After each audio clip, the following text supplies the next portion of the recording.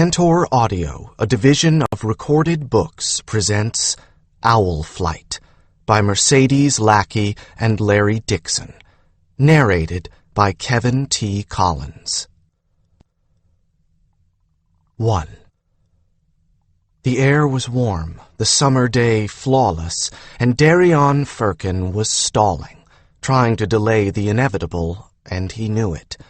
He had hopes that if he just lingered enough on this task of wood-gathering, his master might forget about him, or something more urgent than the next lesson might come up before Wizard Justin got himself organized. It was worth a try, anyway, since the very last thing Darian wanted on this fine sunny day was to be cooped up in that musty old cottage. It was worth any amount of physical work to be saved from that fate. He took a deep breath of the balmy air, laden with the scent of curing hay, damp earth, and growing things, and added another cut quarter log to his burden of 3, the bark and rough wood catching on his shirt and leaving bits of dirt and moss smeared on the sleeve. Would 4 be enough to qualify as a load? Probably. He headed for the cottage. Justin's cottage decayed on the edge of the village, on the side farthest from the bridge and the road, closest to the forest. The village itself was a tight little square of cottages with 3 finer houses, all arranged in neat rows around the village square. The fields, farmed by the inhabitants of Errold's Grove, stretched out on either side along the riverbank, but on the back side there was nothing but a single field of corn, and a small meadow where goats and sheep were kept in the winter. Behind all of that was the forest. If he paused for a moment and listened, it wasn't at all difficult to hear the voice of the woods from where Darian stood, all the little rustling and murmurings, the bird song and animal calls.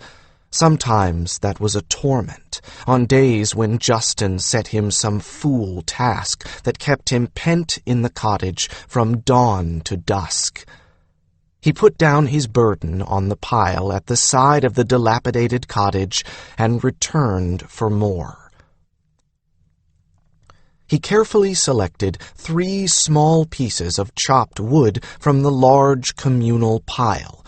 The wood pile lay at the back of the right-hand side of the village of Errold's Grove. He tucked them under his arm and carried them toward the rick holder at the side of Wizard Justin's tiny cottage. Every day that it was possible, the village woodcutter went out with a team of oxen to find and bring back deadfall from the Pelagiris forest. He never went far, but then he never had to. The trees in the Pelagiris were enormous, with trunks so big that 6 men could stretch their arms around one and not have their fingers touch, and one fallen tree would supply enough wood for the whole village for a month. Every time there was a storm, at least one tree or several huge branches would come crashing down. The woodcutter did nothing at all but cut wood. No farm work, no herding. The villagers supplied him in turn with anything he needed, and since he had no wife nor apprentice, the women took it in turn to cook for him, clean his little hut, and sew, wash, and mend his clothing. The woodcutter was not a bright man, nor one given at all to much thought, so he found the arrangement entirely to his satisfaction, and since the villagers never went into the forest any more if they didn't have to, it was entirely to theirs as well. Darian wished they had apprenticed him to the woodcutter instead of the wizard, but he hadn't had any say in the matter. After all, as an orphan who had been left to the village to care for, he should be grateful that they gave him any sort of care at all. At least that was what they all told him, loudly and often. The cottage was hardly longer than the woodrick, built strongly at one time of weathered gray river rock with a thatched roof of broom straw in which birds twittered all spring and summer long. That twittering was the first thing Darian heard every morning when he woke up. It was an adequate enough little cottage by the standards of the village, but it seemed badly cramped to Darian, and always smelled slightly musty, with an undertone of bitter herbs and dust. No one ever cleaned it but Darian, so perhaps that was the reason for the aroma. He didn't really despise the place, since, after all, it was shelter, but it didn't really feel like the home the other villagers and his master tried to convince him it was. When he reached the cottage and the upright support that would hold exactly one measured rick of wood between them, he set each piece down on the half-rick already piled there with exacting care, distributing them with all the concentration of a fine lady making a flower arrangement. Only when they were balanced precisely to his liking did he return for another 3 logs.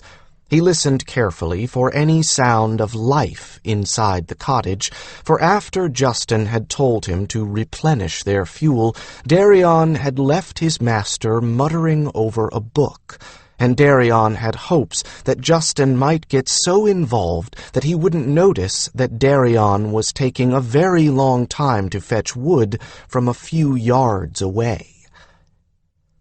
There was no sound from inside the cottage, and Darian ambled off slowly, making as little noise as possible until he was out of easy hearing distance.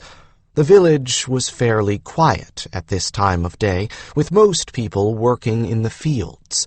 Only a few crafters had work to keep them in their workshops at this time of year. Most of the things that people needed they had to make for themselves these days, or hope that someone else in the village had the skills they lacked. Leather and fur were available in abundance, but the tanner worked hides mostly in the fall, and there was no official cobbler since old man Mage died. The blacksmith did all metalwork needed, and with 40-odd families to provide for, he generally had enough work to keep him busy all of the time. The miller was also the baker, keeping flour and bread under the same roof, so to speak.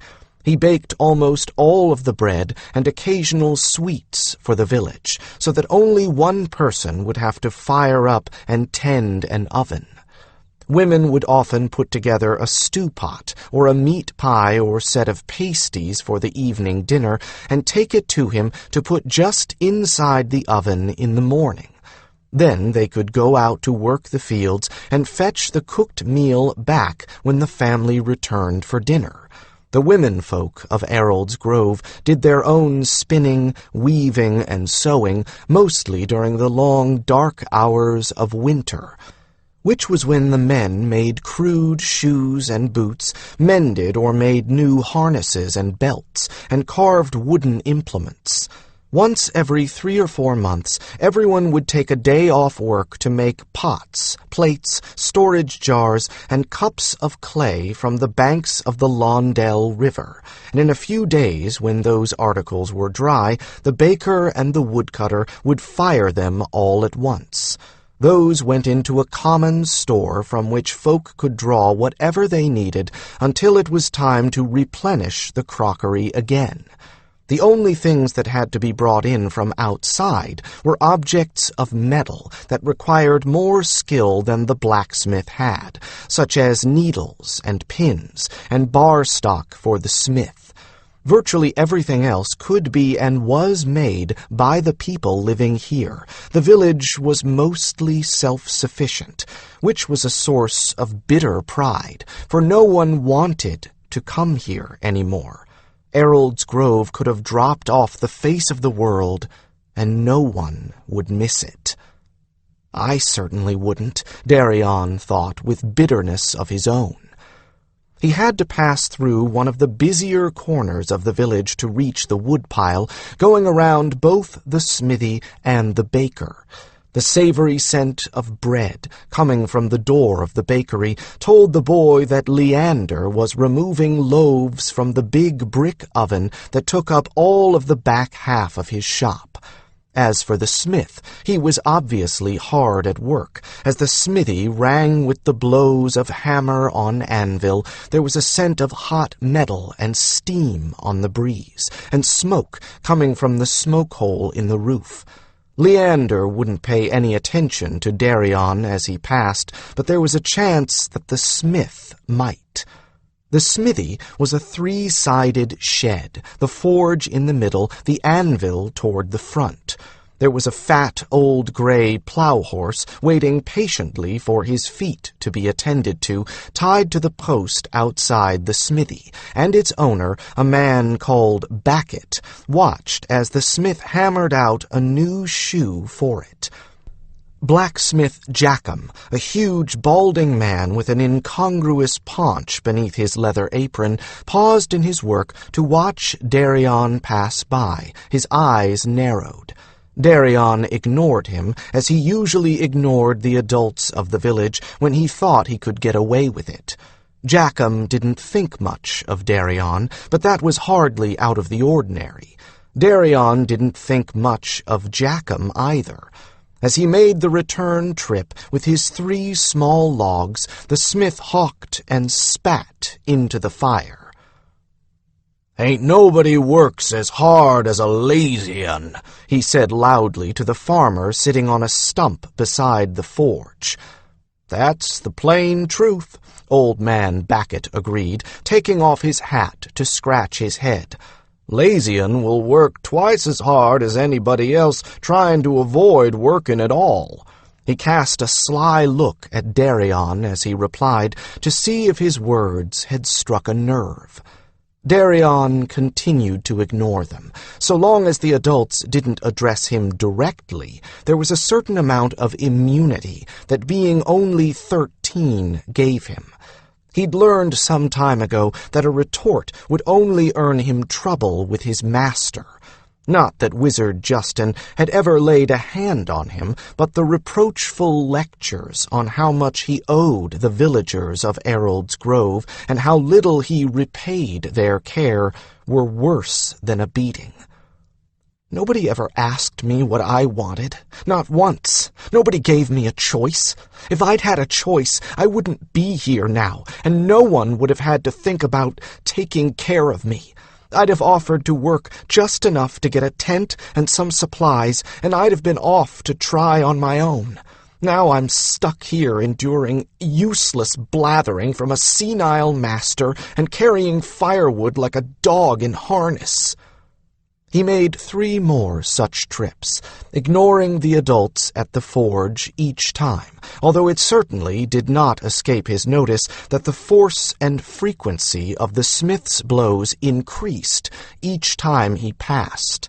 If Jackham wanted to wear out his arm trying to impress upon Darian what so-called industrious labor looked and sounded like, it wasn't going to bother Darian any. Besides, if he told the smith why he was making such a production out of the simple task of fetching wood, he'd only get another tongue-lashing, and maybe a cuff on the side of the head into the bargain. The smith had a notoriously heavy hand with his own offspring, and if provoked, he might well use it on Darian. As Darian put his scant armload of wood down at the end of the 3rd trip, the voice of doom emerged from the interior of the cottage. "Darian, leave that for now and get in here. It's time for your lesson." It was actually a fairly pleasant, masculine voice, a bit tired-sounding and querulous, but not too irritated or scolding. Nevertheless, if Darian had been a dog, he would have dropped his head and ears and tucked his tail down. "But the firewood," he protested, knowing that the protest would do him no good, but making it anyway. "The wood can wait. "I can't. Come in now, Darian." Darian drew his brows together in a sullen scowl, but obeyed the summons, leaving the sunshine and the fresh air for the closed-in gloom of the cottage. He tried to leave the door open to admit a little breeze, but Justin frowned and motioned to him to shut it behind him. He waited with resignation for his eyes to adjust to the dimness. The only light in the cottage came from a trio of very small windows in 3 of the 4 walls. Even though the shutters stood wide open, they still didn't admit much light. Wizard Justin waited for him at one end of the scarred and battered table, taking up most of the right side of the room, which served as kitchen, dining room, workroom, and study all in one. At the rear of the room was a set of rungs hammered into the stone of the wall that served as a ladder to the loft where Darian and his master slept. Most of the rest of the wall space was taken up with shelves, badly made bookcases that leaned perilously toward each other, like drunks propping one another up, and several appalling pictures of famous mages. Darian's father, who dabbled in painting, had once said that a good engraving or print was worth 20 bad paintings, and Darian could certainly see why. They made his eyes hurt just to look at them, but unfortunately, there was no way that he could avoid looking at them. Most prominent was the best of the lot, a heroic portrait of a person not even a terrible painter could ruin entirely. His noble features and intelligent eyes made up to a small extent for the stiff daubs of his costume. Shown seated at a table from about the waist up, the great wizard Killian, a fire-flower mage, looked every inch the powerful sorcerer, right down to his familiar, a sleek and smug-looking striped creature at his elbow that might have been a cat, or might not have been.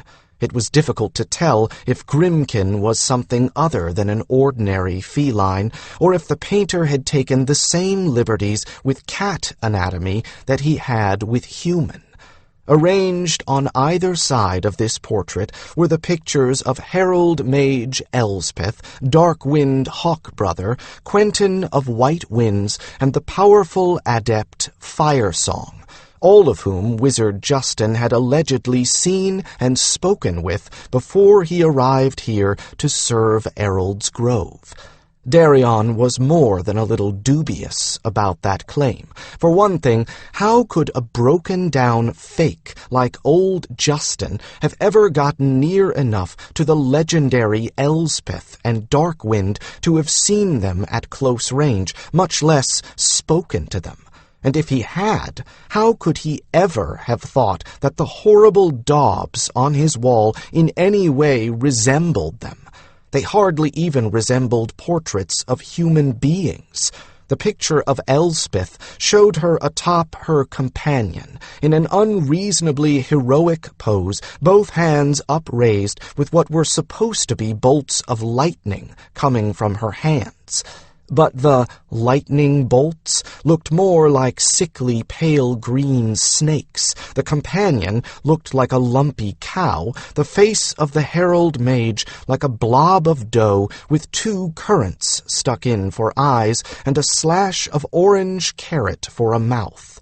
She apparently had twisted legs, no neck, and enormous pillow-like breasts.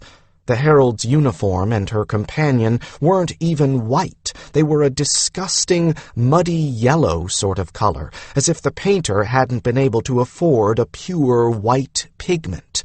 Or maybe he'd used a cheap varnish that had yellowed as it aged. Darkwind at least looked human, but the bird on his shoulder had more in common with a fat chicken ready for the pot than any hawk that Darian had ever seen. The rest of the portraits were pretty much on the same level of skill, or lack of it. The firebird posing with the adept was so ineptly done that most of the villagers thought it was supposed to represent a goose, and had wondered aloud, out of Justin's hearing, why a mage would have such a silly familiar. As for Firesong's mask, the adept was never seen without one. It looked like a child's drawing of a sunflower, and if everyone didn't already know that it was a mask, a reasonable person could have thought the painting was of some fabulous monster. It was painfully obvious that no woman had ever touched this cottage since the day Justin moved in. Darian had gotten used to it over the last 6 months, but there was no doubt that it was a worse-than-typical aged bachelor's study. Littering the leaning and badly made bookcases were an assortment of cheap and flashy magical implements, a few tattered old books, a lot of unrecognizable but definitely dead animals which were allegedly preserved in some way, several spiderwebs, a couple of cracked mugs, the upper half of the skull of some largish animal, an apple core, and a great deal of dust. Darian had tried to clean the place up when he'd first been sent here out of pure self-interest, but being told sharply to leave things alone on numerous occasions, he'd lost interest in cleaning up anything but his own little corner around his pallet in the loft.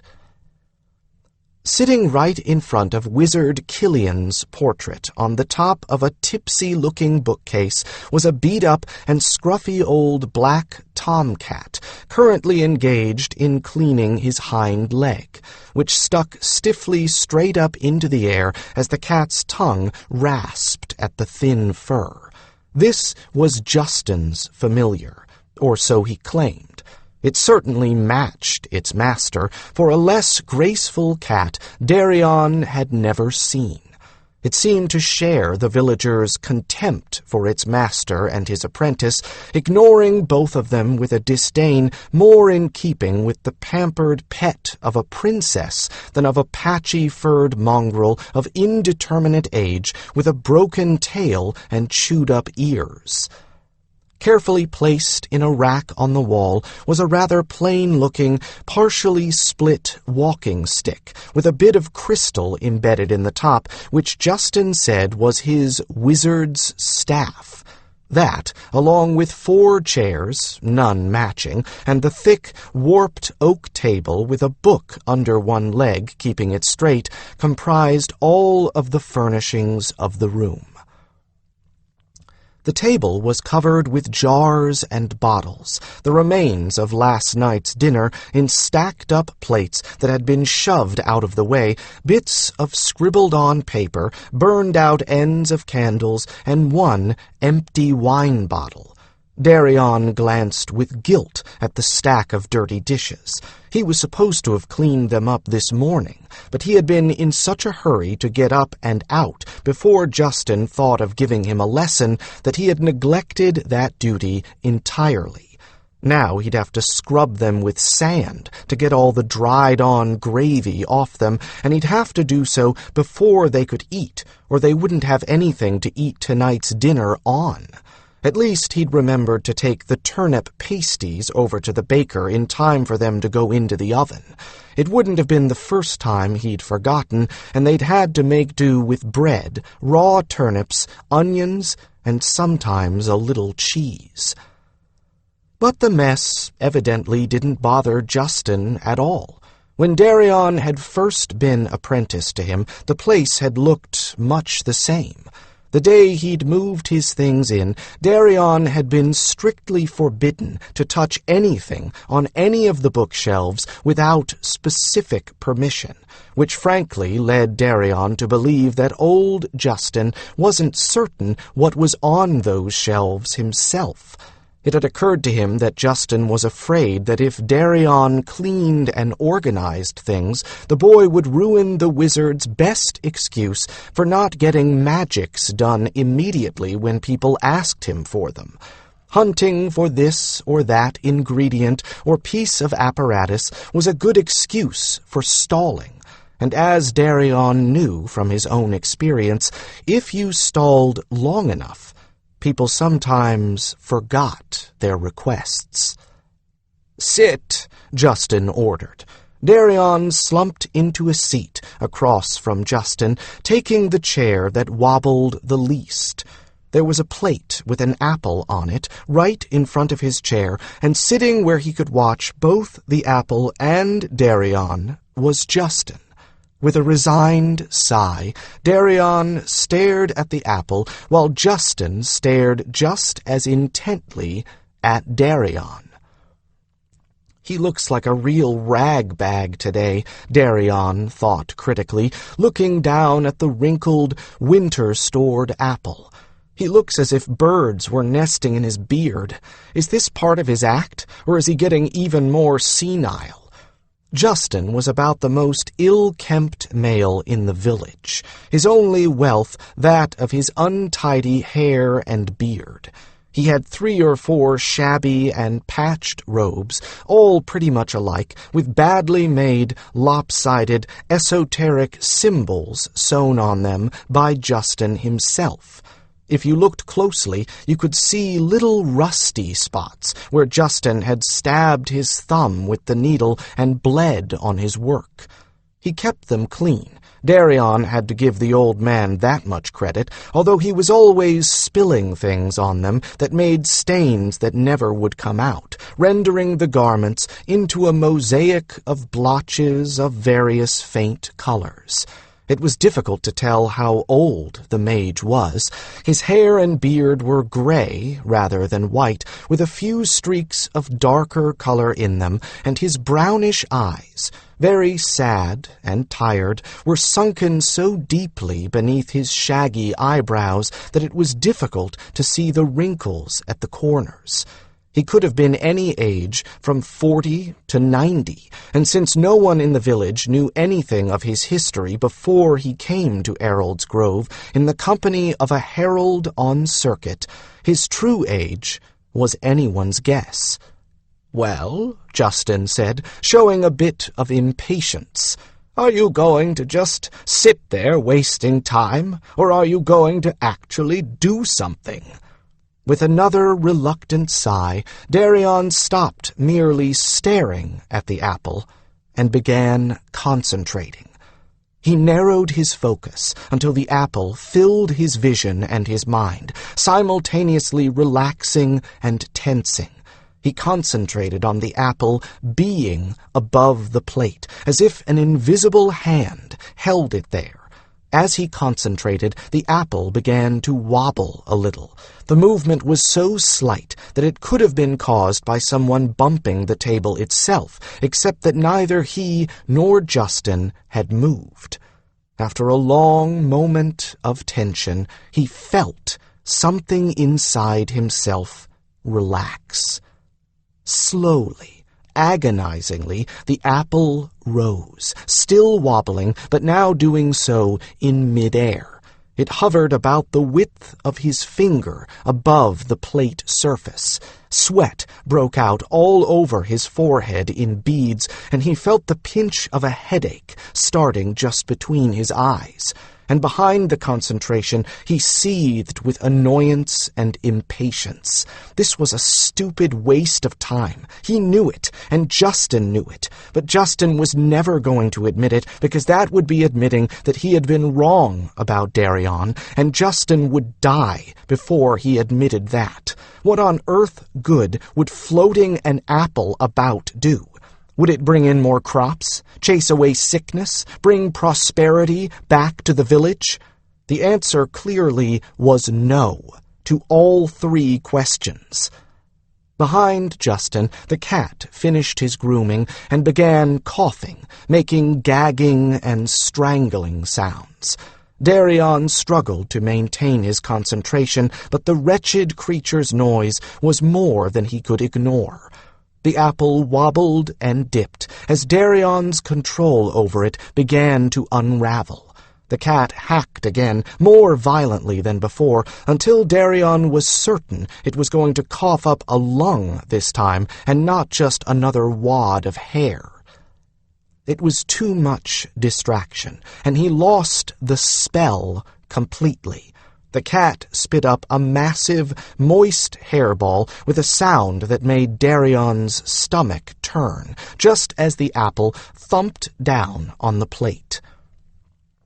Darian swore furiously under his breath at the cat, the apple, and a fate that conspired to make a mess even of things he despised. The cat sniffed, coughed once more, jumped down, and limped over to the fireplace where it curled up on the ash-strewn hearth. Darian gave the cat a look that should have set its fur on fire if there had been any justice in the universe, and glowered at the apple. If he'd had half the power Justin swore he had, the apple should have exploded from the strength of that glare. The fact that it didn't only proved to him that his master was a fraud, and was trying to make him into another fraud. "What is the use of this?" he asked himself angrily. "What's the point? If a stupid cat can break a spell, how is anyone supposed to get anything done by magic? It's stupid, that's all it is. It's just as pointless as everything else in this village." "Try again," Justin ordered him, with a kind of weary disgust that angered Darian even further. What right did that old fake have to be disgusted with him?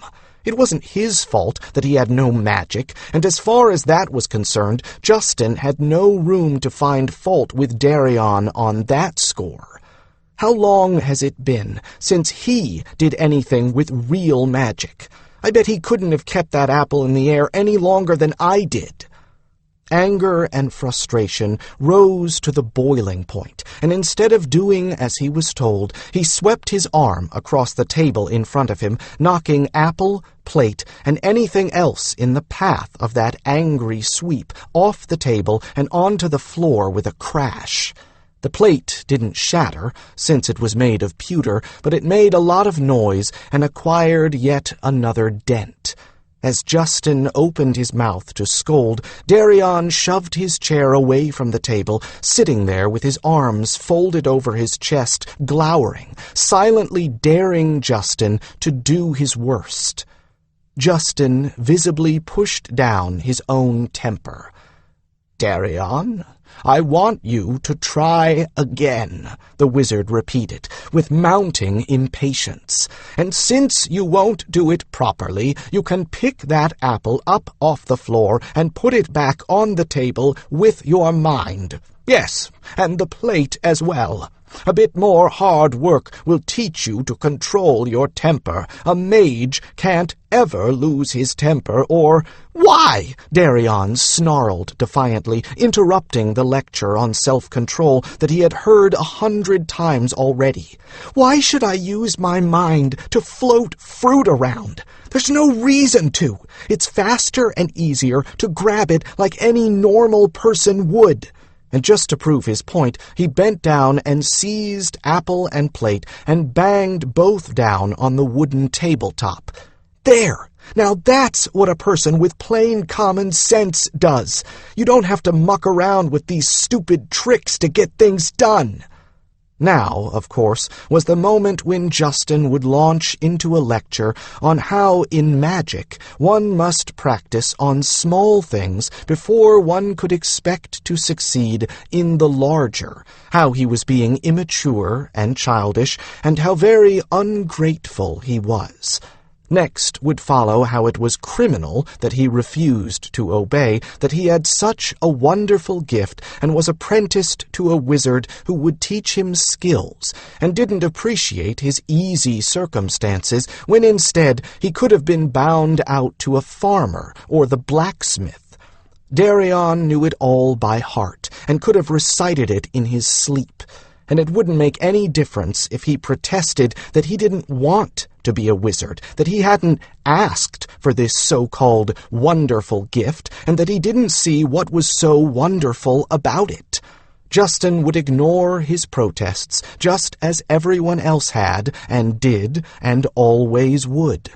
For some reason that he did not fathom, every other person in the village was astonished that he didn't appreciate being farmed out to the old fake. But just at that point, there were sounds of thumping and a grunt of pain outside. Harris and Veer Nesham, a pair of the local farmers, staggered in through the door with Kyle Osterham, the woodcutter, supported between them, his leg wrapped in rags stained with fresh red blood. Darian jumped immediately out of his chair and moved aside for them, shoving the chair in their direction. "He was chopping up a stump, and his footing slipped," Veer said, as they lowered Kyle down into the seat Darian had just vacated. "Bit of a mess. Good thing we were close by." Since Justin served Errold's Grove in the capacity of a healer far more often than that of a wizard, Darian had seen men who were worse wounded stagger in through the door, but Kyle's leg was a bit of a mess. "Surface cut," he noted critically. "Axe blade probably hit the shin bone and skinned along the top of it. That'd peel back a lot of skin, but it'll heal quickly as soon as it's stitched, and it won't leave much of a scar. Lucky if he didn't break the shin, though. It would bleed a lot and hurt a great deal, but it was hardly life-threatening." He edged out of the way a little more and got nearer the door. Justin rummaged through the shelves behind him, grabbed rags, herbs, a needle and fine silk thread, a mortar and pestle. "Darian, boil some water," he ordered, his back to the room as he hunted for something he needed. But now Darian was in no mood to comply. This little incident only confirmed what he had been thinking. The people of Errold's Grove didn't need some fool who could suspend apples in the air. They needed a healer, sometimes a finder, sometimes a weather watcher, but not a wizard. And they never had needed a wizard in all the time Darian had been here. Most especially, they didn't need him. It would make more sense for one of the girls to learn everything Justin could teach about herbs and simples, distilling and potions, setting bones and stitching skin. So Darian just stood there, ignoring Justin's order, radiating rebellion, and waiting for their reaction. One of the farmers glanced at him with censure written clearly on his face. "Justin," he said in an overly loud voice, "is there any help you need?" Justin, who had been muttering to himself as he mixed herbs in the mortar, got flustered and distracted at the interruption. He had to dump the lot of what he was grinding out into the tiny fire and start again. The fire flared up with a roar and a shower of multicolored sparks, and both farmers exclaimed in startled surprise, taking everyone's attention off Darian. That was all he needed. For once, Darian was not going to stand around and wait for people to give him stupid orders. Taking advantage of the distraction, the boy edged around behind Veer and made good his escape, sliding quickly out of the door before anyone noticed he was gone. "That'll show him.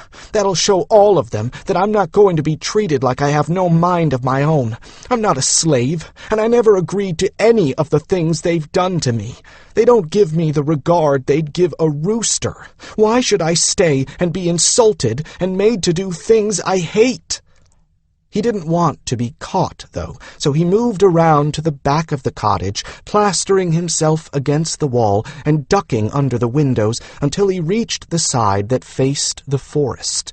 He was just underneath the open window when he heard Justin say in an exasperated tone of voice from which all patience had vanished, "Will you please boil that water, Darian? Now, not 2 weeks from now." But Darian was out of reach of further orders, and as he paused to listen to find out if either of the farmers was inclined to volunteer to go look for him, evidently Justin looked around and saw that for himself, for there was a muffled curse. "Useless brat," the first farmer muttered. "We should have apprenticed him as a woodcutter to you, Kyle." Veer gave a snort. He'd be just as useless there. Lazy is what he is. You ought to beat him now and again, Justin. You're too soft on him. Them parents of his spoiled him, and you ain't helpin' by being soft on him." There was a clatter of metal as someone put the kettle on the hook over the fire. Vere's brother seconded that opinion. "Them two was useless to us and dangerous, Justin. It's in his blood, and you ought to beat it out of him, else he'll bring something out of the woods that none of us'll like." Darian, lurking right beneath the window, heard every word too clearly to mistake any of it, and his stomach seized up inside of him as both fists clenched in an unconscious echo of the knots in his gut. They were at it again. In front of him or behind his back, they never let up, not for a minute. He felt his anger boiling up again, felt his face getting hot, and his eyes starting to burn with the misery of loss he had vowed never, ever to show. He wanted to storm right back inside and confront both of those miserable old beasts, but what good would it possibly do? They'd only say to his face what they'd just said to Justin. With a strangled sob, he wrenched himself around and ran off, not into the village, but into the woods beyond, where the villagers were too cowardly, unlike his mum and dad, to go. His feet knew the path, so he didn't need to be able to see to find his way to one of his many hiding places. That was just as well, since unshed tears of anger and grief kept him from seeing very clearly. Darian wasn't old enough to remember a time when things had been other than hard here at Errold's Grove, but until last year he had been happy enough. He hadn't spent much time in the village itself, and although he hadn't had any playmates, he hadn't felt the need of them. Solitary by nature, he enjoyed the mostly silent companionship of his parents. Errold's Grove lay on the very far western edge of Valdemar. Nominally, it was part of Valdemar, but the people here seldom saw a herald more than once a year, and of late it had been longer than that between visits. Not that a herald would do Darian any good, but the herald's absence made the villagers feel neglected and forgotten, and that made them even harder on anyone who didn't conform. And Darian would never conform.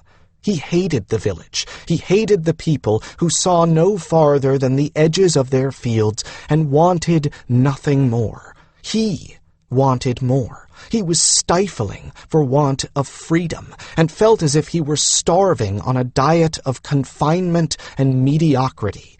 He'd been out there, where these villagers feared, and he remembered it far more vividly than anything that had happened to him in this dull little huddle of huts.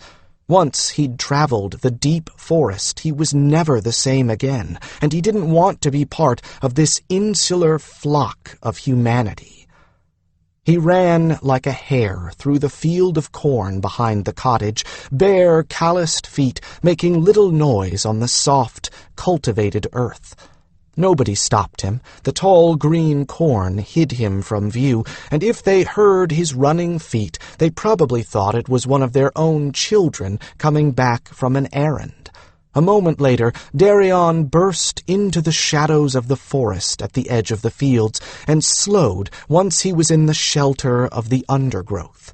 He took a moment to orient himself, then twisted his way through the brush and sought refuge in his favorite tree, one of the enormous forest giants that ringed the village and kept it in shade for most of the day.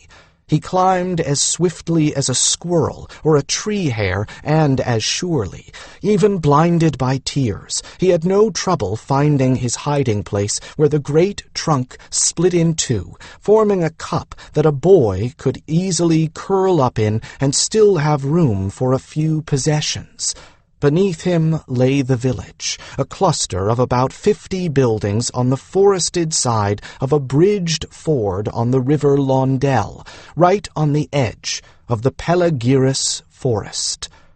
It went on forever, in 3 directions, climbing hills, plunging into valleys, and crowning the huge bluff that rose above the river downstream of the village, with only the Londell halting its march toward the heart of Valdemar.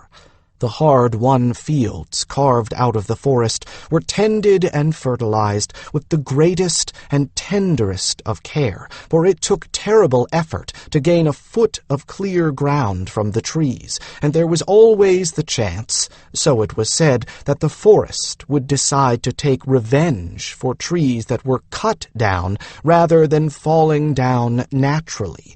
The forest had always been a fairly uncanny place, according to the old granthers and grammars of the village, but since the start of the Mage storms, it had gotten very much stranger and far more dangerous. A herald had come, the first he had seen, 3 months after his unwanted apprenticeship to Justin had been decided for him.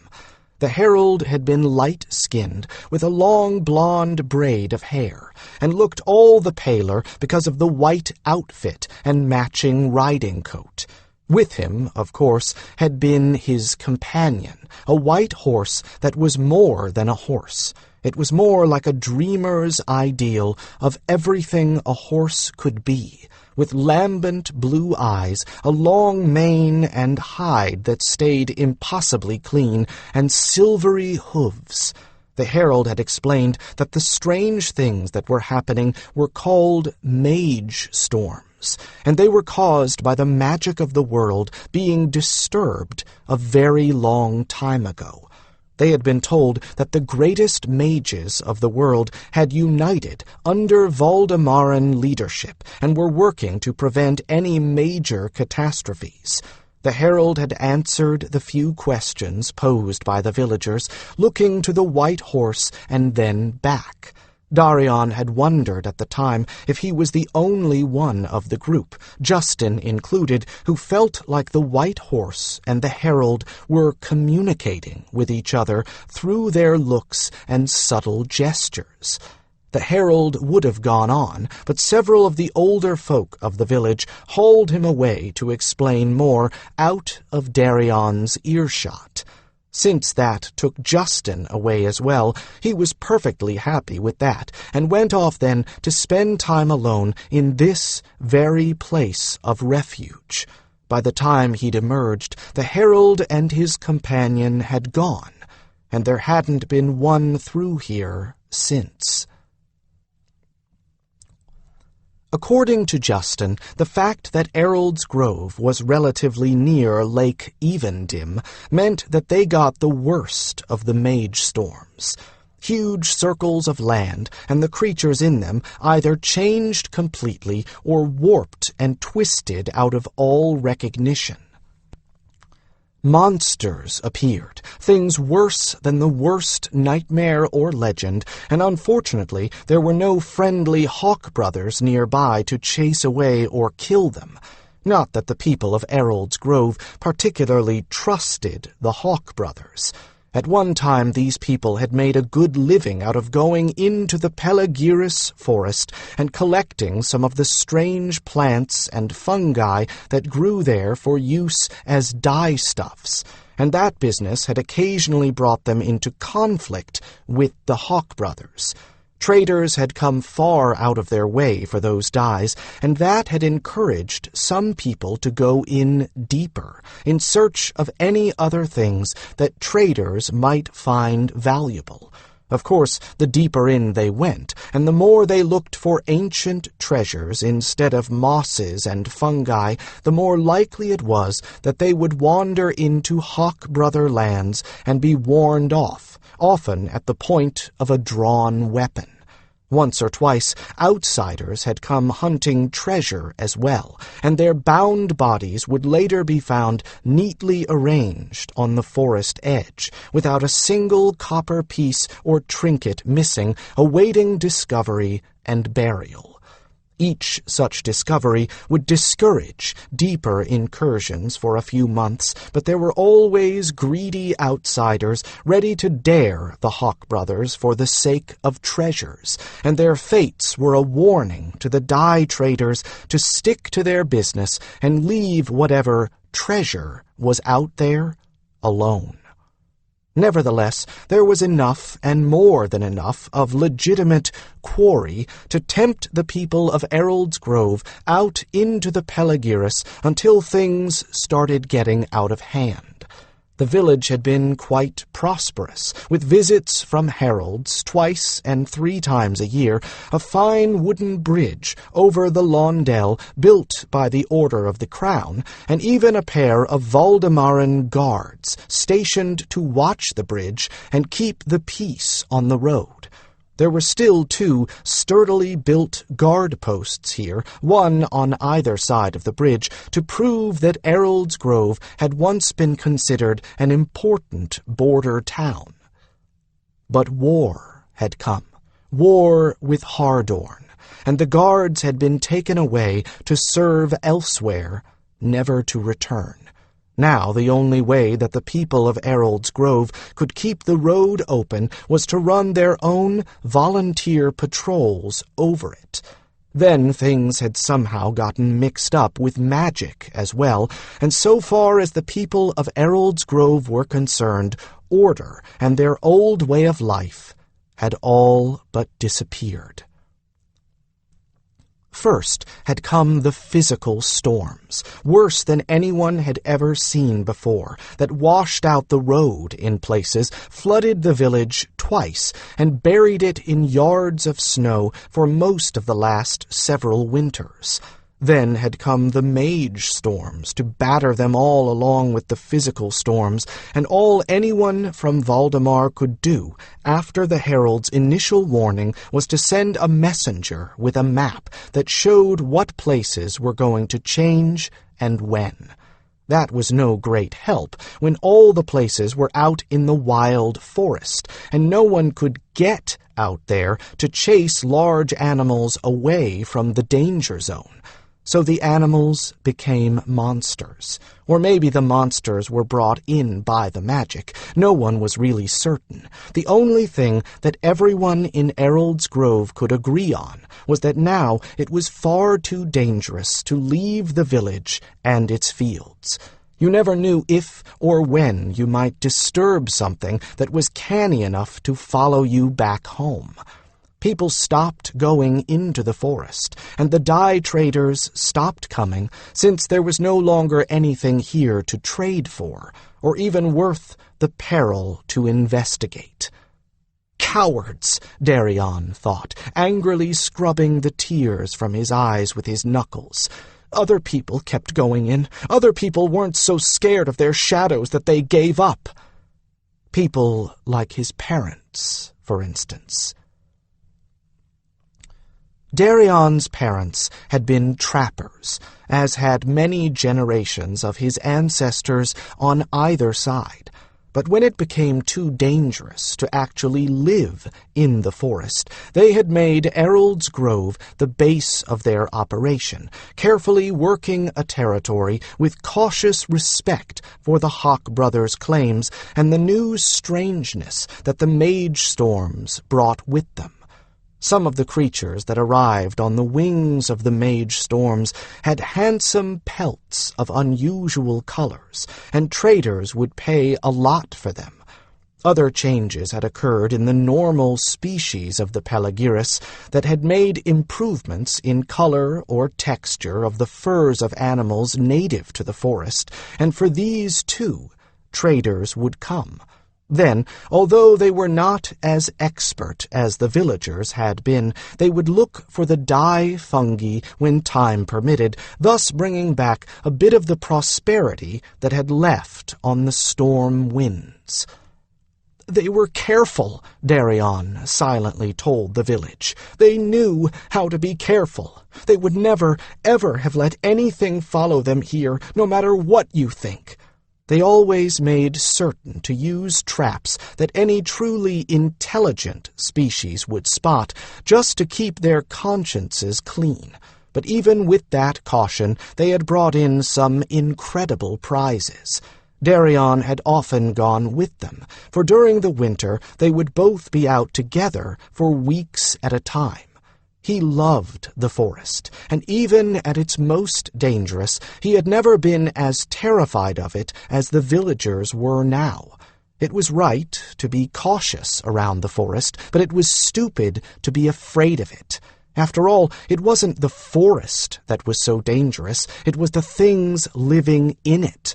And as long as you were careful, there was nothing to worry about. Any fool could see that. And how could anyone let fear blind him to so much of wonder and beauty?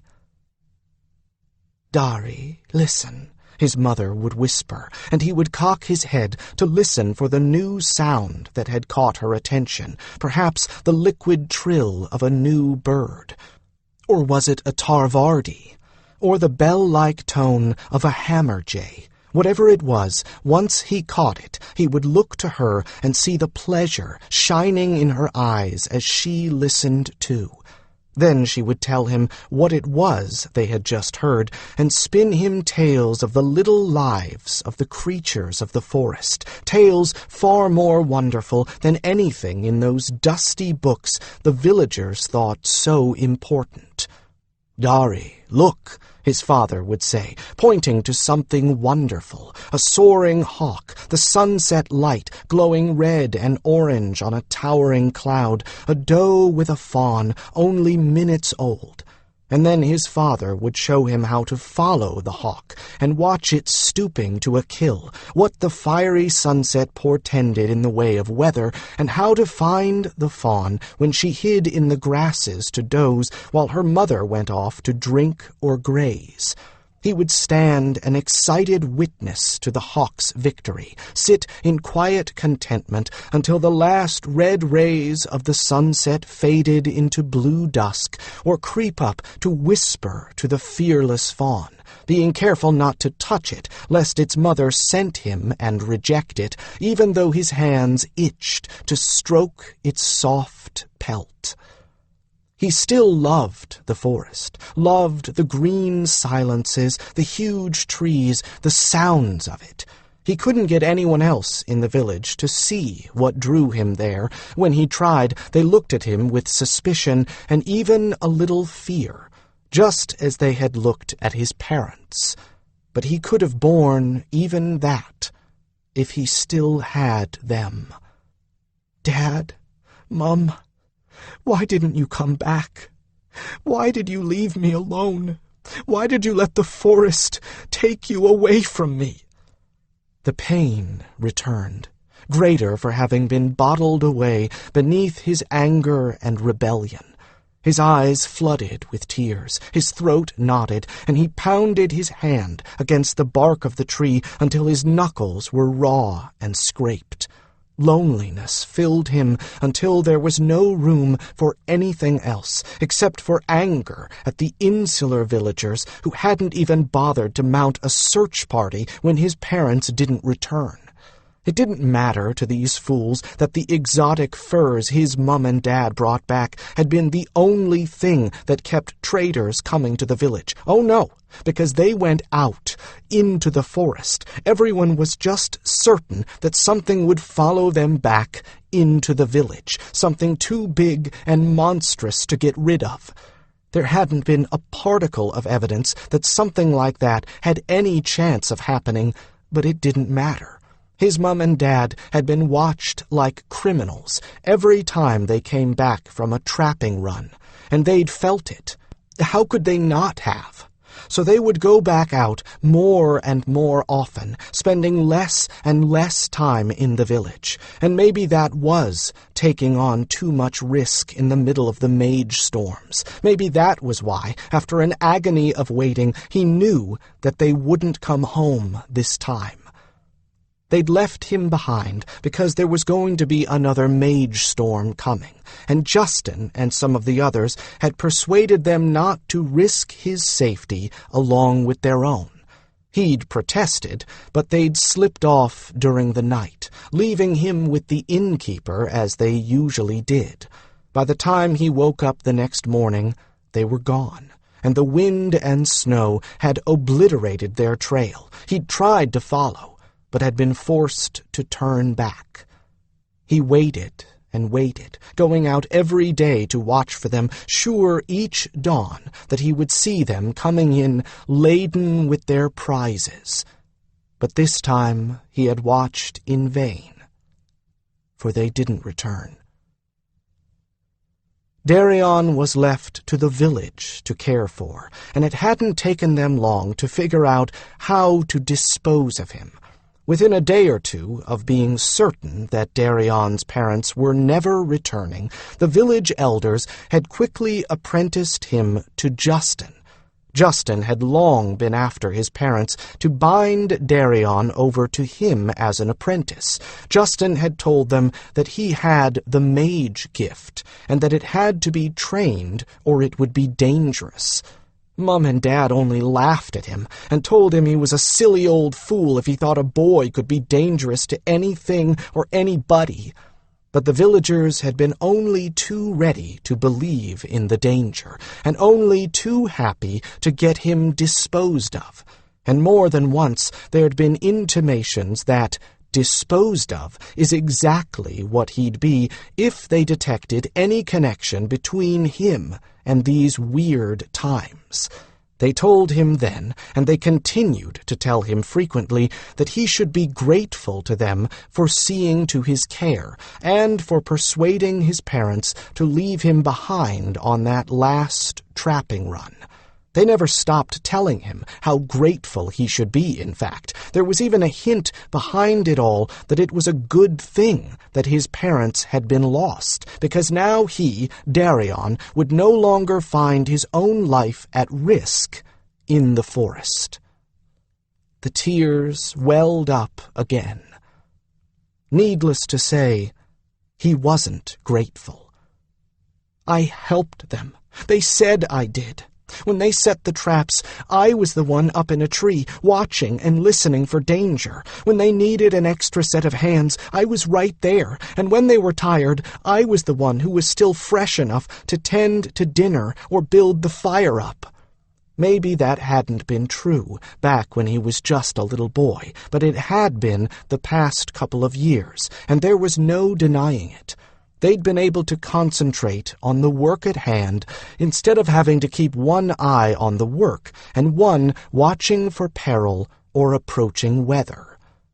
And maybe that was why they hadn't come back.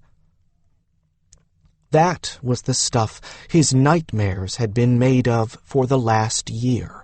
He kept thinking of times when he'd been there when they'd needed him, when they needed a third set of hands on the rope in a blizzard, when he'd spotted large carnivores stalking the camp, even when he'd been up a tree and had seen the signs of a bad storm coming up without warning. Had a pack of some magic twisted horrors ambushed them, attacking them until finally their defenses were all gone? Had a terrible storm overwhelmed them? Had it been simply accident, the falling branch, the hidden crevice, the slip in the dark that left one or both of them crippled and helpless? Was that why they didn't return?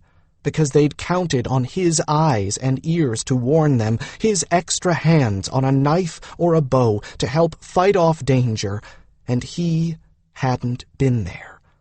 He'd never been bad with a knife, and he was even good with a short bow. Could it have made the crucial difference?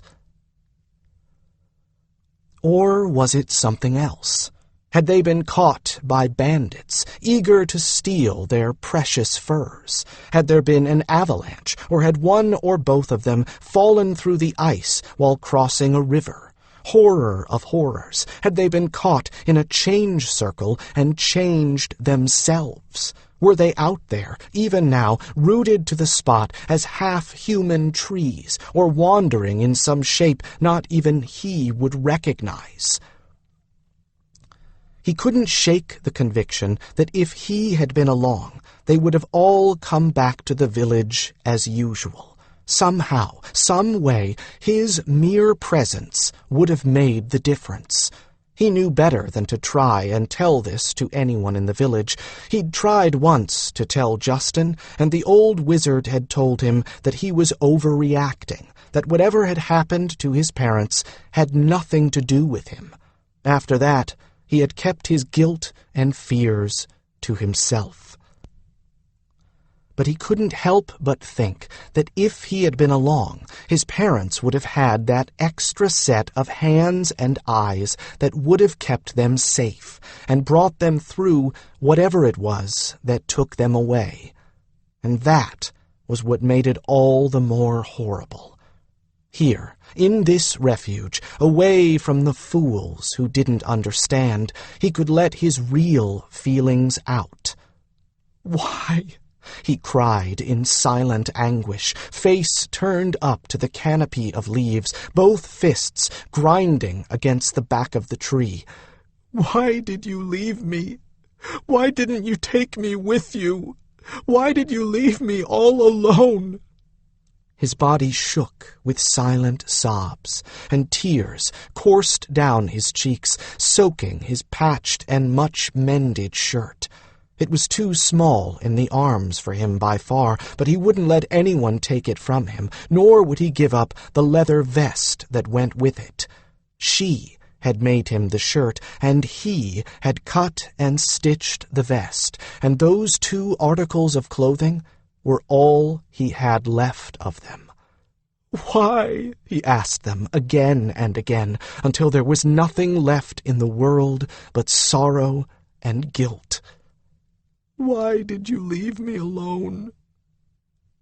Finally, his body trembling in every fiber, he collapsed in on himself, curled into a ball, and sobbed, muffling the sound of his weeping in his arms and the bark of the tree. He wept himself dry and exhausted, until there was no more strength left, even for a single tear. Before Justin was satisfied that Kyle's injury was no longer life-threatening and was as clean as one herbalist could make it, there was a great deal of blood spilled on the stone floor of his cottage. It wasn't the worst wound he'd ever tended, but it was definitely one of the messiest. Justin had finally stopped the bleeding with a compression bandage, and after liberally dosing the woodcutter with brandy and poppy powder, began stitching the wound closed with a curved needle and fine silk thread. Kyle was a stolid enough fellow, and in a way it was a blessing for both of them that he was so very insensitive, and, one might as well say it, stupid, for he didn't seem to mind the ugly wound and the stitching half so much as the two farmers who'd brought him in. Veer and Harris grimaced every time Justin put a stitch in, and Harris, who had no livestock at all but a few chickens, relying on the loan of his brother's oxen to plow his own land, was looking a bit green about the face. Kyle had just sat quietly, as if he were a good plow horse waiting for a new shoe to be fitted. The brandy and poppy concoction made the muscles of his face go slack and relaxed, and he leaned back in his chair, propped up by Harris and Veer, blinking sleepily whenever the needle went in. I could be generous, Justin thought. I could suppose that he's in shock by now, except that he hasn't any of the symptoms of being in shock. Such stolidity in the face of serious injury had been the hallmark of some of the mercenary soldiers Justin had tended in the past, the long-gone past, so removed from what he was now that it might be the past of another person altogether. There were just some men who never felt much of anything, either physical or emotional. In general, they got along well with their fellows, and they made good enough soldiers, for although they never displayed the least bit of incentive, they always obeyed orders without question.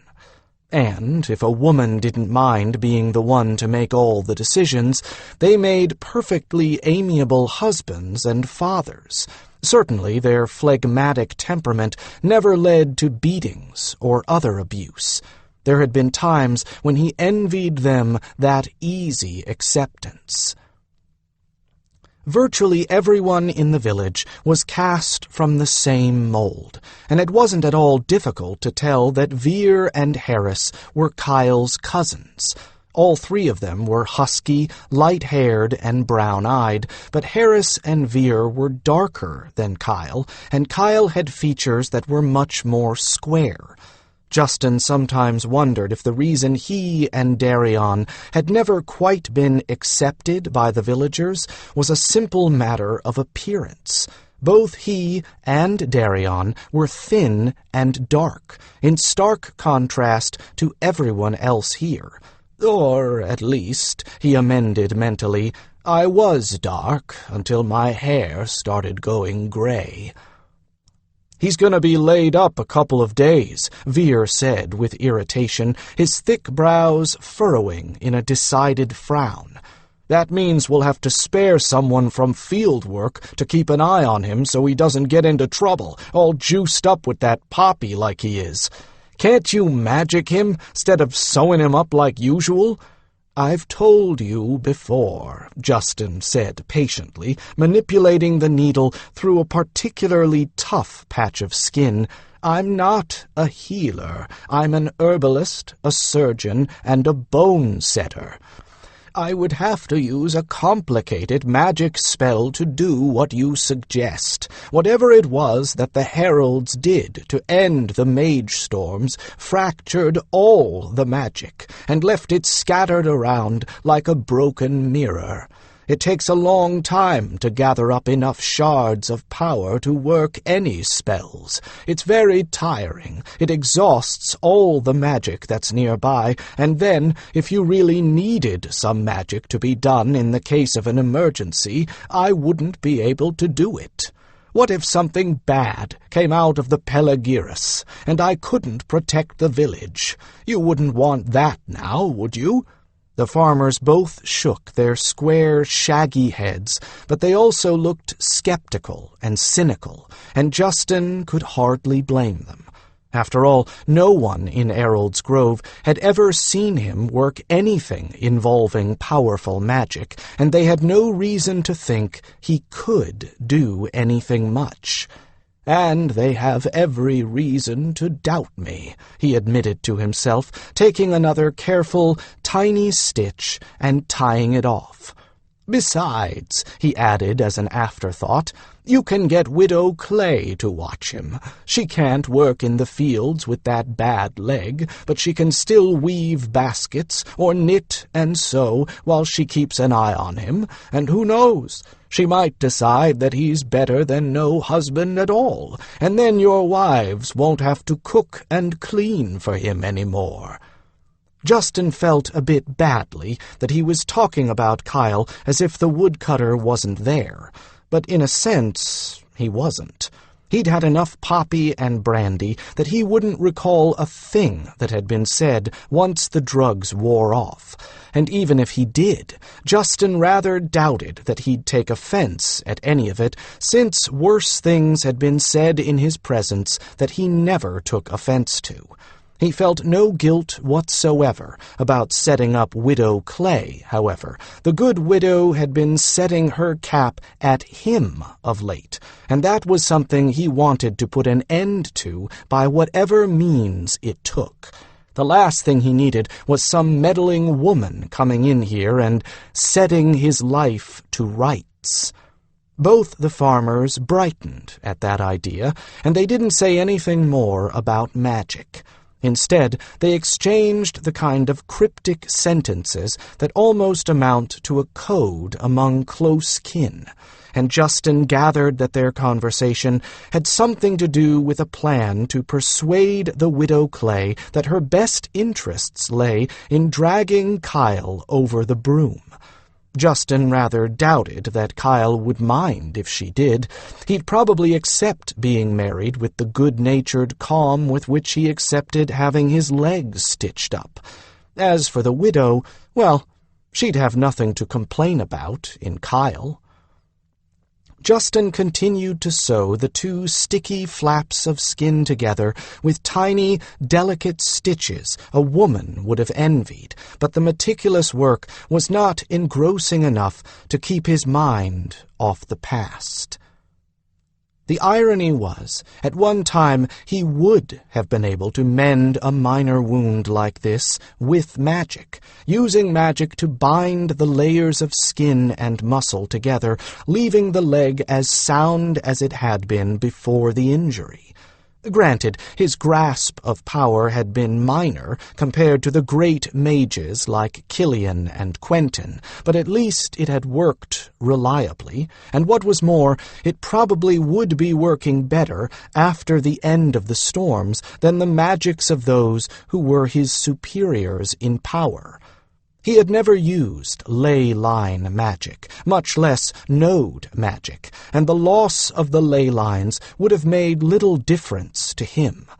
He had been a hedge wizard, one of those who practiced earth magics, with a little touch of mind magic thrown in for good measure, and he had served in the ranks of Wolfstone's Pack, a mercenary company recruited by Herald Captain Carowin to aid Valdemar and Rethwellen in the war against Hardorn. His had been a minor role in that company, using the earth magics to tell him where the enemy was and how many his numbers were, helping patch up the wounded, helping conceal their own men from the enemy and his mages. Carowin's Skybolts had worked with the Pack in the past, and they were one of the few mercenary companies she felt sure enough of to trust in the treacherous times when Ankar still ruled Hardorn. All that had been explained very carefully to the members of the Pack, as had the risks and possible rewards, and the company had voted unanimously to take the contract. After all, it was Captain Kiro they were talking about. No one who took the same side as she did ever found himself working for people he would really rather have lost down a mine shaft, and usually no one found himself facing a situation where foreign commanders were spending merc lives like base coin that they couldn't get rid of fast enough. Justin had only just hired on with the Pack, and he'd been eager to see some real fighting, to get right into the thick of things. But he had quickly discovered that the place of a junior mage, a mere hedge wizard, was going to be back with the support troops. And foolish me, that wasn't enough excitement for me. He tried to volunteer every time they called for able bodies, but wisely the commanders kept passing him right over, until they came to the desperate running battles with Ankar's troops that decimated their own ranks and left the commanders little choice but to put a weapon into the hands of anyone they could spare and hope for the best. Justin had been a good enough archer, but his mind magic had given him an edge. As long as he got his arrow going in the right direction, he could think it into a target. With a bow in his hands, he impressed even the archery sergeant, and so they kept him with the archers, and he got more than his share of excitement. Until his first battle, he'd thought that actually killing someone might be a very difficult thing, for he would be thinking his arrow into the body of a man, not a straw target. But then, when he saw what he faced, there was actually a grim and melancholy sort of pleasure in it. Hell puppets were what the other fighters called Ankar's line troopers. Conscripted and controlled entirely by blood magic, Ankar had depleted the countryside for fighters and had raised the power for the spells that controlled them by killing their families in cold blood. When Justin killed one of the troopers, it was actually a longed-for release for the poor clod. Spellbound and spell-written, for most of them that arrow came as a blessing, taking them out of Ankar's hands and on to a place where their loved ones were probably already waiting. Ankar had not used his people well, to say the least, and Justin found himself sending prayers along with each arrow. And as for the officers and mages commanding Ankar's troops, there was great pleasure in ridding the world of creatures so depraved and sadistic. And perhaps it was wrong for him to feel pleasure in killing even something as vile as Ankar's toadies, but he couldn't find it in his heart to regret taking even one of them out of the world. And fighting was a great deal more exciting than grinding herbs, lighting campfires, and sealing wounds. When the archery sergeant had half-heartedly given him the option to go back with his old group, he'd declined. And, to be honest, I felt more like a man. I was actually doing something, and other men, other fighters, praised me for it. How could I go back to work among the cooks and the mule drivers? It wasn't only the members of the pack who praised him either. He'd met several of the Valdemarans in the form of some of the guard when they'd picked up a stray squad or two along the way, the sadly depleted remnants of a Valdemaran company that had been holding the line before the pack came to reinforce them. They thought he was a fine soldier, and said as much as they all shared exhaustion and the rare hot meal between engagements. Heady stuff for a young fool, I suppose. "Wonder where the boy went," Harris said idly, interrupting Justin's thoughts. Justin had the needle clamped between his teeth and couldn't answer, but the question was rhetorical, for the man answered it himself. "Probably ran off into the woods. My boy's seen him running off there before. I'm telling you, Justin, there's bad blood there, and you'd better do something about it before he gets more than himself into trouble." Justin really wasn't paying much attention, lost in his own thoughts as he was, and the half-conscious grunt he made in reply seemed to satisfy the man. At the moment, he really didn't want to think about young Darian, though he was getting an increasing number of complaints from the villagers that he wasn't keeping the boy under firm enough discipline. No. His thoughts were in the past at the moment, drawn there by the task of stitching up something that could have been a wound made on purpose rather than accidentally. If I hadn't been so young, I would have realized from the state of the Valdemaran Guard and the fact that my own commanders were willing to risk a mage in the front lines that something was very, very wrong. What had gone wrong was that they were all trapped on the wrong side of the enemy lines, and only the fact that they had good commanders had gotten them as far as they had gone. He had learned later that the guard and pack captains had agreed on a last-ditch dash for the border at a weak spot in the enemy lines, hoping for a combination of surprise and overconfidence to bring them all through. And the ploy worked. Except that for it to work, someone had to hold the rear guard, and the most logical group was the mixed archery squad guarded by a handful of swordsmen.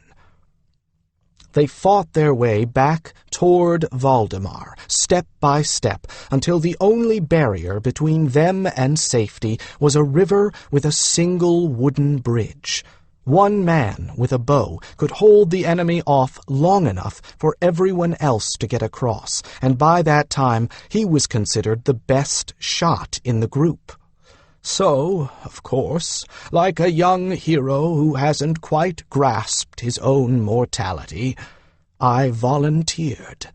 That was when he learned the great and vital truth about being a bowman. When you run out of arrows, you can do virtually nothing against a man with an axe. He had fended off attacks for a few moments with his bow and knife, getting some painful wounds in the process, and the last thing that he remembered was watching the flat of the axe blade descending in strangely slowed time toward his head. He had awakened in the infirmary tent. After his heroic efforts, there hadn't been a man in the decimated ranks willing to allow him to go down without trying to rescue him. But his skull had been cracked like a boiled egg, and it had only been good fortune and the fact that wizard Killian was present at that very site that had kept him alive to thank his rescuers. Killian himself was too old by then to take part in any battle magics. He had confined himself to instructing the new herald mages and to helping the healers when their own ranks grew too thin, for Fireflower was a school that produced mages who were equally versed in healing and magecraft. Reputed to be a great friend of Quentin, the head of the White Winds School at Bolthaven, Justin really didn't know why he'd chosen to come north when the Valdemarans sent out a call for mages through Quentin. Perhaps it was some need of his own that drew him there, or some urge to leave the sheltered confines of the Fireflower retreat. He didn't confide his reasons to Justin, who was just one among many of the patients that he pulled back from the soon-to-be dead and into the land of the living. It was obvious, almost at once, that Justin was not going to be any good for fighting anymore. The blow to his head addled his vision enough that he would never be able to accurately sight an arrow again, and he simply had never had the strength of body to be a swordsman, nor did he ride well enough for the cavalry. But there was still magic, the magic he'd despised, that suddenly seemed desirable again. But, like a lover scorned, his magic had left him as well. Much of what he had learned, the blow to his head had driven from his memory. He had trouble seeing mage energies with any reliability, and the mind magic he had was so seriously weakened he could no longer lift anything larger than a needle for more than a few moments. He had gone in a single instant from hero to a discard. And what would he do with himself outside of the mercenary companies? He had no skills, no abilities, outside of those of the magic that was now mostly gone from him. When he was able to get out of bed and care for himself, the healers turned him loose to complete his recovery on his own, and the pack gave him his mustering out pay and their good wishes. The captain expressed his regret, but pointed out that the pack couldn't afford anyone who couldn't pull his own weight, and suggested that he might find employment somewhere as a server in an inn, or the like. A server in an inn? Was that what he had come to? All at once, he couldn't bear the idea that he must give up all of his once promising future to become a menial, a drudge, another cipher with no future and no prospects. That was when he had approached the great wizard, hat in hand, like a beggar, and asked for advice. He must have fairly radiated despair, for Killian had sent away the people he was talking with and took him into his own tent, sitting him down and presenting him with a cup of very strong brandy. "I suppose you think that your life is over, the great wizard had said, wearily but kindly, "and from your perspective, that's an appropriate response. I understand you put on a fairly brave show out there." He had flushed. "Brave, but stupid, I suppose. Depends on who you would ask. Your fellow mages, now, they would say it was stupid, I'm sure, risking your gifts as well as your life in physical combat. But the fellows you shot covering fire for would have a different opinion." He had been rather surprised that Killian remembered the details of how he had been injured, but there were more surprises in store for him. "So, you're brave enough to die," Killian had continued, watching him closely. "But are you brave enough to live? Are you brave enough to learn skills that will get you little gratitude, brave enough to practice them among people who will probably despise you and certainly won't believe your tales of battle heroics, but who nevertheless will need what you can do?" What could he answer, except to nod mutely, having no notion of what that nod was going to get him into? "It wasn't magic that saved you, boy," the old man had told him bluntly. "It was simpler stuff than even you are used to practicing. Bone-setting and flesh-stitching, herbs and body knowledge, patience and persistence, and your own damned refusal to be a proper hero and die gloriously. Do you know what's happened out there in the hinterlands of Valdemar?" He had shaken his head. Obviously, how could he have known? He wasn't a native of the place. "Well, I do, because the healers come and wail on my shoulder about it at least 3 times a day. There are no healers out there now. They've all been pulled east to take care of this mess. Even the old wise women, the herbalists, and the beast healers have turned up here. Anyone that could travel has come here, where the need is greatest. That leaves vast stretches of territory without anyone that a sick or injured farmer can turn to. Not an earth witch, not a hedge wizard, not even a horse leech. No one. And people are going to die of stupid things like coughs and festered wounds unless people like you take the time to acquire a few more skills and go out there to help them." Killian had eyed Justin shrewdly. "And I can virtually guarantee it will be a thankless proposition, but you'll be doing a world of good, even if no one is willing to acknowledge it." "Why do you care what happens to the people of Valdemar?" he'd asked, with equal bluntness. "And why should I?" The old wizard had smiled, an unexpectedly sweet smile that charmed Justin in spite of himself.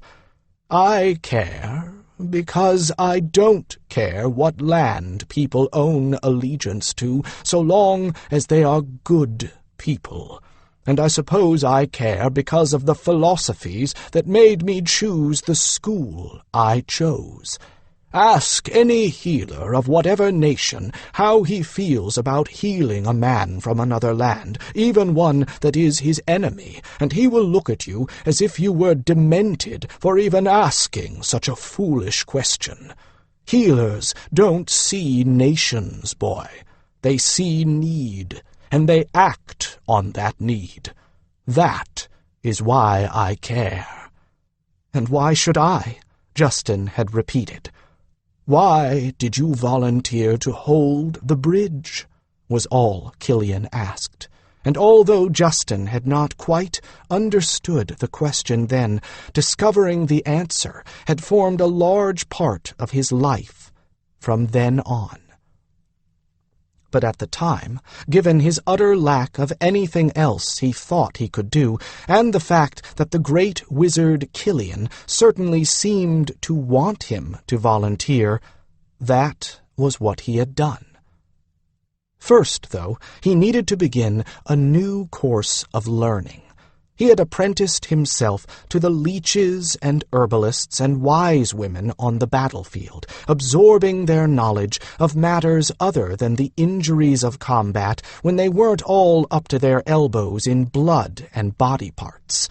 He acquired herbals and other books, brought what was left of his magic up as far as he could, and when Herald Mage Elspeth and Hawk Brother Darkwind and Adept Firesong did whatever it was they did to end the war with Hardorn, he was there for the celebration of victory, then volunteered his services to both the healers and the heralds. After all, he was at least a little bit of a mage, as well as a certified bone-setter and herb healer. And Selene of Valdemar had decreed that Valdemar still needed mages. Killian had been right, and he was assured that Valdemar could use anyone with either of those skills, and desperately. Ankar's mages hadn't confined their attentions to killing Valdemaran fighters. They'd made a point of going after the tents of the healers and other non-combatants, contrary to every accepted convention of war.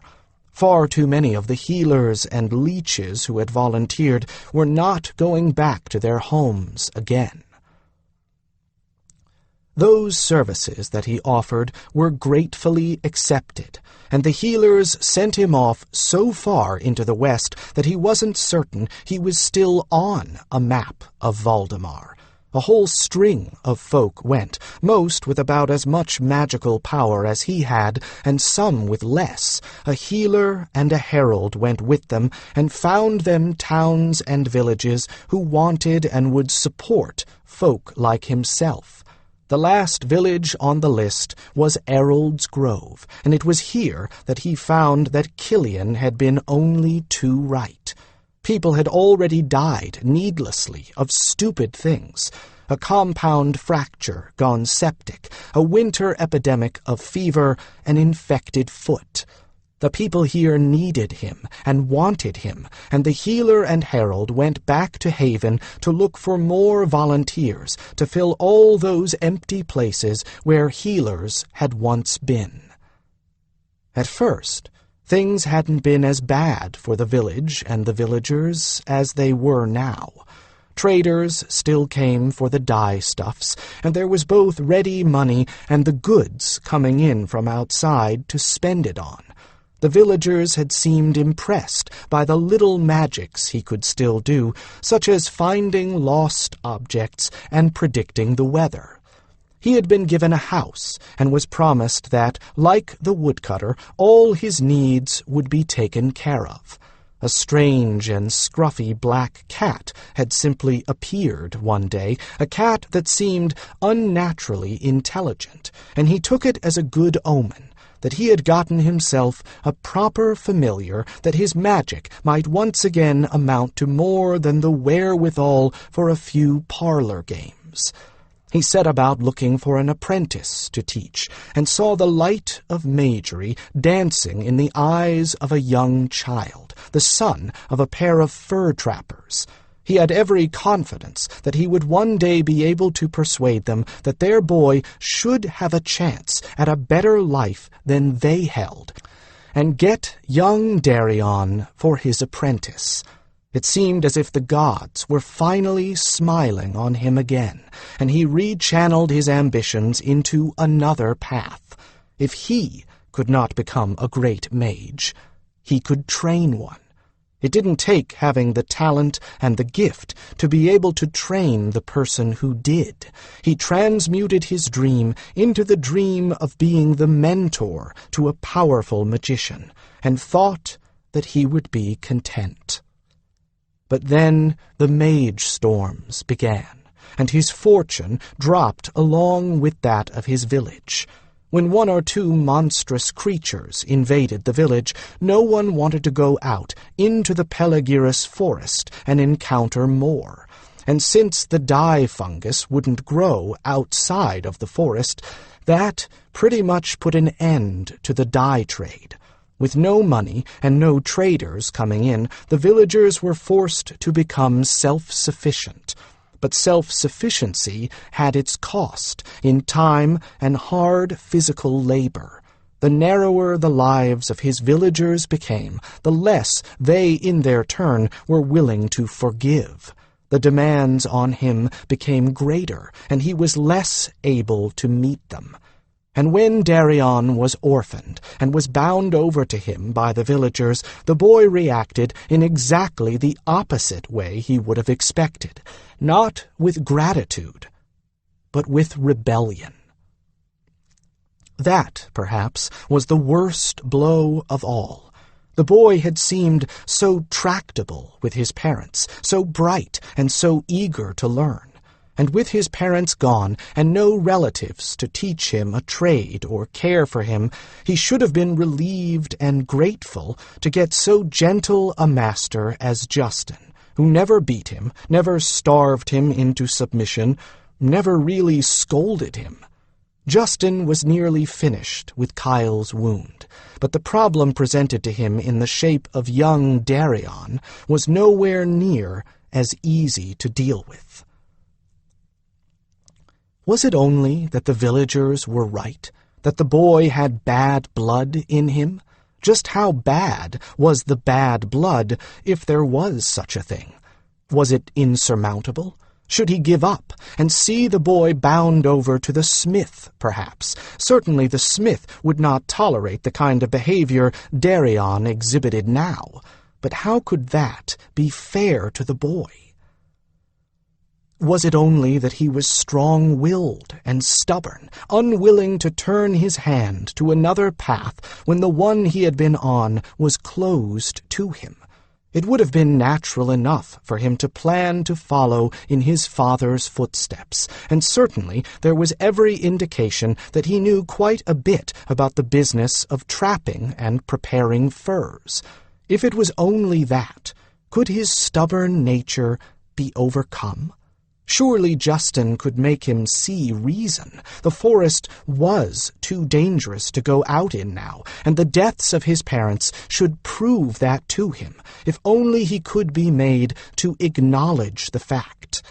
If two people, with all the experience and caution they displayed, could not survive there, Darian had no chance of prospering, and surely Justin could make him understand that. Was it that he wanted everything to come to him easily, as magic came to those in children's tales? Was he too lazy to work? If that was the case, Justin wasn't sure how to remedy it, but that didn't seem right either. The boy wasn't actually lazy. But look at what he'd said this afternoon, that he didn't see any reason to expend a great deal of effort to do something much more easily accomplished with normal means, and perhaps it was only that Justin hadn't been able to persuade him that those little exercises were the only way of building his ability and control to handle anything bigger. Or was there something else going on, something that Justin didn't understand? Justin could see some things for himself. The boy didn't like being made to feel that he was somehow different from the other children in the village. Perhaps part of his rebellion stemmed from the fact that his talent for magecraft was bound to set him farther apart from the others. Given the contempt with which the villagers regarded Justin, he had no reason to assume that they would give him any more respect if and when he became a mage. And he certainly reacted badly whenever his parents were mentioned. But his parents, too, had been different, very much so. The entire village had regarded them with suspicion and displeasure, anticipating that they would only bring more trouble than they were worth with them eventually. Some of the villagers had not been entirely certain that Darian's parents were human. The argument was that no human would ever choose to go out into the Pelagiris when there were safer ways of making a livelihood. A fallacious argument, to be sure, but the folk of Errold's Grove seemed to have a grasp on logic that was tenuous at best. But was it that Darian wished his parents had been the same as everyone else, and he was angry that they had been different and had made him different by default? Or was there some other thought going through his mind?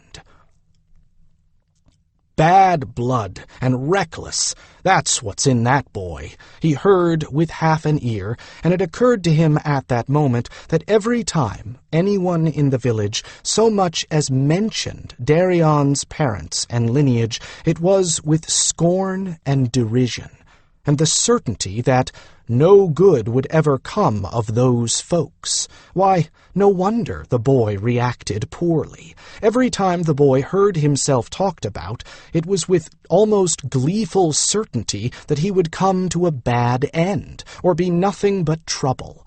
As reluctant to show any sort of feeling as he was, still, for Darian those words must seem like a blow to the face, or, more to the point, to the heart. Still, one would think that the boy would feel a little proper gratitude. Justin certainly treated him well. He was hardly overworked. He had plenty of free time to himself, enough to eat, proper clothing to wear, and a comfortable place to sleep. There was no telling if he'd had all those things with his parents, but one would think he would be happy enough to have them now. Wait, think a moment.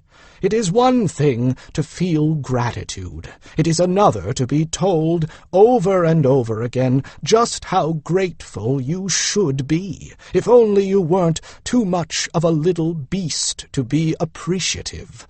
He's only a child. He can't understand how much of a burden one extra mouth to feed is for the people here. Folks with children would have to work that much harder to feed and clothe him. Folks whose children are grown expect to be taken care of in their old age, not become caregivers all over again. He hadn't any skills that were useful to the folk here when he was left in their hands, so he wouldn't contribute anything toward his own keep for months or even years. But how is a child supposed to understand that? And as a child, his parents were naturally everything to him, the center of his young life, and being told they were idiots and deserved to get swallowed up by the forest must surely make his blood boil. He must feel impelled to defend them, and yet, since he was a mere child, he would be considered impudent and disrespectful if he did. Another thing that Justin had noticed about him was that he had a great deal of difficulty in remaining still and concentrating. Perhaps that was characteristic of all young boys, but most were apprenticed to learn skills that involved physical work, not mental work. The boy had a restless heart, and the truth of it was that he was not well suited to insular village life. He spent most of his free time not with the 3 or 4 boys near his own age, but out in the forbidden forest. Whether he was just wandering or exploring with a purpose, Justin didn't know, but he certainly seemed to prefer the company of trees and birds to that of his own kind. And there are certainly times when I don't blame him for that. Justin tied off the last of the stitches and clipped all the threads as short as possible so that they wouldn't catch on something. "Now," he said to all 3 of them, although he wasn't at all sanguine about Kyle understanding anything he said, "I know you've heard this before, but it bears repeating. You all 3 know what happens when a wound goes septic. Kyle, please realize that if you let this wound sour, at best you would be very, very sick, and I would have to open up the wound, drain it, and cut or burn out part of the infected tissue. It would hurt a very great deal, both while I was doing it and afterward. You'd have much worse than a scar then, and it would take much longer to heal. You would probably end up with a limp, or even lame, if the infection grew bad enough." Kyle grunted and nodded his agreement, his brown hair flopping into his vacant brown eyes. He brushed it away, and although the motion was slow, his hand was steady, arguing for a certain level of sobriety. "Now pay attention to what I have to tell you," he insisted. "You may have heard this before, when someone else was hurt, but chances are you don't remember it as well as you think you do. Harris, Veer, I am counting on you to remind Kyle of all of this." "All right," Veer agreed, looking as if he felt put upon. Harris just grunted, clearly bored with the entire procedure. Knowing the two as he did, Justin figured that Veer would try to remember to tell Kyle everything, and Harris would do so only if he happened to think about it. Justin sighed, and hoped they wouldn't forget what he was about to tell them. At least Kyle's constitution was so robust that he could take a little neglect. "Once a day, the wound is to be washed in wine, just as I did before I closed it, and allowed to dry in the air." "Right," Kyle said vaguely. "Wash and air dry. Don't bandage it wet." "After it is dry, then put the salve I have given you on it, and put a dressing made of fresh, clean cloth over it. Don't put bear fat, or goose grease, or tallow, or riverweed, or anything else your granny used to use for wounds on it. Do you understand that? Forget your granny's and your mother's famous remedies, and stick with mine. Trust me on this, and remember that the heralds sent me here for just this reason. I've seen and treated more wounds like this than there are people in the village."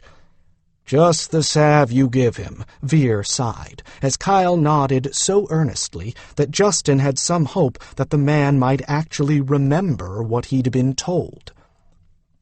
"At night, before you sleep, I want you to change the dressing again with fresh, clean cloth. I want you to have all the rags you use for dressings washed thoroughly in boiling water and hung to dry in the sun." Sometimes he wondered if they'd pay more attention to the things he told them to do if he gave them some kind of nonsense to say over each task, as a kind of charm against sickness. But no, he was afraid that if he did that, they would trust in the charm and forget cleanliness.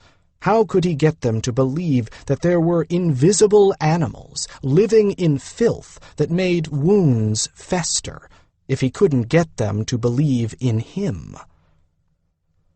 Thank the gods, they at least knew the signs of infection and gangrene.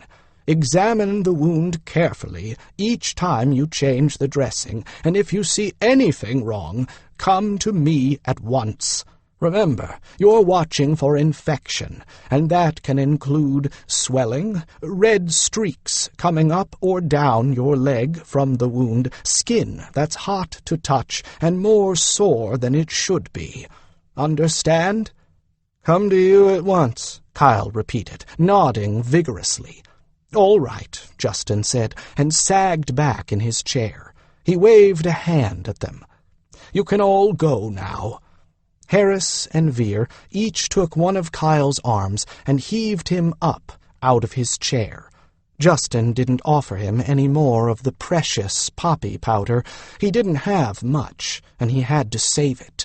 There was no telling when the next trader would come with the powder he'd ordered almost a year ago. Rather surprisingly, Kyle made it erect without too much in the way of a wobble, and he didn't lean on the two farmers nearly as much as Justin thought he would. The benefits of an iron constitution and a head like a granite boulder, I suppose, he thought dispassionately. He'd probably have healed up all right without me, which is likely what Veer and Harris will be telling each other." He leaned back in his chair and massaged the bridge of his nose between his thumb and forefinger. Killian had been right. This was a place where he and a successor were desperately needed, and it was a place where they would get little thanks and no credit for what they did. People honored the spectacular, not the everyday. Raise a dead man and bring him back to life, and they would hold you in awe. Keep him from dying in the first place with a little simple hygiene, and they ignored you. What was he to do? He had known what he was up against when he arrived here, and what was he going to do about a successor? If he couldn't somehow bring the boy around, he would have to find someone willing to do the hard work without any magic at all. Women tended to be more community-minded than men, and in this village, at least, they were used to taking on the more objectionable of community tasks. Perhaps he ought to check among the girls and see if any of them were willing to learn all he could teach them about bone-setting and herbs and the like. It wouldn't hurt Darian to see that he had a rival for Justin's tutelage. That might get him interested again when nothing else seemed to. The only problem with that idea was that it would be hard for a young girl to get a mature man to listen and obey her when it came to following instructions. That had been the idea behind sending a man here in the first place. "If only I could regain my magic. If I could impress the people here, that might bring Darian around. If he just thought that he had a chance of being seen with respect as long as he learned what I have to teach, that might change his attitude." He turned his attention to the apple sitting on the plate on the end of the table where Harris had put it. He narrowed his focus and concentrated on the fruit, as he had so often and so easily, feeling a now familiar headache arc across his head just behind his right eyebrow. He didn't remember the blow that had felled him, but he fancied that it had felt a lot like that stabbing pain. He willed the apple to rise. This time, surely this time. It wobbled a bit on the plate, but did not move. Still, he continued to concentrate on it, and it rocked faster and faster, but still refused to rise, until the pain behind his right eye was enough to blind him. With a sigh, he dropped the apple with his mind, and it stopped moving. "I'm an old fraud," he said out loud. "I'm a failure and an old fraud. My apprentice hates me and hates magic. And you," he looked at his cat, which was licking itself again, "probably aren't even a familiar. And even if you are, you're a failure too. If a whirlwind came out of the sky and swallowed us all up, no one would ever notice. That's how unimportant we are. What do you think of that?" The cat went on cleaning itself, sticking a scraggly, flea-gnawed leg straight up in the air, ass toward Justin. He chuckled bitterly, for the cat's silence seemed the only fitting comment. 2. Even grief as profound as Darian's could not be sustained for too long, and after lying exhausted in his hiding place for a time, other feelings began to penetrate his sorrow, all of them maddeningly persistent and utterly ordinary. It was irritating, which in itself was irritating, to have stupid things like a nose that was sore and stuffed up from crying, and an ant crawling up his leg inside his breeches intrude on something as profound as his grief. But that didn't stop them from intruding. His arms and legs felt cramped, His hands stung where he'd pounded them against the bark and scraped them, and one hip hurt, jammed as it was against the hard bark of the tree. Finally, he decided it was time to leave. He sat up, his eyes sore and dry, and peered down through the branches to see if there was anyone about to catch him when he climbed down. There was no one working in the field below, and from the fact that the long shadows of the trees had crept over the village, he'd been up here a while. He guessed that the women who usually worked in the bean field had probably left their work to go prepare dinner for the men and children. The wind was in the wrong direction for him to catch aromas coming from the village, but it was a good bet that if he could smell anything, it would be the mingled aromas of stews, soups, pies, and pasties, same as always. I wonder why they bother making individual dinners. Surely it would make more sense just to make one big pot of stew for the whole village, he thought, with a touch of contempt. After all, everyone in the village uses the same half-dozen recipes. I don't think anyone has ever tried to make anything new since I've been here. Perhaps it was that, as difficult as things were, there were still some who were more prosperous than the rest, who could afford a little more meat and spices in their food, and who made sure to enjoy that distinction from everyone else whenever the opportunity presented itself. As if by sharing a bit of spice with everyone else, they'd lose the chance to lord it over their neighbors, he thought sourly. The half-dozen well-to-do families were the ones who seemed to go out of their way to complain about his behavior, as if they didn't already have the best houses in town and can even pay somebody else to cook and clean for them. Still, if it was mealtime, he'd probably better be getting back to Justin.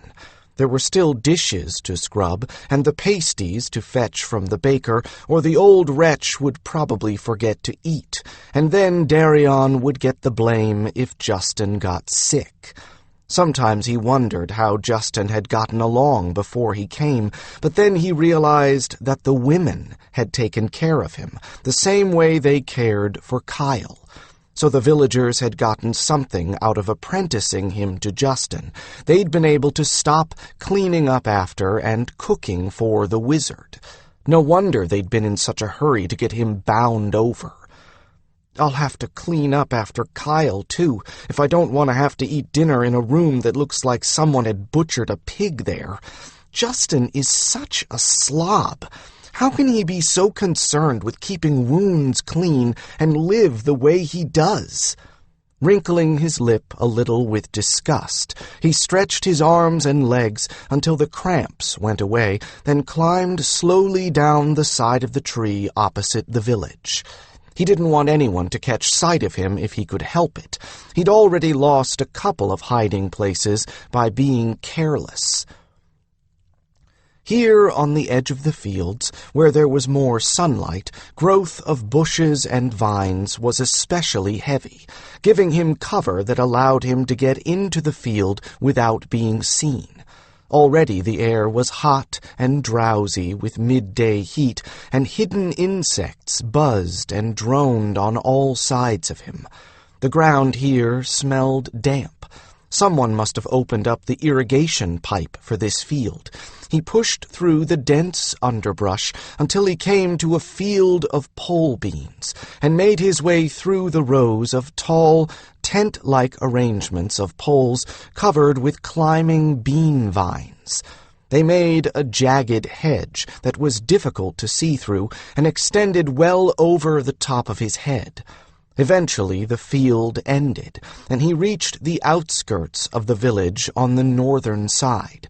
He re-entered Errold's Grove, near the firing pit for pottery and the storage shed where the finished pieces were kept.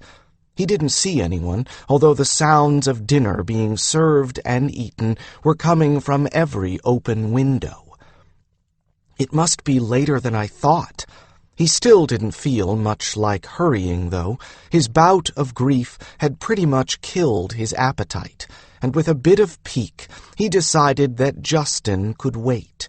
If his master was hungry, his master could go fetch his own dinner from the baker and clean a plate or two himself for a change. He made his way slowly along the paths between the houses, kicking a round rock through the dust, nursing his grievances. The ordinary sounds of people who liked each other, eating together, only made him feel more abused and put upon, because he knew what those people must be thinking and saying about him. Vere and Harris had certainly recounted the tale of his defection to their families by now, and their wives had probably shared the story with others as they brought water from the well or went to fetch dinner from the baker. So now everyone knew that Darian had shown his true face again, and they would be feeling very smug indeed. By supper-time tonight, he'd be the main topic of evening lectures to the family. They'll be looking at their children and telling each other, "Thank the gods he isn't like Darian," or "My boy would never act like Darian." As if they really had any idea half of what their precious children get into when they aren't watching. And the very next person he encountered would probably stop him in order to remind him of how ungrateful and unnatural he was. Every time he got into trouble, and trouble seemed to have a wide definition for these people, people would go out of their way to give him their own version of the lecture he'd already heard 1,000 times or more. The sermon on how kind Justin was for taking him in and apprenticing him without an apprenticing fee or any kind of familial relationship. Again and again. At least Justin himself usually left that part out, perhaps because he remembered only too well how he had pestered Darian's parents every time they came into Errold's Grove. Darian could recall at least 12 times that Justin had come to his mum and dad, separately or together, to urge on them a plan of apprenticing him into Justin's service. There had been a great deal of fuss made about how dangerous it was for someone with Darian's potential to remain untrained in his magic. Darian remembered his dad once telling his mum that Justin was trying to frighten them into giving Darian over to him, and that she shouldn't let the old man alarm her. If Darian could not get away from whoever had decided to deliver the usual lecture, the haranguer would then go through the litany of Darian's many character flaws and deficiencies, and the only variation was in how much emphasis an individual placed on a particular flaw. This part was actually useful. Darian had noticed over the course of several of these lectures that people tended to stress the flaw that they were most prone to themselves. For instance, the rudest man in the village, Old Man Julian, tended to harp on how rude Darian was, and Erna Deal, who never spoke or showed a thank you for any favor and always expected more than she got, would go on at great length on how he didn't appreciate what he was given. He learned a lot by listening to what people thought they saw as deficiencies in him. Regardless of who was giving the lecture, it always ended with a homily on gratitude, obedience, and humility. That is, how he should daily demonstrate how grateful he was to everyone in Errold's Grove by thanking all and sundry on every occasion for their generosity toward him. How he should show that gratitude by instant obedience to anything anyone wanted of him, and how he should be properly humble and prove that he knew his place in the scheme of things by groveling before everyone he came across. How I should be so happy to have been permitted to become a bound-over slave that I should demonstrate that gratitude with humble servitude to anyone over the age of 15. It takes a village to raise a child, was the old proverb, often quoted to Justin when someone came to complain about Darian, and it certainly seemed as if everyone in the village had his or her own ideas of the proper way for Darian to behave. Each time he heard the lecture, he was sorely tempted to kick the orator in the shins. He never did, though, because there was always that doubt that they might all be right and that he was in the wrong. After all, everyone here seemed to be in agreement on his behavior and worth except he himself, and after all, he was only a boy. What if he was entirely in the wrong? What if he was a bad person? What if he did deserve to be punished? What if Justin was too tolerant of his behavior and he really deserved to be disciplined? What if the reason his parents got swallowed up by the forest was because he was a bad person, and this was how the gods had chosen to punish them for how he turned out? That was the possibility that gave him a cold lump in the bottom of his stomach and made him squirm with distress whenever he thought of it. And that, of course, just made him want to be loud and wild and try some of the magics that Justin talked about, just to show them all that he was not to be trodden underfoot like a weed, and he was not going to take all their lectures and disapproval lying down. Which, of course, always got him into more trouble. In fact, it seemed as if ever since he'd arrived in this place, he was in trouble to one degree or another, or thought to be in trouble.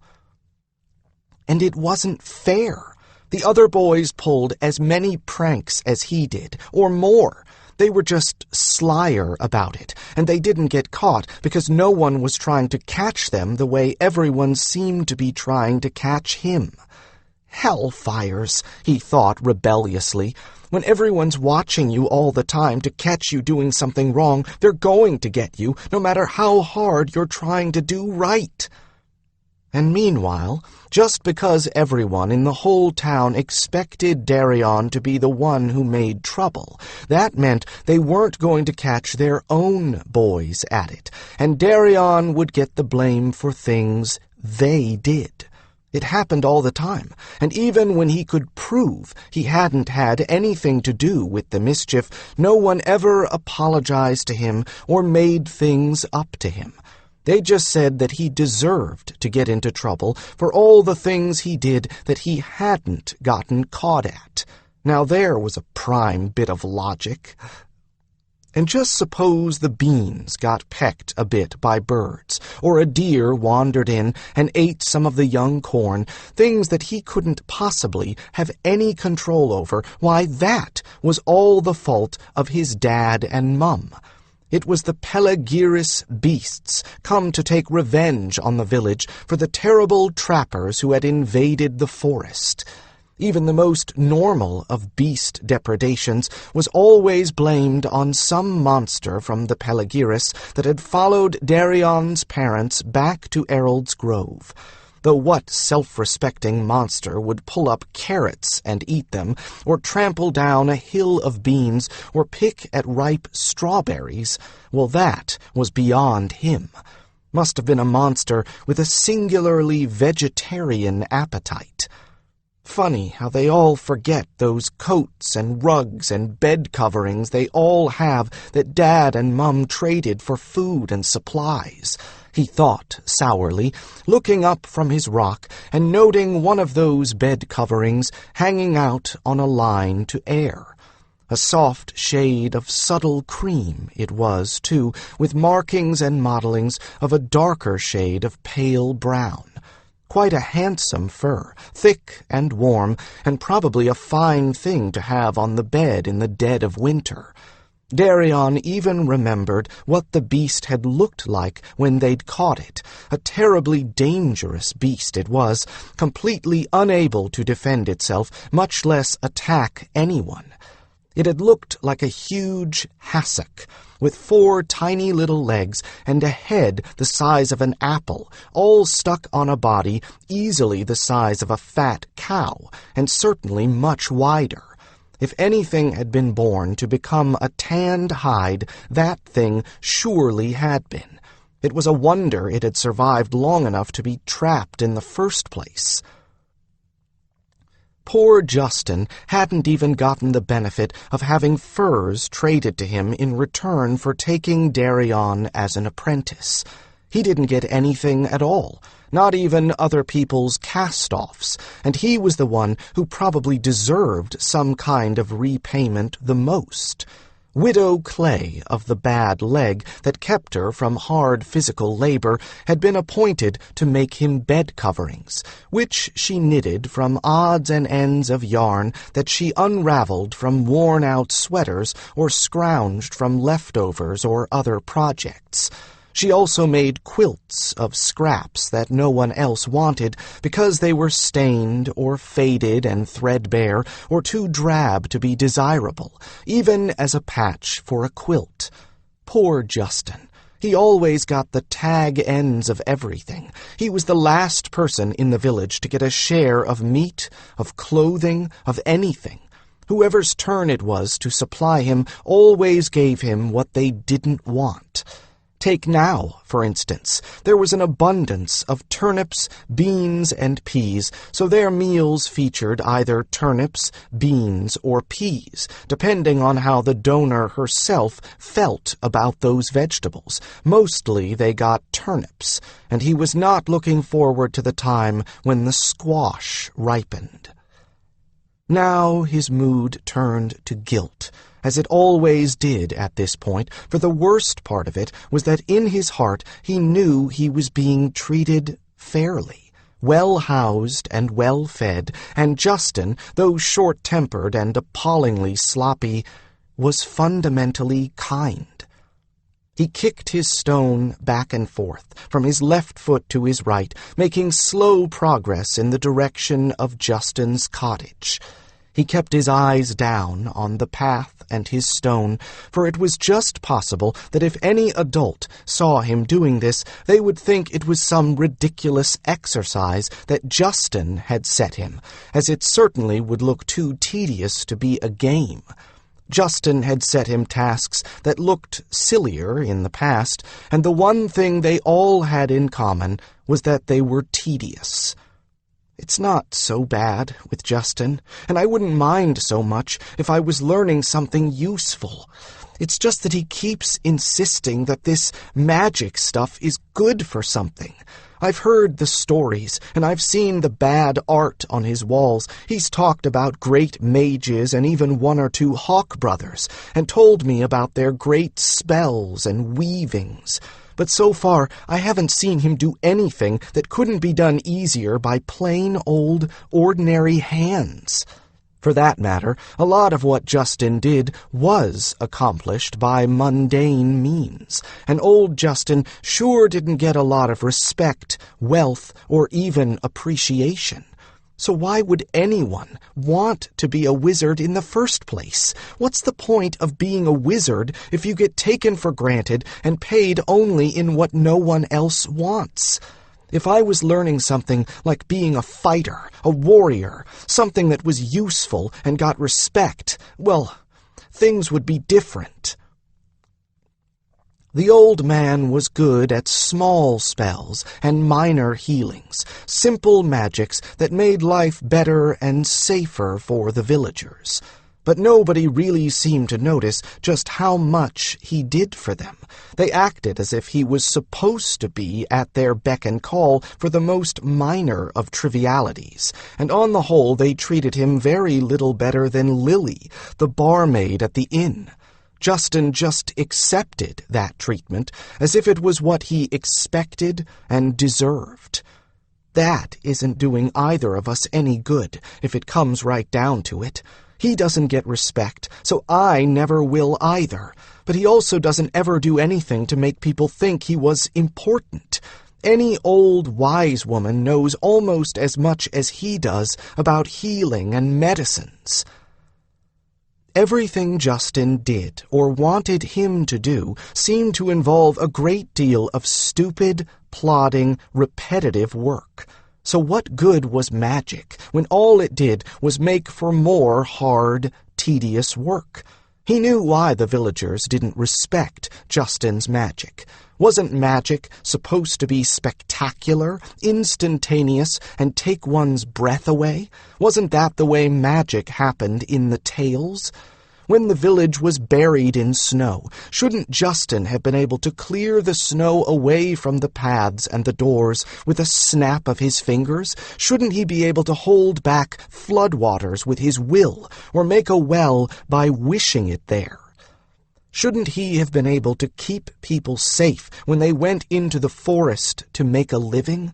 After all, that was how the people of Errold's Grove were supposed to make a living.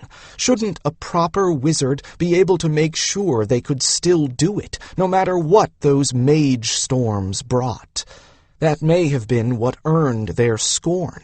When the monsters came, Justin wasn't able to do things that let the village prosper despite their presence. If they'd thought that he was going to be able to get rid of any monsters that came in from the forest, people wouldn't have been half as hard on Dad and Mum. In fact, they might have helped them out a bit that last winter when running the trap lines was so hard. And if people had been pleasant to him and his parents, if they'd been able to prosper on their own, maybe his dad and Mum wouldn't have felt as if they had to go out into the forest as often or for as long. They might still have been here if they hadn't felt so unwelcome in Errold's Grove. He shook his head angrily to keep from crying all over again. He had to think hard to be able to get a breath. He felt as if he were in a constriction trap, and the trap kept getting smaller every day. I don't think I can bear too much more of this, he thought, but this time the thought had more of a feeling of desperation behind it. I've got to get away. I've got to figure out how I can take care of myself and get away from here. This place, these people, they're trying to make me just like them, and I don't want to be like them. Wanting everything just alike is what's killing them all. They just don't realize it. There had to be more to life than the kind of life the villagers were living, a dull, pedestrian, day-to-day existence. When he wasn't being badgered, he was being bored to death. Every day is exactly like every other day. Only the weather and the seasons change, and even they don't make that much difference unless there's something like a flood or a blizzard, or a monster or something they think is a monster, or maybe a herald comes along once a year at most. It's always the same food, the same gossip, the same things going wrong or right. Nobody ever does anything just for the sake of doing it, and nobody ever dares try anything new. There were times when he thought that even the appearance of a monster from the Pelagiris forest would be preferable to the day-in, day-out sameness. It might wake up some of these people, show them that there were more important things than complaining about one small boy. No one ever makes songs or tales about people plowing their bean fields. What's the point of living on the edge of a perilous and magical place like the forest if you don't go looking for adventure in it? Or if not adventure, why not just life? People used to go looking for adventure, or for mosses and other dye-stuffs anyway, but now they would rather hide in the village and pretend the forest wasn't just beyond their carefully cultivated fields. They'd rather do without prosperity than take a chance against danger, and Darian could not understand that. My folks went out looking for adventure. Maybe there is something in my blood. Only it isn't bad blood, it's just... I don't know. I just know if I don't do something different soon, I'm going to burst. I don't know how these folks stand living like this. Maybe they don't burst because they're hollow. He looked back over his shoulder at the forest with longing. He always felt more contented when he was in there, and the temptation to keep going, to keep on looking to see what was beyond the next stand of trees, behind the next patch of undergrowth, was often overwhelming. It always felt as if there was something exciting out there waiting for him, if he just went far enough in. And maybe Dad and Mum are still alive in there. Somewhere. His belly wrenched. He was thinking that again, as he had for ages, and he still could not let that hope go. Until someone found proof otherwise, he would always be certain that they weren't dead, that they were trapped or imprisoned somewhere, waiting for someone to find them. As long as he could believe that, he couldn't give up. And he had something to hold on to in the middle of the night when he woke up and found himself beneath a thick, thatched roof instead of the open sky or tent canvas or forest canopy. That hope faded a little more with each passing day, though. It got harder to believe they were still alive somewhere when there was never any trace either of what became of them or of a force or person that could have imprisoned them. Maybe when a trader comes, I can get him to take me with him. I could work for him until we get somewhere where there are more people. Then I could join the guard. I bet I'd be a great fighter. In fact, I bet I'd be one of the best fighters there ever was. He was easily one of the best bowmen in the village. More than half the time he'd been apprenticed, it was his skill that put meat in Justin's stew, and not the gratitude of the villagers. Then again, all the wars were supposed to be over now, and maybe they wouldn't need fighters. Well, that was all right. I could remind people about the furs and the dyes that used to come from here. I could get them to put together an expedition to explore the forest. That's what I could do. I know all Dad's trapping trails. I could be famous for opening up the forest. Or maybe he could just work for the trader until he had enough put by to buy his own supplies and traps. He could go out into the forest himself and become as good a trapper as his dad was. He remembered his dad saying more than once that he was doing the villagers a favor by trading those furs for kind instead of cash, and that the traders never gave but a fraction of the worth of the fur. If I took my furs to a big city myself, I could get a lot of money for them. I could get rich, and I'd probably be famous, too. As for the people of Errold's Grove, well, when they saw how he was prospering, maybe they would stop cowering in their houses like rabbits in a burrow and dare the forest themselves again. I haven't seen that many monsters, and most of them weren't dangerous if you kept your wits about you. I've never seen any forest spirits or vapor demons or anything you could even mistake for something like that. Hellfires. I haven't even seen Hawk brothers, and I know they're supposed to be out there somewhere, so how dangerous could it be now that the Mage storms are over, really? I've probably spent as much time in the forest as anyone here, and I just don't think that hiding in your house and pretending that the forest isn't there is going to do anyone any good. He looked up slyly for a moment and realized that he had managed to kick his stone up to the back of the inn, or what served as an inn here in the village. It really wasn't much more than another cottage with 2 rooms, one large room full of benches and tables, one a kitchen, and a loft above the kitchen where the owner slept. It was owned by Handbill Brayson, who brewed the beer and dispensed it to the men who gathered here of an evening, and in earlier years, besides selling beer and food, he at times had sold floor space at night to passing traders. Nowadays, when there wasn't much in the way of coined money in the village, Handbill sold his brew by tally. You brought in a bushel of barley, a bunch of hops, a dozen eggs, some pork or chicken, and he would reckon up how much in real money that represented and put it on a tally stick for you. Then you drank and ate until you used up the tally. Handbill was the only man with whose tallies no one argued, because he was the only source of beer, and his was the only place in the village where men could gather to complain about their wives in relative peace. He was aided in his endeavors by Lily, who served beer and meat pasties, cleaned and washed up, and dispensed some other unspecified services that caused the good wives of Errold's Grove to frown and pronounce her no better than she should be, whatever that meant.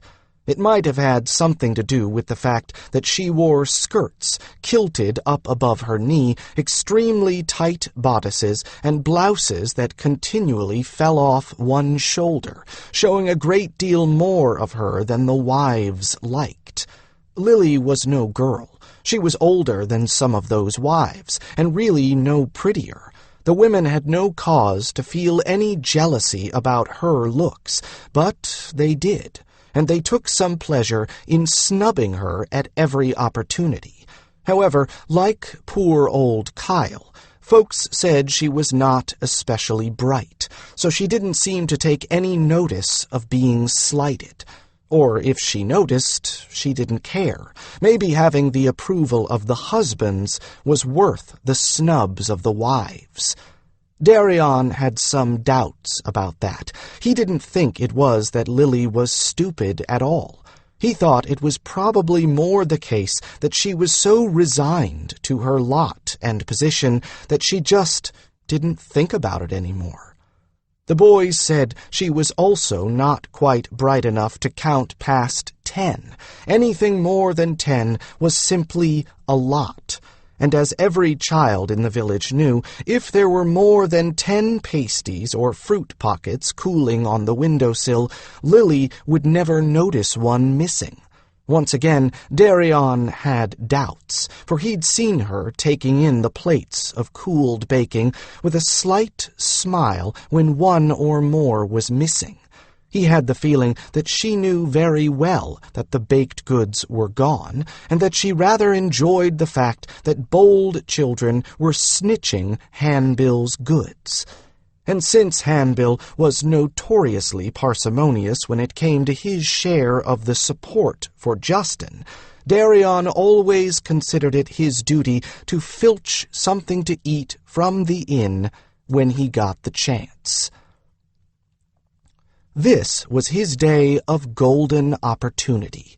Lily must have been out berrying on the old road this morning, for there was a line of fine golden-brown berry pockets cooling in pans on the windowsill, and just beneath it, sitting on upturned buckets so she could reach them from the window.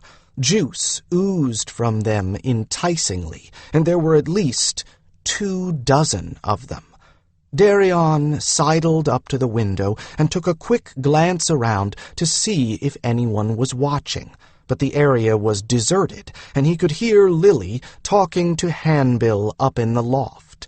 He snatched and ran, juggling the pocket from hand to hand to keep from getting burned, while his mouth watered with anticipation. A moment later, he was safe in a spot he often used for strictly temporary hiding, the hollow behind some juniper bushes under the window of what passed for a shop in Errold's Grove. Nandy Lutter and her husband used to buy their goods from traders, but with fewer and fewer coming through, they had to go fetch their own goods. They were the only people in the village who ever went up the road to the outside world. Once every 3 months, Darrell Lutter would hitch up his horse to his wagon and drive off across the bridge with a wagon full of whatever he and Nandy had traded for over the previous 3 months. When he came back, he would have the things that the village could not make for itself, and he and Nandy would set them up in the shop and make trades over the next few months. They brought in things like needles and pins, ribbons and colored thread, sugar loaves, spices, and salt.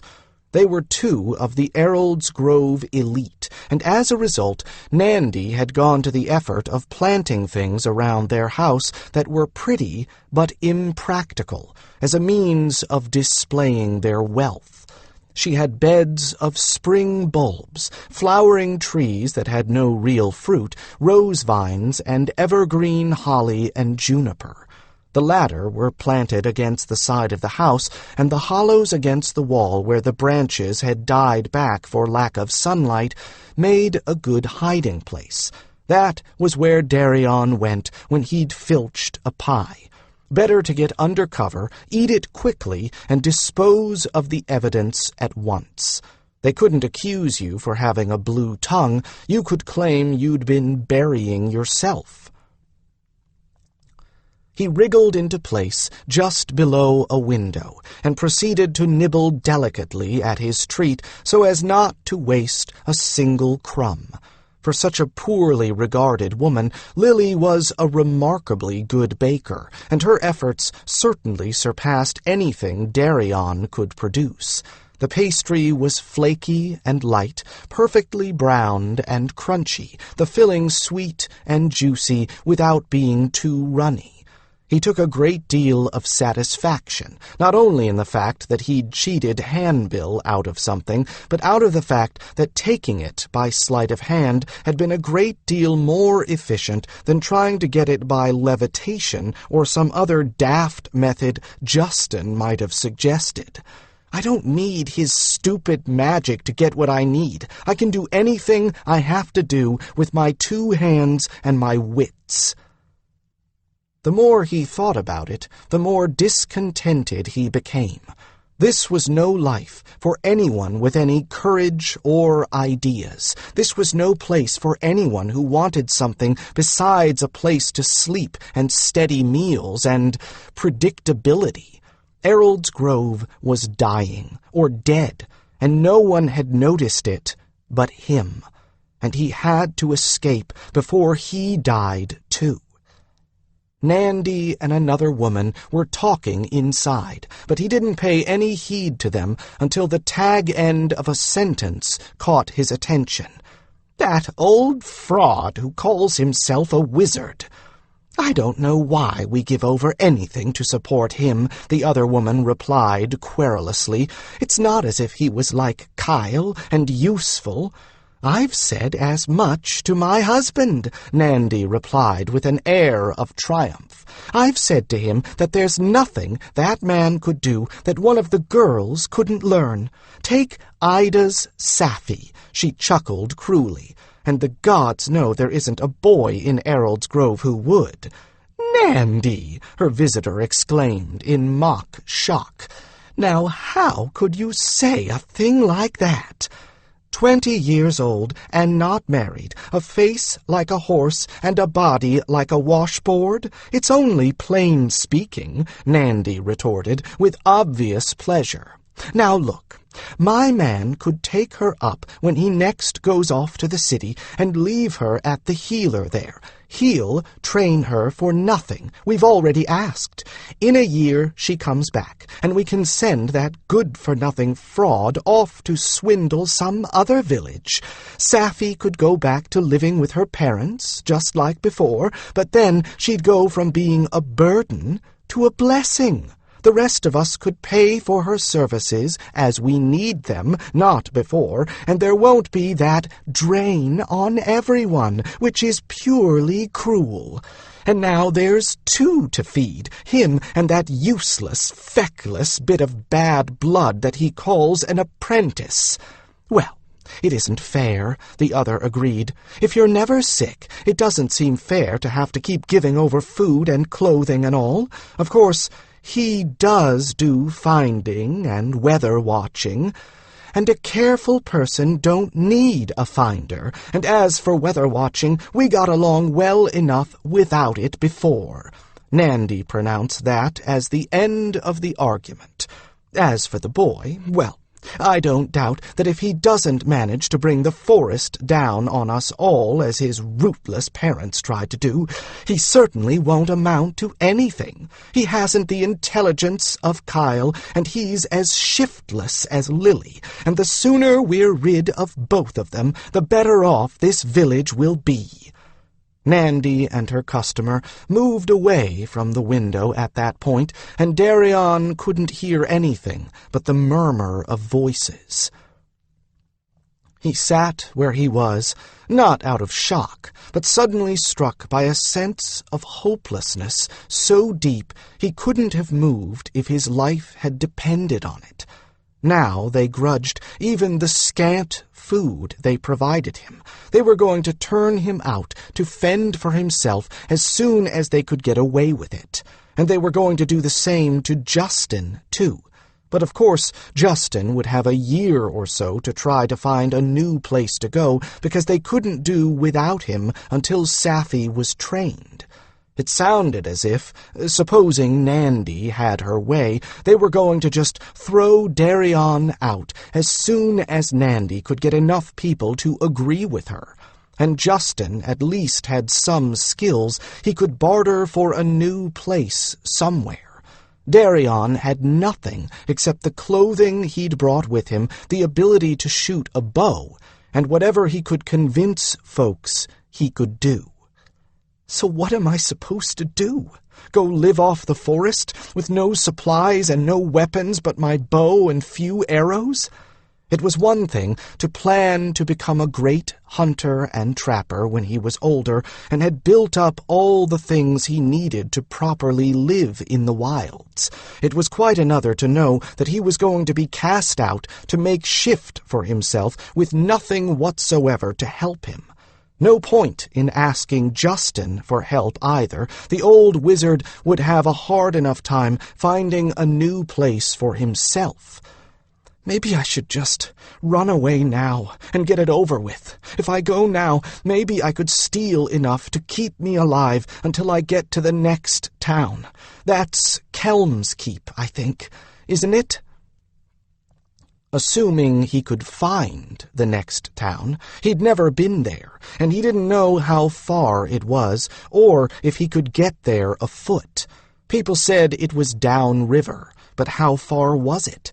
Could he get there on his own? And if he could, would anyone want him when he got there? Assuming he didn't run into something else first, like maybe Hawk brothers? It used to be that you wouldn't run into them unless you trespassed in their territory, but that wasn't the case anymore, or so their yearly herald had said.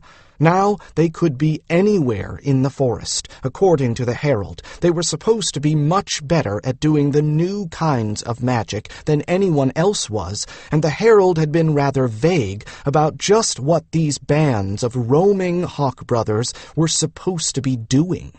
Nor had he been able to tell the villagers how the Hawk brothers would react to any strangers they met in the forest. Of course, as long as he stayed on the road, he would probably be all right. But what if he couldn't? He'd have to eat and drink, and that would mean going into the forest to hunt for food and water. Well, he had warning now. If a trader came by before Nandy got enough people together to agree to throw him out, maybe he could get the man to take him along. Or maybe the herald would come soon, and he could beg help there, and hopefully the herald wouldn't decide that the best help would be to persuade the villagers to give Darian one more chance. That chance would last only as long as it took for them to get rid of Justin, and then he'd be out on his ear too. Now so thoroughly depressed that the filched sweet lay like a leaden lump in his stomach, seeing no future now but a choice between uncertainty and endless drudgery, Darian crawled out of his hiding place and slunk like a beaten dog back to the dubious protection of his master. The short distance to the other end of the village seemed shorter than usual, and Justin was waiting for him outside the cottage when he came into view of the building. Darian knew by the set of Justin's chin and the look in his eye that it would do him no good to tell his master what he had overheard. At best, Justin would dismiss it all as idle gossip, betray his hiding place to Nandy, and hand him over to her for punishment. At worst, Justin would assume he was making it all up in an effort to avoid punishment. In either case, nothing would happen until it was too late for Darian. Justin had evidently pondered Darian's punishment for some time and had come up with something both appropriate and suitably quelling.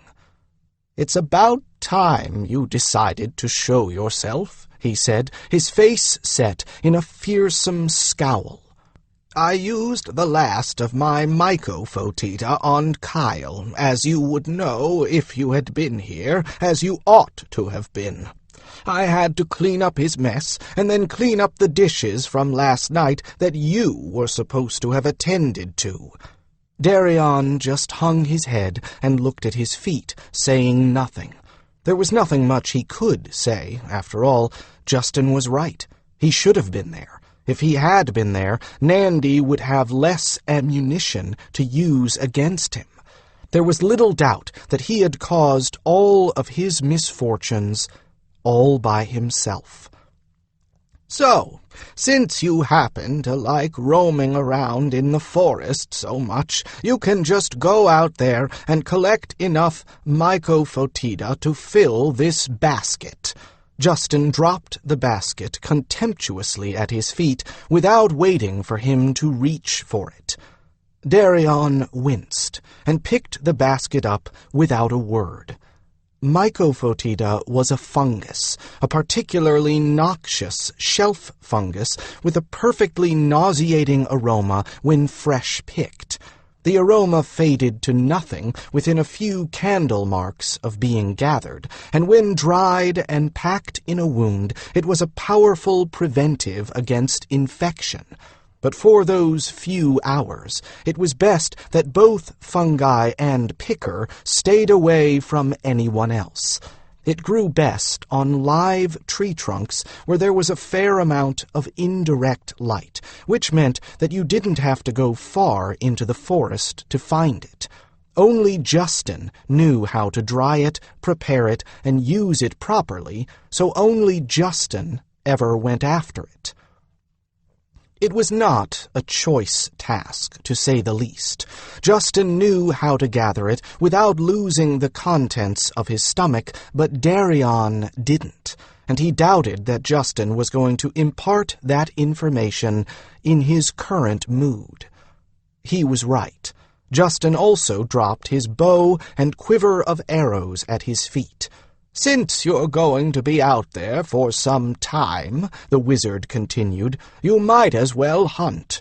Bring back something for our dinner tomorrow. If I have to look at another turnip, I may start breaking plates." Darian stooped again, gathered up the bow and arrows, and turned, still without saying anything. As he slouched away, he thought he heard Justin mutter under his breath, "And it would serve you right if the Hawk brothers got you." That last almost made Darian break into hysterical laughter. It was so incongruous after the things he'd just overheard, for it was a threat that was always being given to naughty children. "You'd better be good, or the Hawk brothers will get you." Even Darian's mum had said it playfully now and again when he'd been into harmless mischief. Of all the things to tell him now. As he trudged openly between the rows of corn, heading for the forest, he sighed and slung his quiver over his shoulder. People always talked about Hawk brothers, as if they were all male, and no one had ever said anything about seeing a woman of their kind. Was that why mothers said that Hawk brothers would get a naughty child? Were there no women? And did they kidnap children to replace their numbers? No. That didn't make any sense. They were supposed to be allies of Valdemar, and your allies didn't go about snatching toddlers. Maybe they might ask the heralds for orphans to adopt. That would be perfectly all right, since the Hawk brothers were certainly capable of protecting children and caring for them, but it wouldn't make sense for them to out-and-out kidnap little ones. Not that you could convince anyone here of that. After all, the Hawk brothers were foreign, and as everyone here knew, you couldn't trust foreigners. Still, given how no one here wanted him, maybe it wouldn't be so bad if the Hawk brothers did carry him off. At least it would be an adventure. Maybe they would know something about what had happened to his mum and dad, or they would be willing to help him try and find out. After all, they were supposed to know everything there was to know about the Pelagiris, and they actually lived in and off of the forest itself, never needing any kind of supplies or help from outside. Not even his mum and dad had been able to do that. Maybe his best bet would be to try and find Hawk brothers, instead of trying to avoid them. But given the way my luck has been running, if I run away and try to find them, there won't be any of them for leagues around, he thought dispiritedly while he shuffled toward a copse of trees. Everything I touch falls apart. Even Justin would have been better off if he'd never seen me. Hellfires! I bet he really doesn't want me around anymore. He'd probably be grateful if I just disappeared. He hunted for the fungus in a rather half-hearted fashion, as he tried to formulate plans that didn't fall apart the moment he considered what opposition to them he might encounter. One thing he knew, even if nobody in the village wanted him around, the moment he tried to run off, they'd go after him. It wasn't logical, but it was the way they did things. It didn't matter if the outcome was what they wanted. Whatever happened had to be accomplished under their control. Take the case of Ananda's rooster, for instance. Ananda Pellard had an old rooster that was the most evil-minded, aggressive bird Darian had ever seen.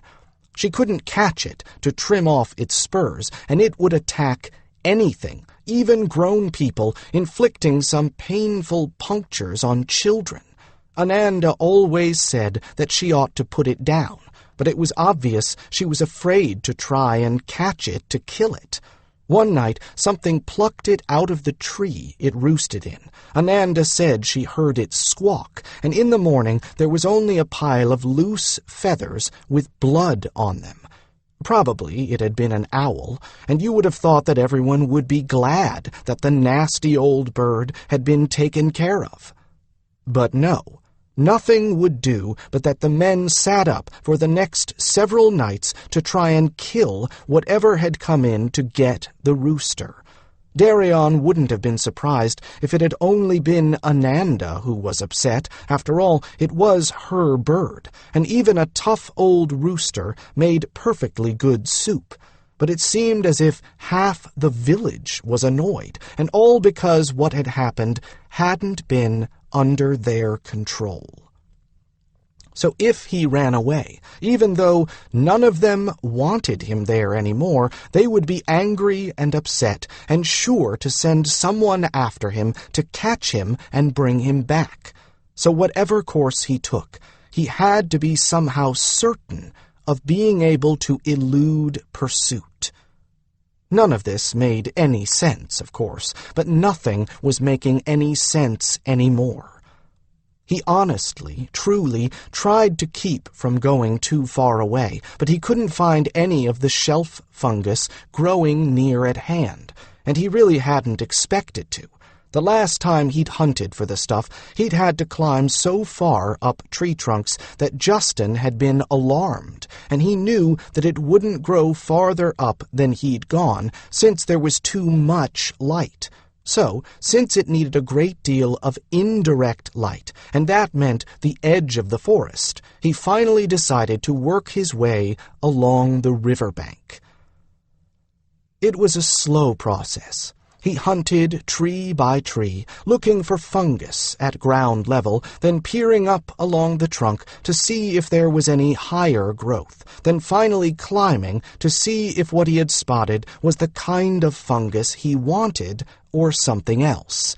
And that was probably exactly as Justin had planned, too, for Justin knew more about where things grew on the edge of the forest than Darian did. He must have climbed 20 trees before he found a single growth. By that time, at least, he had worked out something to try to keep the fetid-smelling juice off his hands when he broke the piece off. He wrapped several layers of leaves over the place where he held the fungus to break it off and immediately discarded them once the fungus was safely in the basket. Although it still smelled terrible, he managed not to get any of the smell on himself. He was up a third tree when he gradually became aware of a great deal of noise and shouting from the direction of the village. He craned his head as far as he could around the tree trunk and nearly fell off the limb he was sitting on. There was smoke rising from the village, and from the road beyond it, he saw people, made small by the distance, trying frantically to catch loose horses or heading toward the river with bundles on their backs, and children stumbling along behind, moving as quickly as they could. A moment more, and he saw the red of flame flickering on the other side of the river, light glancing off something very bright and metallic, and the shouts turned to screams. A single thought formed through the shock. Something was happening. The village of Errold's Grove, somehow, for some reason, was under attack. "What am I going to do with this boy?" Justin thought, as he watched Darian slouch his way through the corn, heading to the edge of the woods. The boy vanished from sight within moments, and he wasn't trying to hide this time. No wonder he could evade virtually any watcher. Why, he didn't even make the stalks move as he passed through them. If you didn't know he was in the field, you'd think it was empty. Justin sighed heavily, went back into the cottage, shut the door firmly behind him to discourage visitors, and sank into his chair. He didn't want to see anyone else today, unless it was a tearing emergency. All morning he had been receiving visitors, eager to give him their own idea of what he should do about Darian's latest infraction, and some of the speakers had voiced something stronger than mere opinion. It was clear that if he couldn't get Darian turned around, there were those who would take care of the situation for him. Most of them wanted him to dismiss the boy, and didn't really care what happened to him after he was dismissed. He wouldn't be allowed to stay here, that was certain. The villagers didn't like the way their children were reacting to his presence, or more specifically, his actions. "He's a disruptive influence," was how Darrell Ludder, the shopkeeper, put it. "He doesn't fit, and every part of a village has to fit." Widow Clay had dropped by on the pretext of having her bad knee looked at, and had been more to the point. "The other children think he's some kind of hero, or at least they think he's somebody to look up to. If he's allowed to sass his elders and get away with it, every young'un in Errol's Grove is gonna start doing the same," she'd pointed out. "So unless you want to be the reason for a lot of spanked bottoms and soapy mouths, you'd better get that boy to act like something other than a savage. Folks have given him a certain amount of room on account of losing his parents and all, but they're out of patience." And the woman was perfectly right. Although he held himself aloof from the other children in the village, Darian was a profound influence on them, and even Justin had noticed it. They envied his freedom to run off and do what he wanted, and freedom to speak his mind even to an adult.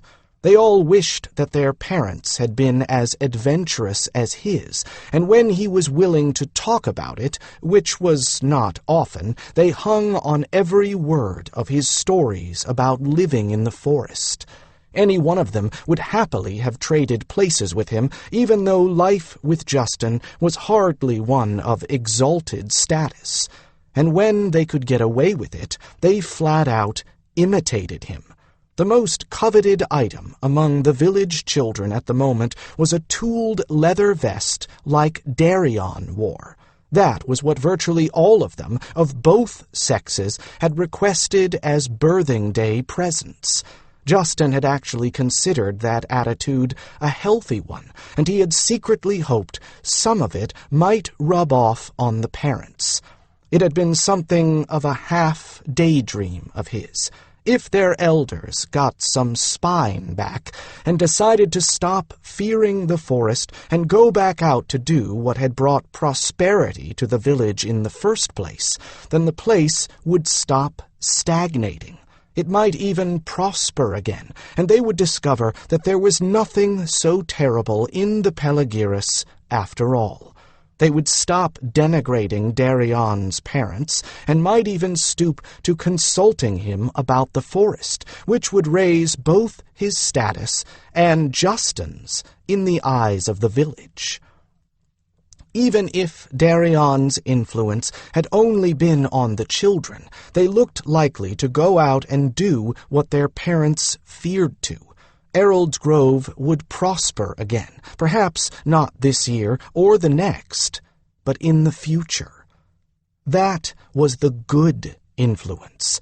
In the meantime, the children were as prone to imitate Darian's sins as his virtues. So Darian was likely to cause another uproar when word of this day leaked out to the children. Without a doubt, there would be a brief plague of children sneaking out on their appointed tasks to play truant and defying their parents when taken to task. That had not been in any of Justin's half-formed plans. He sighed, then rested his aching head on his hand. It seemed that nothing he had thought of for Darian was working out in the way he had hoped. Perhaps if I proved to him what his behavior is doing in setting an example, and a bad one, among the other children. He's not an unreasonable child, and he wouldn't want to get the others in trouble. That might do the trick. Perhaps Justin had been going about this all wrong.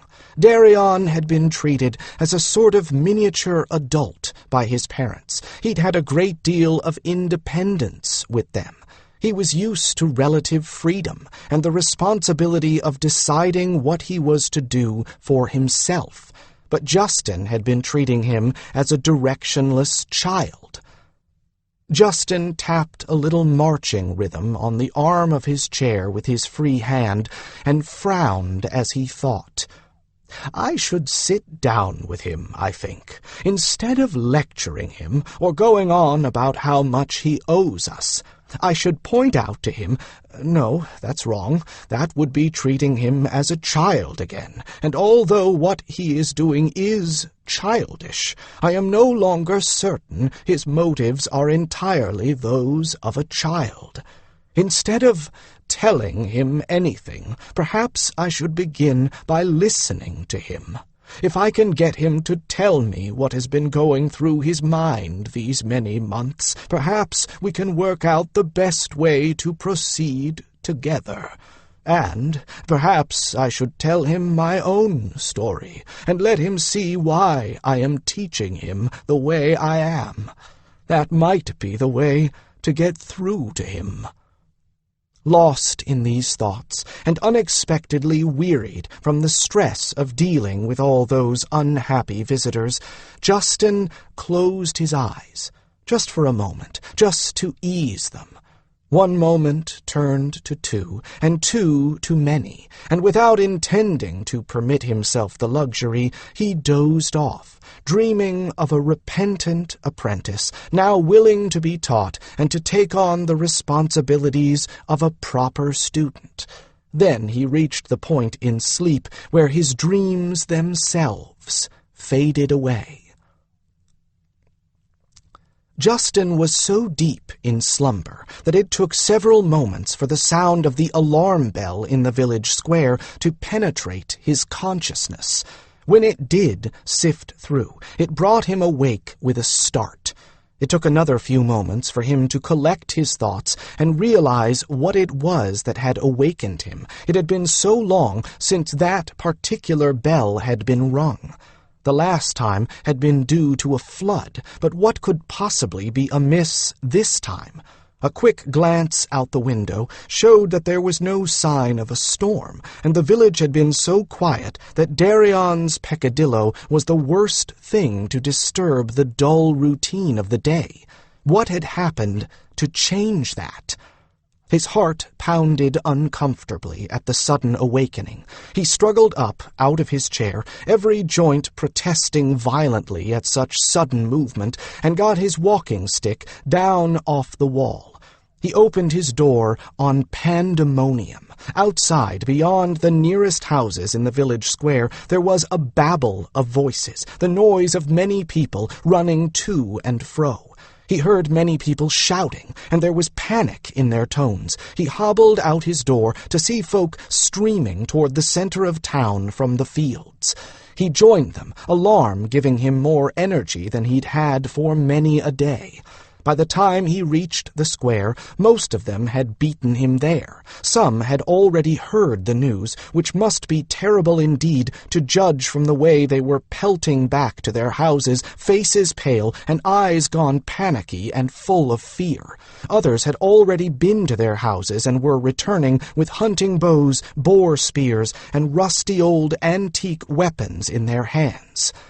A monster? Bandits? Surely not war. Who would we be fighting? The Hawk brothers? No, that's not possible. Surely there is some other explanation. Darrell Ludder stood beside Nandy, who was still ringing the bell with wide-eyed determination. Her hair had come undone and flew in wild tendrils all about her face. Beside Darrell was a stranger, holding the reins of a tired horse, whose clothing showed the effects of a hard ride, and whose face was pinched with terror he was trying not to let loose. "Don't try to fight, you fools!" the man shouted over the bell, and the shouting, his voice cracking with strain. "Run! I tell you, run! I tried to tell you before, and you didn't believe me. This isn't some band of brigands. This is an army, and you haven't a chance against it." Bewildered, Justin looked around and saw Veer coming back to the square with a determined scowl on his face and a boar spear in his hands, and seized his arm. "What in the name of heaven is going on?" he shouted. Veer thrust his chin at the stranger. "That there's a feller from Riverford Farm, big estate upwater, where Darrell does some trading," he shouted back. "Darrell vouches for him. Came riding in 'bout mid-dinner. Says a gang of men and monsters came storming in and massacred everybody in sight. Says he was out with the herds and managed to get away on his horse and make a run for it. He wasn't too clear on what he'd seen, not then anyway, so we figured it was bandits, and Tom Calley rounded up the militia." The man paused when he saw the look of non-comprehension on Justin's face. "He mounted up and led 'em out, just like always. Wasn't nothing to frighten the women about, he thought, so nobody told 'em except for the ones whose men had a go. Men'd just go out, turn 'em away from the village, and send a messenger over to Lord Breon. You know, we ain't never had no trouble before. We figured Riverford just been caught out, that's all. Too bad for them. But we were ready, see?" Justin shook his head, not yet understanding the cause for such a high level of panic. The Errolds Grove militia never had experienced any trouble discouraging bandits from coming after the town. It didn't make any sense. Veer wasn't through yet. "One of them, just one, came back a short bit ago. His horse was foundering, and it dropped and died right after he tumbled off. The rest? They're gone." Justin gaped at him. The militia, 20 men in all, were well armed and quite adequately trained, and their ability to fight on horseback had given them a considerable edge over bandits, who were generally afoot, and even when horsed, did not know how to fight as a group. When the guard had been forced to leave to go to the front, the Queen had no intention of leaving them defenseless. She had sent spare horses and arms, and someone to train volunteers from the village in fighting. Their herald had supervised the training and had seen to it that the trainer left instructions on drilling and practices, which the militia undertook with religious regularity. One of the duties of their herald was to make sure that they stayed in training, and the occasional bandits only gave them incentive to continue that way. Justin had watched them, and they weren't bad, and the level of their expertise was obvious in the fact that they had handled every bandit group that they had come up against. How could they have been wiped out so easily? The stranger grabbed Nandy and took the bell rope out of her hands by force so that the clangor finally stopped. "Listen to me! Listen to me!" he shouted, and the cries and screams stopped as abruptly as the cessation of the bell peals. His words fell into the sudden silence like cold, round stones into a pool. "You heard the boy. Your men are dead," he said forcefully, and a woman's hysterical sob pierced the quiet, only to be muffled by her neighbor pulling her head into the shelter of her shoulder. The stranger ignored her. "You can't do anything for them. You can only save yourselves, and there's not much time to do that. Send someone downriver to Kelm's Keep and Lord Breon, someone on a fast horse or in a swift boat, and do it now. The rest of you, grab what you can and run as fast and as far as you can. This is no bandit horde, I'm telling you. I know because I saw them. This is an army. It's men and monsters, and it looks like a demon is leading them. They killed everyone at Riverford that resisted, and they'll do the same here." Now Justin saw that young Ado Larsh, barely 17 and the youngest member of the militia, was sitting on the platform beside the stranger. There was a bloody rag acting as a bandage around his head and one eye, and another binding his arm. He looked white, in deep shock, but nodded in confirmation of everything the man said. "What about those who didn't resist?" Widow Clay called out sharply. "What happened to them?" Someone else growled, and a few of her neighbors cast her angry looks, but she gave them back, look for look. "There are some of us," she pointed out, "who can't run. Myself and Kyle for two. What happened to those who didn't resist?" The stranger shook his head. "I don't know. I didn't wait around to see, but I can tell you that from the smoke that rose up behind me, it looked to me like they put every building on the estate to the torch, and I can only hope there wasn't anyone in those buildings when they went up. They're moving fast, Ado stammered. Can't be far behind. There was silence then. Nothing but silence. Clearly, no one knew what to do next, and if no one took charge, in a moment there would be nothing but blind panic. People would be caught between trying to hide and trying to escape, torn between saving possessions and getting away quickly, and managing only to confuse matters further. If someone didn't tell them what to do, nothing would be done at all, and they would all die stupidly and uselessly. "Right, I'll take over from here," Justin heard himself say into the deathly hush. People turned to see who had spoken, as if they didn't recognize his voice. Maybe they didn't. This was the first time he had spoken with real authority in years. He pulled himself up as tall as he could and pushed through the crowd with the aid of his staff until he got himself up on the platform. Their faces turned up to meet his, all of them white and shocked, all of them looking for an answer from anyone, even him. Well, as it happened, he had one for them. A bit of murmuring started, and he quelled it with 3 sharp raps of the end of his staff on the boards beneath his feet. "This is war, and war is what I came out of." He looked around to see if there was any disagreement. "Some of you may not have believed my war tales, as you called them, but they were as true as the fact that I've seen how armies operate. I know what's coming, and I know what I'm talking about. The stranger is right. You aren't fighters. Anyone who had any real training here is dead. You have no experience of anything but dealing with a few bandits, and I tell you now, there is no way you can defend yourselves, let alone the village, against an army of trained and organized fighters." He had their full attention now, and since the majority of those below him were women and children, not men, there were fewer who were disposed to argue with that assessment. Which is just as well, since it's an honest one. "Your best bet is to try to escape or try to hide. Anyone who wants to take a chance on staying, I'd suggest you go to the riverbank as far from the village as you can and stay together," he said briskly. "Don't take anything of value with you.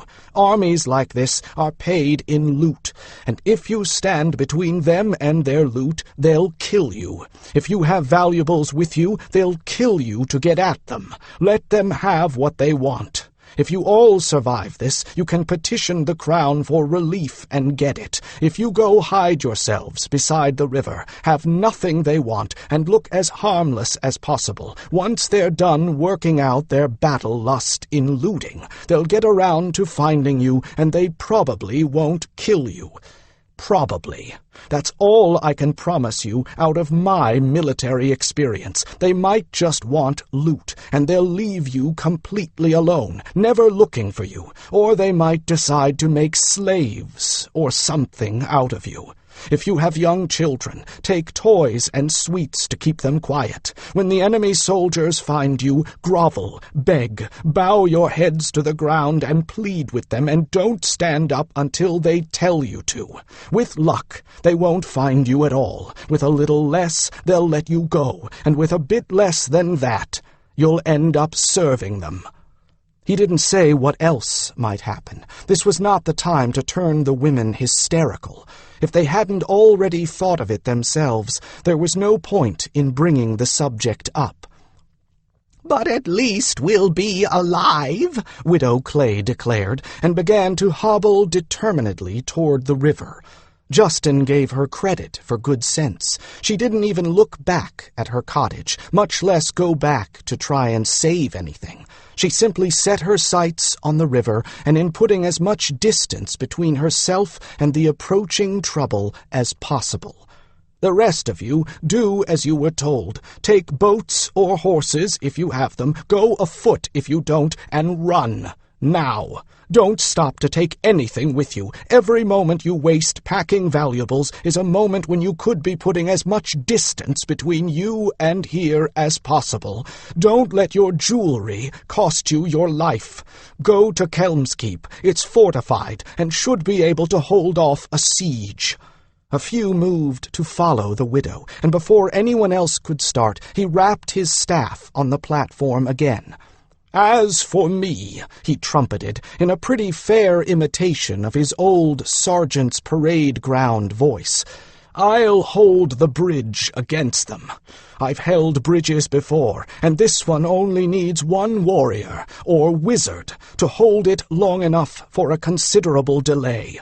The rest of you take the time I buy for you and run for Kelmskeep, or put some furlongs between you and here. Lord Brion has a real garrison of veteran fighters, and he also has ways of getting word out in a few hours to the guard. He can protect those of you who reach him long enough for the guard and the heralds to get here, relieve a siege, and drive the enemy out of Errol's Grove. If you can spare a moment, set fire to your hay and your outbuildings as you run. The smoke will help hide you and might alert others out there that there's trouble. The fire will confuse the enemy and keep them occupied a little longer. They might stop long enough to try and put it out, or they might run into burning buildings thinking there's loot and get themselves crisped. Whatever you do, if you get caught, don't fight back. Fall to the ground and beg for mercy. They're trained, you're not, and there will be many of them for every one of you. Now move!" he finished, in a bellow that startled them all out of their poses of shock. "You haven't much time. Save your lives, now!"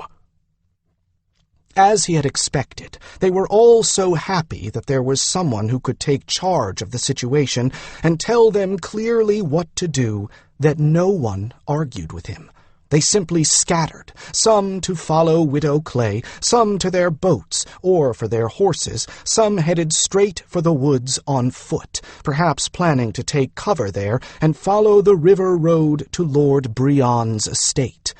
He walked slowly and calmly toward the bridge, and as he passed the inn, he saw with a mingled sense of admiration and irony that Lily had her own strategy for surviving. She had loaded a wheelbarrow with a small keg that could only be brandy wine, some mugs, and a mattress, and she was headed obliquely toward the river on the upstream side of the village. It was fairly obvious to Justin that in this situation, at least, Lily was not as stupid as everyone had thought she was.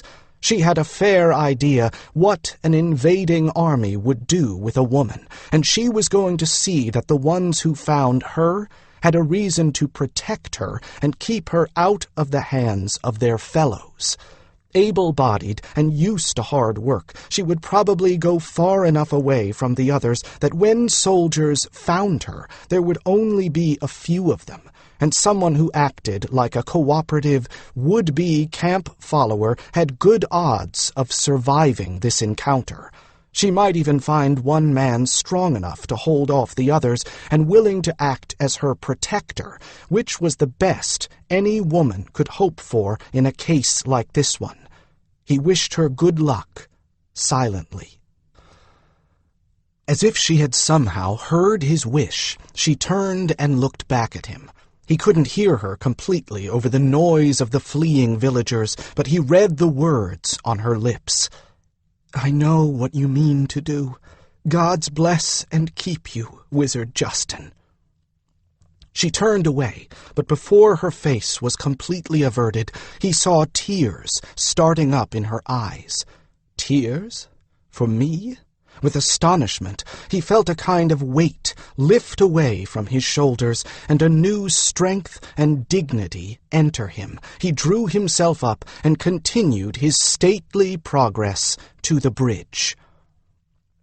No one else paid him any attention, but no one else even thought to question his plan, to recall that only a few hours before he had been the unregarded, scorned old fool who couldn't even manage to discipline a young boy.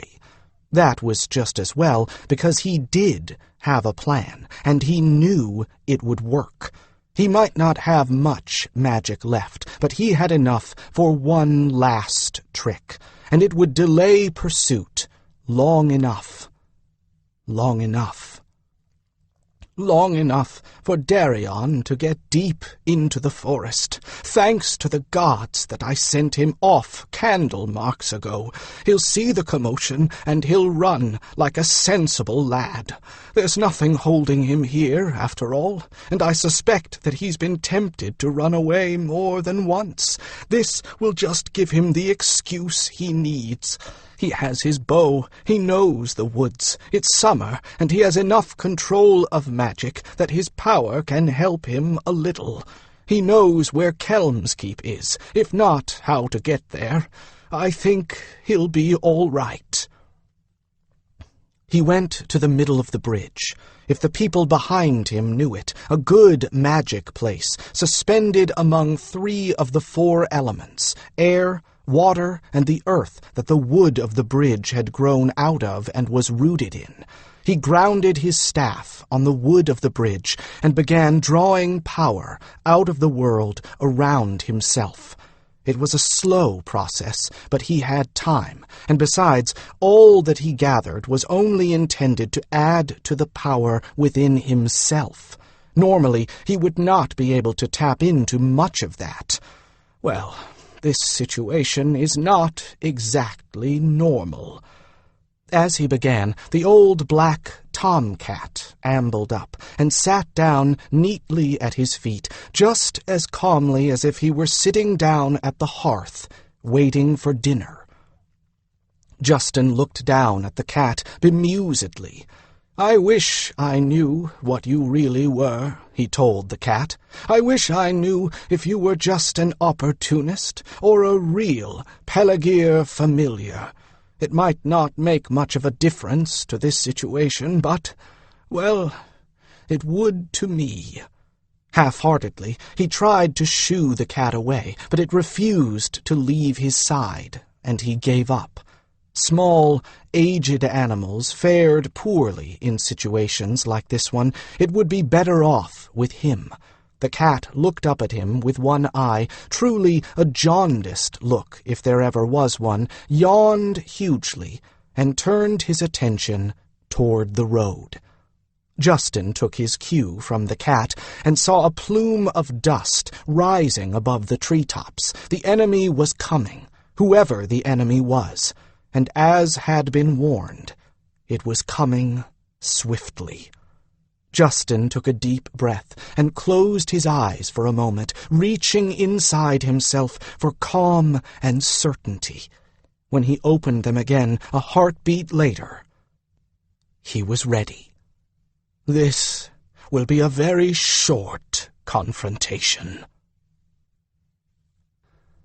Darian was out of breath by the time he reached the village. Justin wasn't in the cottage. The flames he had seen were from haystacks and sheds, and when he saw Veer throwing a flaming brand into the thatch of his own cottage, he realized that the villagers themselves had set their property aflame. Everywhere, people were fleeing as if for their lives. In the confusion, it seemed as if there were hundreds more folk than actually lived in the village, and he wondered if they had all gone suddenly mad. He coughed in the acrid smoke and stood poised in the midst of the chaos, searching for someone to tell him what was going on. Someone seized his arm. He automatically started to wrench away when, as he turned, he saw it was Kyle, the woodcutter. "You gotta run and hide in the woods, boy," the man shouted over the noise of fire and fleeing people, shaking his arm for emphasis. "There's trouble on the way, big trouble, fighters, an army, more than we can handle." He dropped Darian's arm and hobbled off toward the river, using a stick as a crutch, leaving the boy staring after him blankly. Trouble? More than they can handle? What was that supposed to mean? As Kyle had held him, the last of the villagers had left the confines of the town. Nothing impeded him but the refuse of what they'd left behind in their wake, and the fires and smoke. Pigs, goats, chickens, geese, and even cattle milled in the street, evidently turned loose by their owners. He ran up the path toward the bridge, jumping over dropped bundles and dodging the confused and panicky livestock and fowl, certain only that whatever was coming, it would be coming from that direction, since it was away from that direction that everyone was running. It never occurred to him that Justin might not have run away with the rest of them until he got around a house and could see the bridge. And Justin was standing, straight as a post, in the middle of it. The old cat sat calmly at his side, and Justin had grounded his wizard staff on the wood of the bridge, for all the world as if it was a real magical staff and not just a glorified walking stick. His back was to the village. All his attention was on the road on the other side of the bridge. Something was making a very large dust cloud on the road, a dust cloud that approached the river, and it was coming on uncomfortably fast. Darian stood stock still and stared. He felt like a fly in amber, feet frozen where he had stopped, able to observe but unable to move or speak. The dust cloud neared, approached the bridge. Now he saw what made it. People carrying weapons and things, also with glittering weapons in their hands, a great many of both. They were arrayed in evenly spaced ranks, armed and armored identically and heavily, or at least more heavily than anyone in the village militia or the guard that Darian had ever seen had been. The sun reflected brightly off shiny pike heads and helms, off shields and axes, all very strong and new-looking.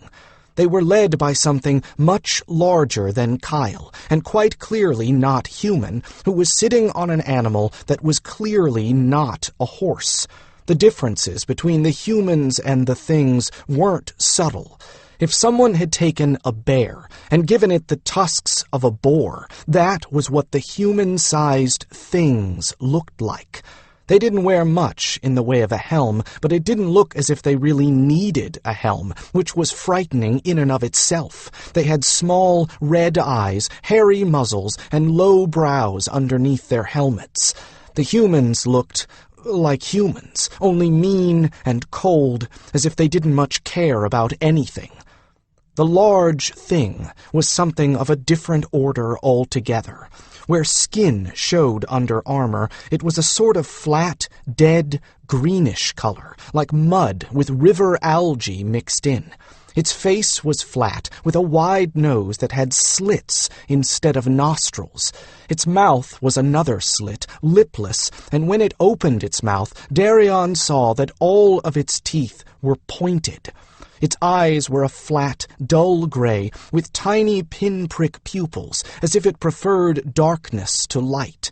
The creature it rode resembled nothing so much as a huge lizard with fat, knee-less legs and a long, fat tail. The mount didn't need armor. It had grown its own. The leading thing halted, and the entire army behind it came to a dead stop as it held up its hand. It looked at Justin, at the cat, and back to Justin. Darian expected it to laugh at the temerity of one silly old man trying to stop them all from coming across that bridge, but it didn't laugh. Instead, it narrowed its eyes and glared at Justin without saying a word. Justin simply stood there, calmly, as if he saw such things every day, as if keeping them from crossing the bridge was no great matter. Darian's heart raced. There was a roaring in his ears, and he had broken into a cold sweat. His stomach was doing flips, his throat was knotted, and he shivered like an aspen leaf. He wanted to run, to help Justin, to drag him away, to shout at least. But he couldn't do anything. Nothing in his body would answer to his will. He could only stand and watch, numb with fear. Justin seemed to grow taller for a moment, and his ragged robes gathered around him of themselves like a royal garment. He looked at that moment just like a real wizard, the kind they made songs about and painted portraits of. He looked like Wizard Killian, like a hero. The thing lifted the reins of its mount, and the lizard put one ponderous foot after the other onto the bridge, its head swinging from side to side with each pace, and the first lot of bear things followed until it and the entire first rank of creatures was crowded 6 deep behind it on the bridge. Justin simply stood there, unmoving, until the muzzle of the lizard was barely the length of his staff away from his face. Justin bowed his head in a momentary nod. Then, with no warning, the entire bridge and everything on it vanished into a sheet of flame. Darian screamed, but his cry of horror and dismay was lost in the sound of the explosion. The concussion of the blast knocked Darian off his feet and stunned him for a moment. When he scrambled back up, there was no sign of Justin or even of the bridge, just a roaring torrent of fire stretching over the river that reached from one bank to the other. Darian couldn't think, but his body wanted to live, and knew that the only way to make sure that he lived was to run. So it did, and it carried Darian along with it, even though his heart cried to join Justin in the flames. He jumped a hedgerow, and before he'd hit the ground, the hedge disintegrated and blew past him in pieces. He tumbled onto his left side and cried out, but he couldn't hear himself. Darian's vision narrowed to what was before him. Losing his peripheral awareness, his mind obsessed only with being on his feet again and running for all he could gain. He ran as he had never run before, hardly conscious of anything but picking the path in front of him. Bits of flaming debris from the bridge flew through the air and landed in his path in the thatch of intact cottages, setting them afire. He scattered a flock of chickens before him as tongues of flame licked at him and smoke blew into his eyes, confusing him and making it hard to see as he choked and coughed. He didn't rightly seem to be in control of his body at all. He was carried along, a stunned passenger in a vehicle that had its own ideas about what it was going to do. It wasn't as easy running through the village as it usually was. There were fires everywhere now, and debris and more of the things that the villagers had dropped as they escaped littered the usually orderly pathways. He had to double back and circle around obstacles so that his path through the village to the safety of the forest took on the twisted quality of a nightmare. There was a lot of noise behind him, shouting and splashing, and as soon as he broke free of the houses, he turned for an instant and discovered that the enemy had found the ford that the bridge had replaced. They had come up along either side of the burning bridge, flanking the village, and were already running up the riverbank, cutting him off from the woods. But there weren't many of them yet. They were all human, and they were spaced quite far apart. He was most of the way across a field of waist-high wheat when the first one spotted him and shouted. The shout acted as an added incentive, not that he had needed one, but somehow he managed to put on another burst of speed and shot past the 2 men nearest him, bursting through the underbrush and into the woods. Here he was at an advantage, for he knew the paths and they did not. It wasn't possible to shoot at anything moving as fast as he was, for the paths twisted and turned, with foliage making it difficult to get off a clear shot. He heard men floundering through the undergrowth for a while, but after a bit they gave up their pursuit of him. He continued to run through the thick green forest, pelting headlong down the path, his feet thudding in the dirt. By now his initial burst of energy had worn off, his lungs and legs burned, and he had no choice but to slow his mindless dash. Once he lost his momentum, he woke out of his trance. Strength just ran out of him. He had to slow, and then finally to stop.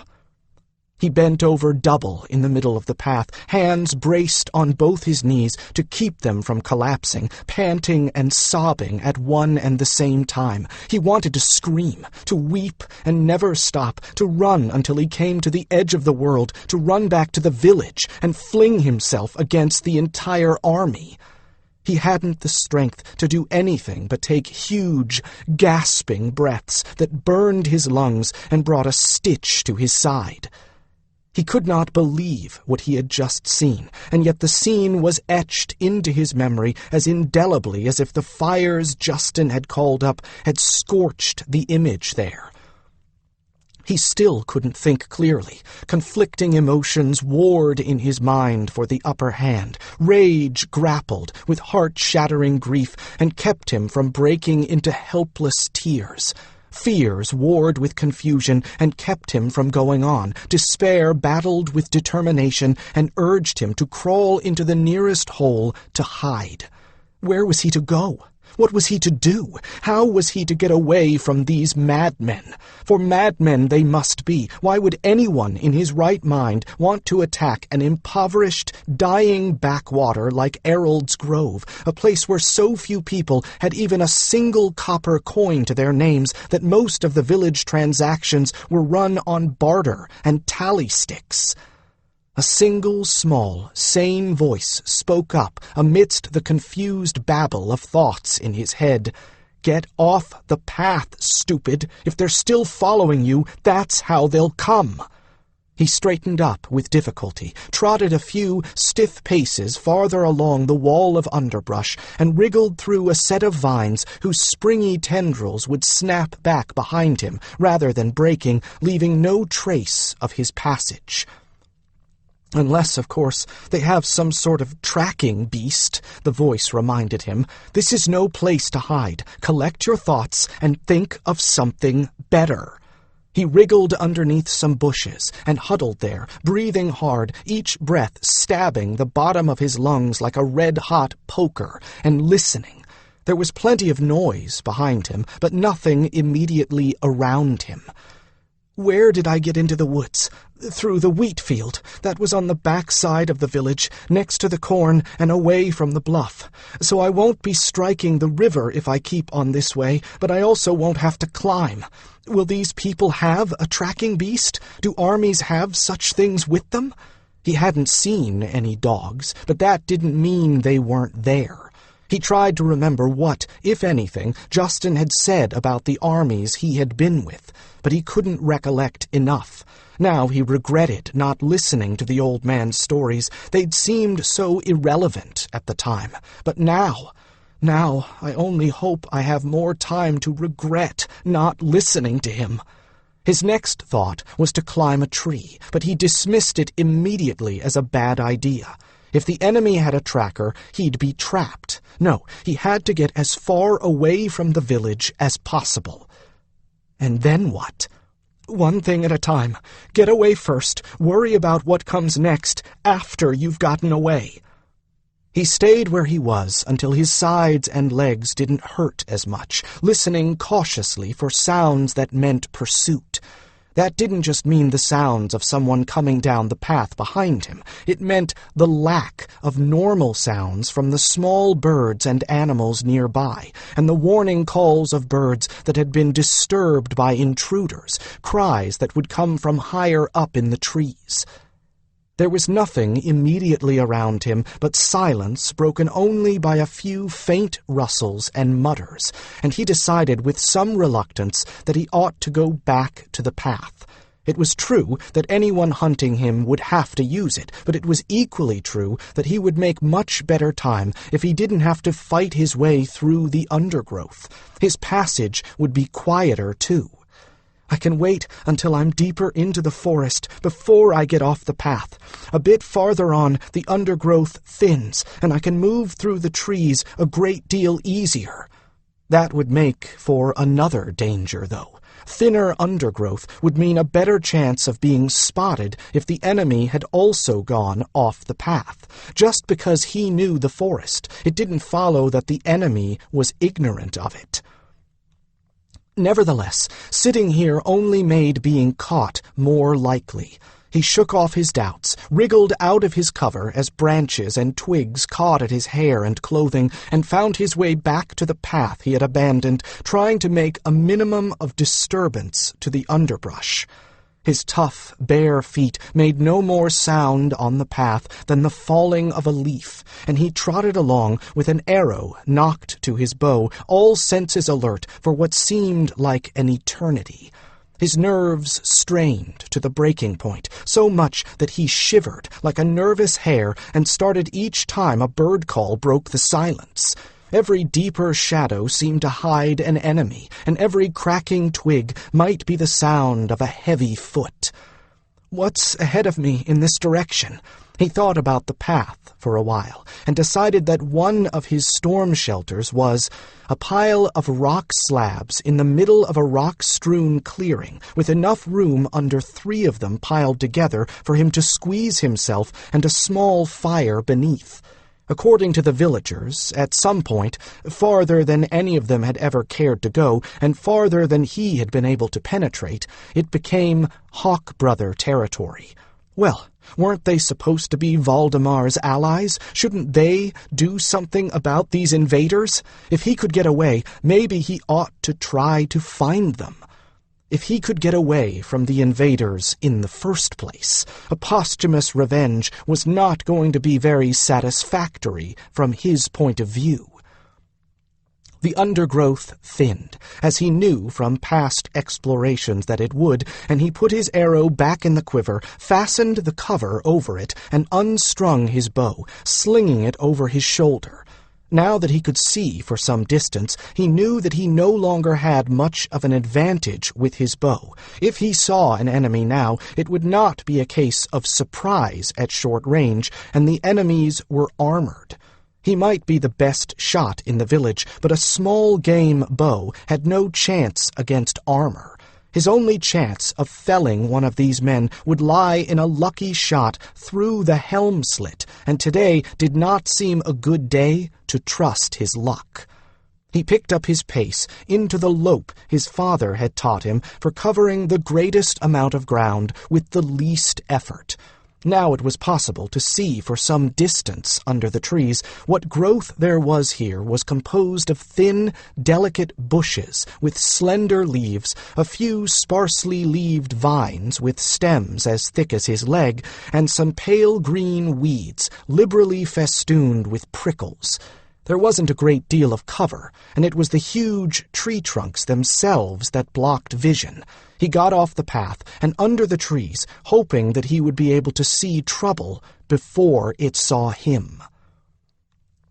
A few furlongs farther on, he ran into the enemy's second line. He literally ran into it, a patrol of 3 mounted men. He rounded a huge tree trunk, and suddenly there they were, their horses shying away from the unexpected intruder.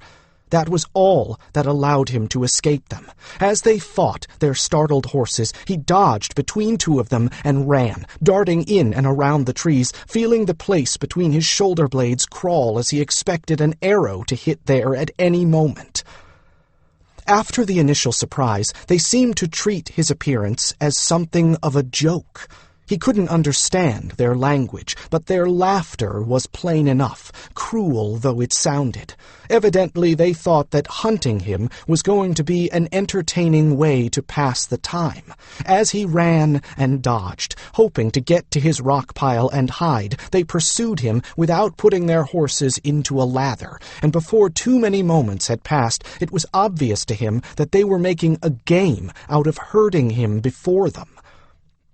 He glanced back once or twice and saw that they'd taken off their helms and gorgets, and both were dangling from the pommels of their saddles by the straps. That only allowed him to see their faces more clearly, and what he saw in those brief glances chilled him. These were cold and hardened men who were getting a great deal of cruel amusement from playing with him as a cat plays with a terrified mouse. They clearly thought he was as soft as one of the villagers and wouldn't last long before tiring, and they had every reason to believe that. He was skinny and looked younger than he was, and they were on horseback. If they could get him running in a straight line, they could easily tire him out and run him down. So he wouldn't run in a straight line, and he would try to get to his rock pile where horses couldn't go without breaking an ankle. Once he got wedged into his hole, he could draw his knife and keep them at bay. And then what? Well, maybe they'd get tired of trying to pry him out. At the moment, this was his only hope, faint though it was. He dodged around a tree, waited until they thundered past him with his back pressed against the bark, and then made a dash for another temporary obstacle in the form of a patch of vines. He dove into those, rolled beneath them, and came out the other side while they were still hacking their way through the stems with their swords. Now he saw the sign that he was nearer his goal than he'd thought, a tall, standing stone shaped like a finger pointing straight upward. He dashed for that, ducked around it, dove and scrambled beneath a bush as one of the men charged him with an incomprehensible shout.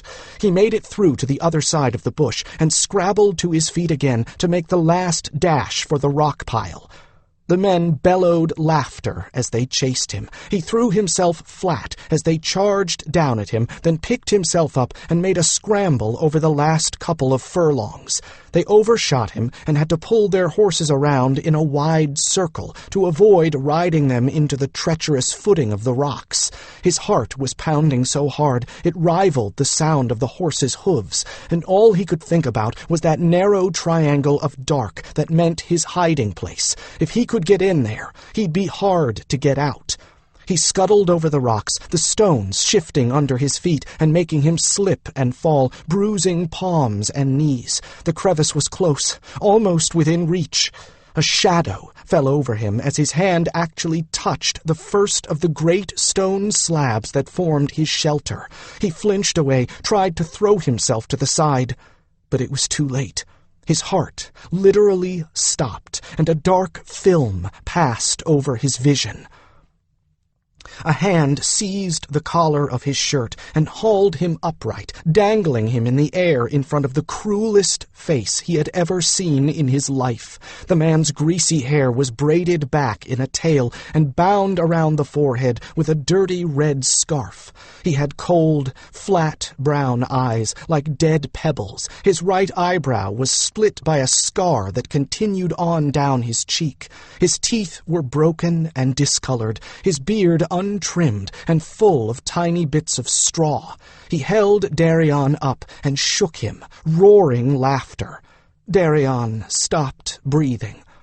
He was the biggest man Darian had ever seen, bigger than Kyle, and every muscle of his arms and legs under the sweat-damp, dirty skin was rock hard, and a great deal of those arms and legs showed beneath the metal corselet and thigh guards. The armor was very nearly too small to protect him adequately. He said something to his two companions and chortled, shaking Darian again. He smelled, too. Bad breath and rank sweat and rancid grease all combined to make him stink like a sick and unclean animal. Darian's mind went blank. He hung limply in the man's grasp, waiting for whatever the man was going to do to him. Whatever it was, it would probably be very bad. The other two remained on the horses at the edge of the rock field, shouting encouragement to their fellow. Whatever he planned to do, they obviously approved of. Darian wondered if it would hurt for very long. "Please," he pleaded silently, hoping some god would listen. "Let it be over quickly." At that instant, the shaft of a white feathered arrow appeared in the man's throat, as if conjured up by his prayer. The man's eyes bulged, blood sputtered from his lips, and his hand came up to claw at the arrow that Darian hadn't even heard pass over his own shoulder. 3. Snowfire Kevala, a hawk brother of the Kevala clan, had only twice or 3 times before this mission ever been inside the border of the land called Valdemar. He considered himself only passably and imperfectly acquainted with the customs of these Valdemarans. He thought of himself as a good scout, an excellent hunter, and an indifferent mage of no better than master level, but not any kind of an expert on their affable foreign allies. But he did know this much. Law-abiding, mounted Valdemaran fighters of whatever ilk did not chase young boys afoot without a very good reason. They certainly did not chase such boys in the manner of a cruel game, taking pleasure from the child's obvious fear, nor would they do so with clear intent to harm him. Therefore, when Wheel, his bond bird, came flying silently out of the treetops, projecting urgent images of just that into his mind, Snowfire did not need to ponder diplomatic contingencies to make a decision. Wheel made one of his rare calls, warning him that he was coming down. The bird's call was a long, profound bass note, like a thunderous breath, deeper by far than that of a more common hoot of an owl of normal size and breeding. Snowfire held up his arm with the heavy wrist-to-shoulder leather gauntlet on it and prepared for Wheel's landing. As Wheel dropped out of the canopy with his wings spread wide to slow his glide, Snowfire braced himself. He had to. Wheel was easily 3 or 4 times the size and mass of most bond birds, and twice the size and mass of a normal eagle owl. Even with no intent to harm, simply landing came as something of a shock to the one Wheel was landing on. Feet the size of Snowfire's hand closed relatively gently on his arm upon impact, and through a triple thickness of leather he still felt their potentially lethal strength. Snowfire endured the buffeting of Wheel's wings for a moment as the bird steadied himself. Then Wheel folded his massive pinions and settled on Snowfire's arm. Snowfire stared into the round, golden eyes and opened his mind fully to his bond bird. Wheel showed him images from above, of course, but every detail was unnervingly sharp. There were 3 well-armed but ill-kempt fighters on horseback, apparently patrolling through the tall trees. Through Wheel's memory, Snowfire saw a thin boy with a bow, and not much else, suddenly blunder in among them. The boy ran. The fighters followed, making a game of letting him stay just far enough in front to make him think he might escape, taking pleasure in herding him. "Guide me," he told his bird, and with an effort that drove a short grunt from him, he cast Wheel up into the air. The bird spread his wings, and with powerful downstrokes drove himself upward. "What passes?" his mount asked, tossing his long, curved horns and tilting his head so that the intelligent eyes faced Snowfire. "Nothing good," Snowfire replied, dismounting. He told the Daihili stag, who was his partner, to go back to the others with a message that he had been detained and why, then got his bow and quiver down from the roll tied to the Daihili's cream-colored saddle pad that nearly matched the stag's creamy coat. "Are you certain you wish to do this afoot?" the stag asked, flicking his ears with aloof interest. "No point in making it obvious that I'm not of Ke Valdemar," he replied, stringing his bow with a little effort. "Besides, if these ruffians see you, they'll probably shoot you for meat." The stag snorted with affront and disgust.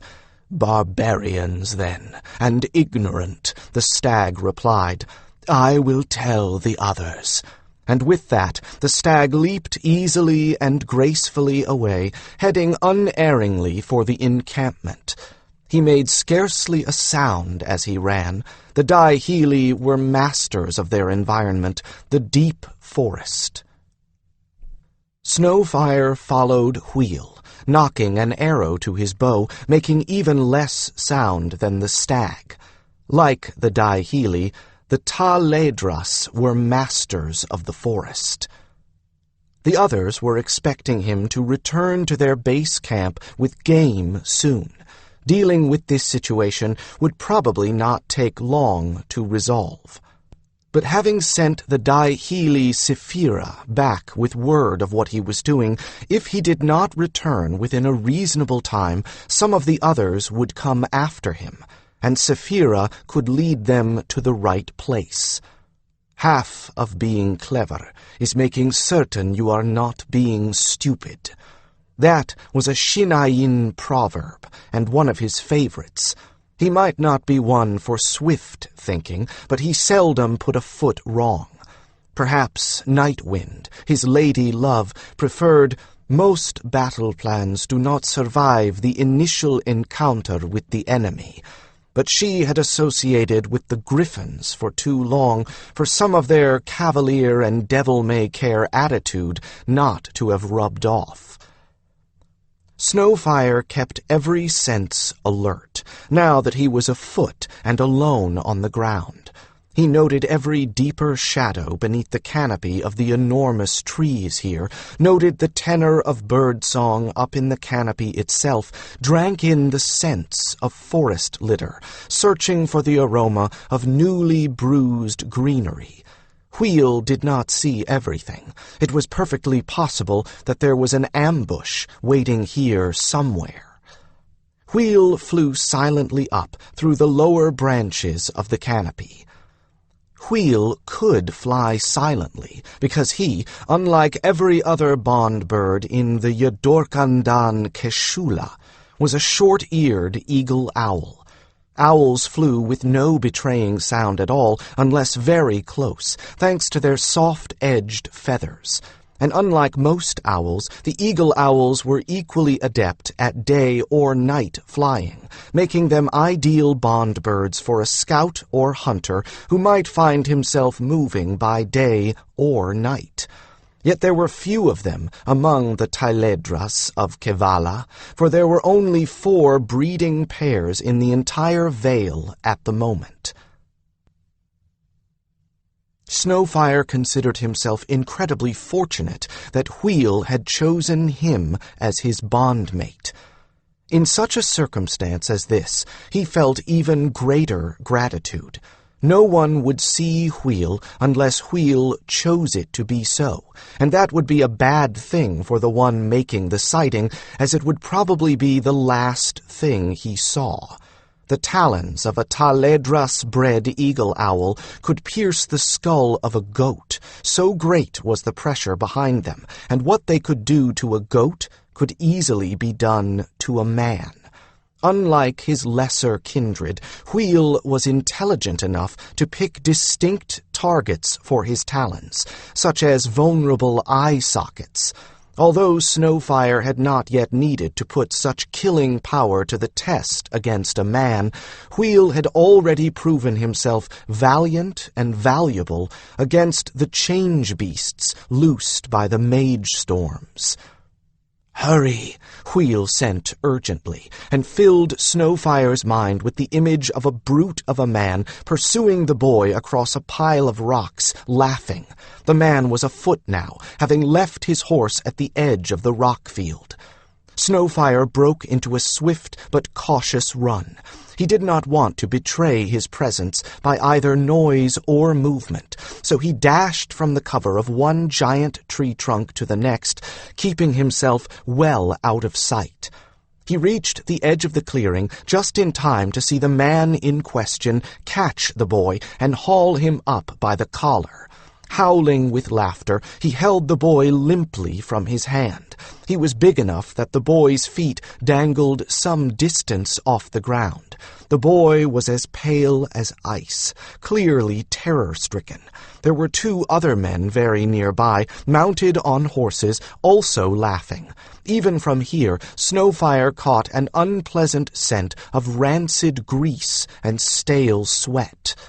Snowfire eased into the cover of a brush-covered boulder held in place by the massive roots of a nearby tree. Between the mottled shadows at the edge of the clearing and the camouflaging effect of his scout gear, that was quite enough cover to keep him invisible. One of the mounted men called to the one with the boy. They did not speak Valdemaran, but one of the mountain dialects of the north. "You caught your rabbit, Cor. Now, what are you going to do with him?" called the first one. Snowfire held down his anger. The boy wasn't hurt yet, although he clearly expected something terrible to happen to him. A mountain barbarian doesn't normally kill an unarmed captive. They do take slaves, though. "He's too small for a work slave, but he's pretty enough," said the other mounted man. "You gonna keep him for a body slave?" A body slave? Do they mean what I think they mean? "Maybe, if there ain't enough women to go around," the one holding the boy called back, laughing even harder. That was all he ever said again. Filled with fury at his words, Snowfire acted on impulse as he rarely did, rose out of the shadow of the trunk he hid behind, and fired. The arrow, fletched with owl feathers, flew as silently as wheel, and as surely, burying itself in the soft tissue of the man's throat. Even as it was still in the air, Snowfire had pulled a second arrow from the quiver at his belt and was sighting it. The man made a gurgling sound and reached frantically up, pawing at his throat with his free hand as the second arrow sped to join the first.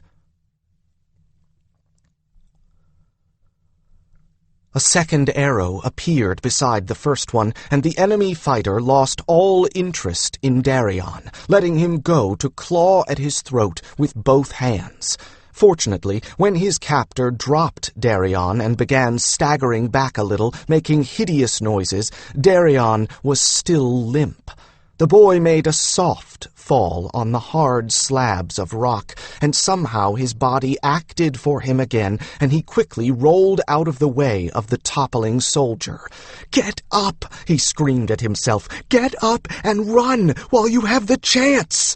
As Darian scrambled to his feet, scraping himself on the rough surface of the rocks, he instinctively turned to look in the direction from which the arrows had come. For just an instant, and no longer, he saw a strange-looking man in the shadows of the forest on the other side of the rock pile. He was dressed in mottled green and brown clothing, and although he didn't look old, and certainly didn't act old, his long, oddly cut hair that was braided in a few places and dyed had stark, silver-white roots. He had an arrow knocked at full draw on his bow, and he loosed it, just as Darian heard something whistle past his ear from somewhere behind him. He ducked to the side instinctively. One of his tormentors had returned an attack to the bowman from the woods. The stranger uttered a brief exclamation as a fighting knife buried itself to the hilt in his arm. He dropped out of sight, vanishing so far as Darian saw, and behind him Darian heard a harsh cry, a startled snort, and the sound of something heavy falling.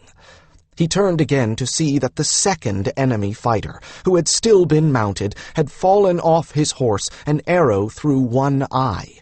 The soldier lay on the ground, twitching his hands. His head jerked once as he died, then the body was still. The horse shied, but moved only far enough to join the other dead fighter's horse. Both of them paused a moment, then started cropping the thin grass as if there was nothing whatsoever the matter.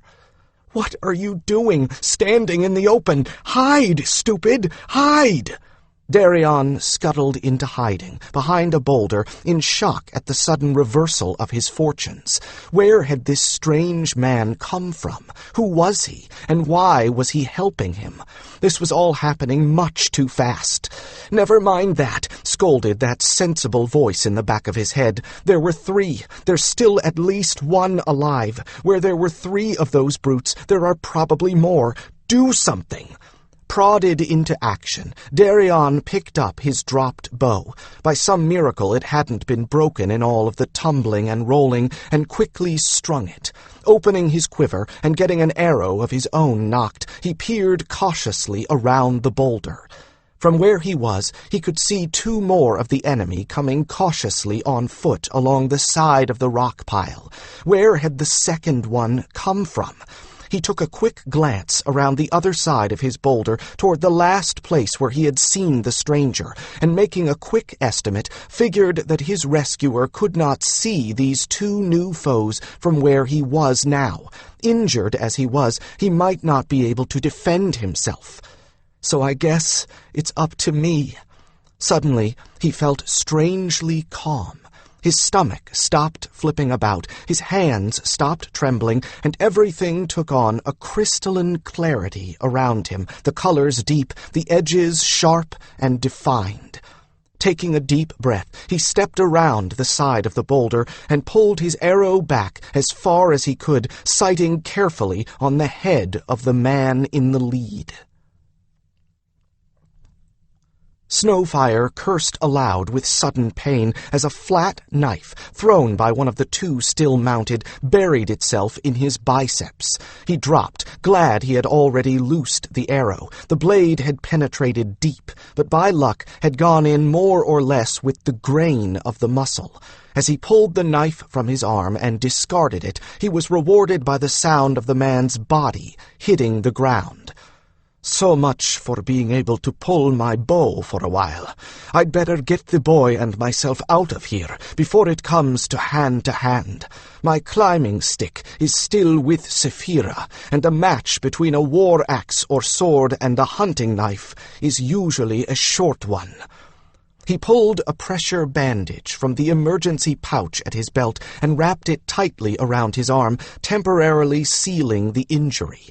A brief caress of power melded the end of the bandage into the wrap. The large magics were difficult these days, but the very smallest still worked reliably, making him often glad that he was of no higher power than a master. He had always depended on the use of small magics, not large, and the loss of the ley lines and the nodes was of no great import to him. But he didn't have much time. There was at least 1 fighter still alert and active out there, perhaps more, and he himself was now wounded and not capable of drawing a bow without breaking the wound open and making it more serious than it already was. And also, to the point, he had just dispatched 2 of the enemy with arrows that shouted Taledras, as clear to read as if he had branded the corpses with the sigil of Kevala. So he had 3 things to do now: rescue the boy, take care of the betraying arrows, and get both himself and the boy out of there before any more enemies appeared. "2 come," Wheel said, showing him where and how fast they were moving. Both had abandoned their horses and were creeping toward him afoot and separated. "2 more, but from farther. They heard the pursuit of the boy, maybe. They do not hurry, but will come soon. Can you protect me while I move toward the boy?" Snowfire asked in return. The reply was not so much in words as in feelings, a sense of contempt that he had asked so simple a thing.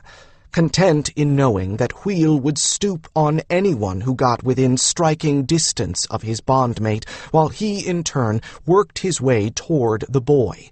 Snowfire began easing his way to the other side of the rock pile. His wounded arm kept sending lances of fire up his shoulder, but he had hunted and fought with worse. And since it wasn't bleeding badly now, he knew he could afford to ignore it until he was in a safer position. He kept himself as much under cover as he could, but through Wheel's eyes he saw that the boy had gotten himself under the concealment of a boulder and was in the process of stringing and readying his own bow. Good, he thought with some satisfaction. So he's not helpless, and he's no coward, and he can think and plan for himself. He isn't counting on me to come to his rescue beyond what I've already done. Nevertheless, he couldn't be allowed to take a shot. At the moment he was being ignored as insignificant while the fighters concentrated on Snowfire as the real enemy. That puny little small-game bow didn't have enough power behind it to do much damage, unless the boy got a lucky eye shot. All that would happen was that the two fighters, still within striking distance, would stop ignoring him and count him as an enemy, and there was no doubt that they would not hesitate for a moment to kill him. While he was unarmed and only trying to flee, their customs counted him a non-combatant. The moment he raised an arm against them, he was a fighter, since their own boys entered a warrior society when no older than this boy. Snowfire got to the boy just as he stepped out of cover and prepared to fire. He reached out and grabbed the boy by the collar with his good hand and yanked him down into cover. Again, poor lad, he must feel like a kitten being mauled by now. Quick as a thought, before the boy could cry out, he muffled the boy's mouth with his other hand for a moment and put his finger to his lips, miming a message of silence, the way Valdemarans did. The boy's eyes were as wide and round as a pair of fat plums, and for a moment as blank as mirrors with the shock of so rude an introduction. But he recovered quickly, obviously guessed at what Snowfire wanted, and nodded vigorously. Satisfied, Snowfire let him go, and he quickly got his feet and hands beneath him and backed into hiding beside the Taledras. "Wheel, where are they?" he silently asked his bird. The owl showed him. The two nearest enemy were crouched under cover of a bush at nearly the opposite side of this rocky clearing. The other two had left their horses, which pleased Snowfire, and were making their way on their bellies to join the first two. None of them had bows, which pleased Snowfire even more. "They must be planning to jump on me all at once," he decided. "The only problem for them is, I'm not where they think I am." He thought for a moment, measured distances in his mind, and formulated a plan. "When we run, spook the farther horses," he told the owl, and motioned to the boy to stay where he was. He took 3 arrows from the boy's quiver and wriggled his way to the first body, where he replaced the 2 Taledras arrows with the boy's. Then he worked backward to the second body and did the same with the last arrow. It was a good thing that he'd picked barbless game arrows when he blindly drew in the heat of the moment. They had broad heads, but tapered back to the shaft, and were in fact meant to be easy to draw out. Barbed, man-killing arrows, on the other hand, were meant to be difficult to remove from a wound. His hunting arrows came out with very little trouble, and he inserted the boy's arrows with no problem. With such optimal targets, someone with his level of skill would have been just as lethal with the light Valdemaran arrows as his own. The fact that the boy's bow wasn't heavy enough to have given the arrows the power to penetrate as far as they did was of no significance, for the enemy had seen him and knew that he had made the shots, not the boy. He only wanted them to think that he was Valdemaran, not Taledras. The closer view confirmed his guess that these were northern barbarians, wearing bear tokens, and surely smelling much worse than even the filthiest of animals. You would think that they would emulate the cleanliness of their totems, but no. Satisfied now that he had removed all the traces of Taledras activity that a likely uneducated soldier would recognize, he carefully worked his way to within sprinting distance of the horses belonging to the 2 men he'd killed, and took a deep breath. This would be their only chance of getting out of there without having to get into hand-to-hand combat with at least one of the enemy. He would have one opportunity for surprise, so his plan had better work right the first time. He made another survey of the area through Wheel's eyes, waited for his moment, and sprang. Darian had been so taken by surprise by the stranger's appearance that for a moment he had just stared blankly at his rescuer while the man held one hand firmly over his mouth. The man held a finger against his own lips while staring penetratingly into Darian's eyes. Darian had never seen eyes quite so intensely blue before. Meeting their gaze was like falling into an icy pool, and it took his breath away just as surely. After a moment, Darian realized that he was miming for Darian to be quiet. He nodded vigorously. After all, the last thing he wanted was to draw attention to both of them. Satisfied, the man released him, and Darian got his arms and legs underneath him and scuttled his way back into deeper cover with the stranger between him and the enemy. The stranger had already bandaged his knife wound, which astonished Darian. But after a moment, it was obvious why he had done so. He hadn't wanted to leave a blood trail, and the binding would make his arm at least partially usable for a while. Now what, he wondered, as the stranger mimed for him to stay where he was and keep very still. He nodded again to show that he understood, and to his continued surprise, the stranger took 3 of his arrows out of Darian's quiver and began working his way very flat to the ground and snake-like through the rocks. He kept going until he came to the body of the man who'd first grabbed Darian. Darian couldn't see what he did there, but a few moments later he came back into view and slithered his way to the body of the man who'd thrown the knife at him. Now Darian had the advantage of elevation, for the rocks where he was hiding were a bit taller than the forest verge where the man had fallen from his horse, and he was able to see what the stranger did. Fortunately, those same rocks blocked the view of the enemy across the clearing. To his puzzlement, Darian saw him carefully work his own arrow out of the wound that had killed the enemy and insert Darian's arrow in its place. Now, why is he doing that? He didn't have long to puzzle over the question, for as soon as the stranger had finished his odd task, he tucked his own bloodied arrows sideways into his belt, gathered himself, and leaped like some great cat for the reins of the nearest horse. The second horse shied and bolted, pounding off into the forest, but the stranger had the first one caught by the reins. The horse reared and danced, but the stranger held him firmly, and as soon as the beast had all 4 hooves on the ground, he swung himself up into the saddle before Darian could blink. Without thinking, Darian stood up as the stranger wheeled the horse around on its hindquarters and dug his heels into its sides. It surged forward toward Darian, and the stranger leaned over its neck, stretching a hand out for him. Darian instinctively reached toward the stranger, who grabbed his arm, hand firmly around Darian's elbow as they plunged past. With a grunt and a gasp of pain, the man pulled Darian over the front of his saddle and sent the horse racing off into the deeper forest. This was by far the least comfortable way to ride that ever existed.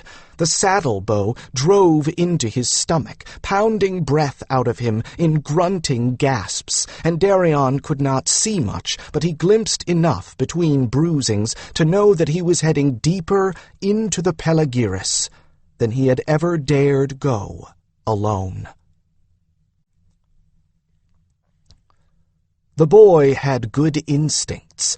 He could not have reacted better if Snowfire had outlined the plan in advance for him. He stood up automatically when Snowfire leaped for the horse. Snowfire managed to get the reins in his good hand, not his bad one, so when the horse reared and tried to bolt like its mate, he was able to hold onto it. The moment the horse had all 4 hooves back down on the ground, Snowfire flung himself into the saddle. Since the boy was perfectly positioned for a pickup, even to the point of having one arm extended, Snowfire dug his heels into the horse's side and urged it into a leaping run. The boy was close enough that the horse had not gotten any kind of speed up before it reached the lad. Snowfire leaned down from the saddle, seized the extended arm, caught the boy's arm at the elbow, ignoring the pain from his wounded arm, and hauled him up over the front of the saddle like a sack of meal. It was a good thing that the boy was so small and thin, or Snowfire wouldn't have been able to manage the feat. As it was, he felt his wound break open under the bandage and tear, and a surge of warm wetness saturated the bandage just after the searing of renewed pain. 2 more strides, and the horse was in full gallop. Meanwhile, the pounding of hooves told Snowfire that Wheel had managed to spook the other 2 horses into panicked flight, hopefully without being seen by the distracted soldiers. That should delay pursuit nicely. Good. By the time those brutes manage to catch their mounts, we'll be long gone, and the other horses will be too lathered to follow at any kind of pace. Nevertheless, Snowfire was not about to slacken his pace, especially not here, where the ground cover was so thin and sparse that the horse could gallop safely through it. Snowfire guided the running horse in among the trees, allowing it to set its own speed. At the moment, it was so spooked by his appearance and his cavalier handling that it just wanted to run, and he was disposed to let it. He simply used reins and weight to control where it was going, weaving his way in and out among the massive columnar trunks, his main effort bent toward herding it in the direction of the stream he and Saphira had passed on his way here.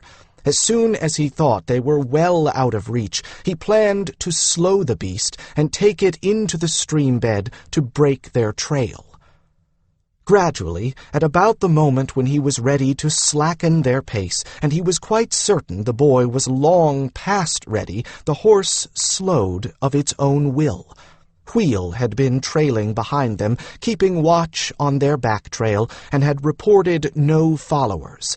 Now he sent the owl back to see if the barbarians had managed to organize themselves. He hoped not. He hoped they'd cut their losses and report to whoever was in charge of them that a huge force of Valdemaran warriors had used a child to lure them into an ambush. He rather doubted that they'd tell the truth, not with 2 dead and their horses run to exhaustion and nothing to show for their efforts. By the time they reached the stream, the energy and excitement that had sustained him had worn off, and his wound was bleeding freely. It had soaked right through the bandage and was going to make a right mess of his tunic if he didn't do something about it soon. Wheel reported no pursuit at all. The horses were evidently not at all fond of their masters and were nicely evading capture. The men didn't have anything with them to tempt the horses into allowing them near enough to grab the reins either, which was certainly a mistake on their part. That argued further for their being barbarians out of the northern mountains. They weren't used to horses or riding up there, and wouldn't have figured out that if your horse didn't like you, he wasn't disposed to coming back to you once he'd gotten rid of you, and if that happened, your only chance of catching him was to have something the horse wanted on your person. The horse he was on didn't much want to wade into the slippery stream bed, but Snowfire used a little mind touch to persuade it, muttering to it absently, reminding it with images and feelings how good the cool water would feel on its hot legs. Finally, it stepped gingerly down into the water, and Snowfire allowed it to pick its way carefully among the rocks. Interestingly, the boy hadn't so much as uttered a sound in all that time, and he didn't squirm or show any sign of discomfort, though he had to have been beaten raw by now. Snowfire hoped that his Valdemaran was equal to dealing with the child. He had picked it up mind to mind from one of the guards at the next-to-last site his group had worked, but until he tried to talk to the boy, he wouldn't know if it was equal to communicating with a possibly terrified child.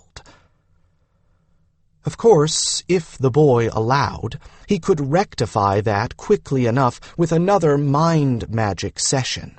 That was how he knew some of the dialects of the northern barbarians. He'd picked them up from a bold fellow who actually went up there to trade for furs. Snowfire had gotten a great deal of information from that hardy soul. He'd learned, for one thing, that once the barbarians accepted a person as a bona fide trader, he had near immunity among them. It's an extension of their traditional immunity granted to tale spinners and history singers, Sean had told him, and laughed. But I suspect that it stems more from their greed for pretty baubles and fine fabrics than it does from any real interest in news of the outside world. At least they're bright enough to know that if they kill the trader who brought the goods, there won't be any more to follow him. The question in Snowfire's mind was, what brought northern barbarians down into Valdemar? He hoped that there were only a few of them and not an army. There had been trouble on the northern borders before, and that was when they knew that it was guarded by the Forest of Sorrows. If they had learned that Sorrows was no longer tenanted, well, he would concentrate for now on the immediate problem, what to do with the boy, stopping his bleeding and getting back safely to his base camp. Snowfire pulled the horse to a halt after they had ridden for several furlongs through the stream bed itself. By now the horse was cool enough that he could allow it to drink, and he really needed to re-bandage that wound before the blood loss became a serious impediment to his performance. He got them all over to the stream bank, coaxed the horse up onto solid ground, let the boy get off, then dropped off the horse's back himself.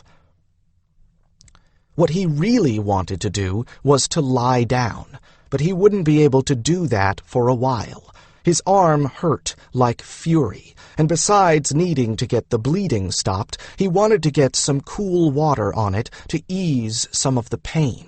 There was only so much pain dampening he could do, after all, on limited endurance. Taledra scouts were durable, but he had just been through a fight, and the aftermath of a fight could leave anyone feeling as if they'd run the length of the Pelagirs.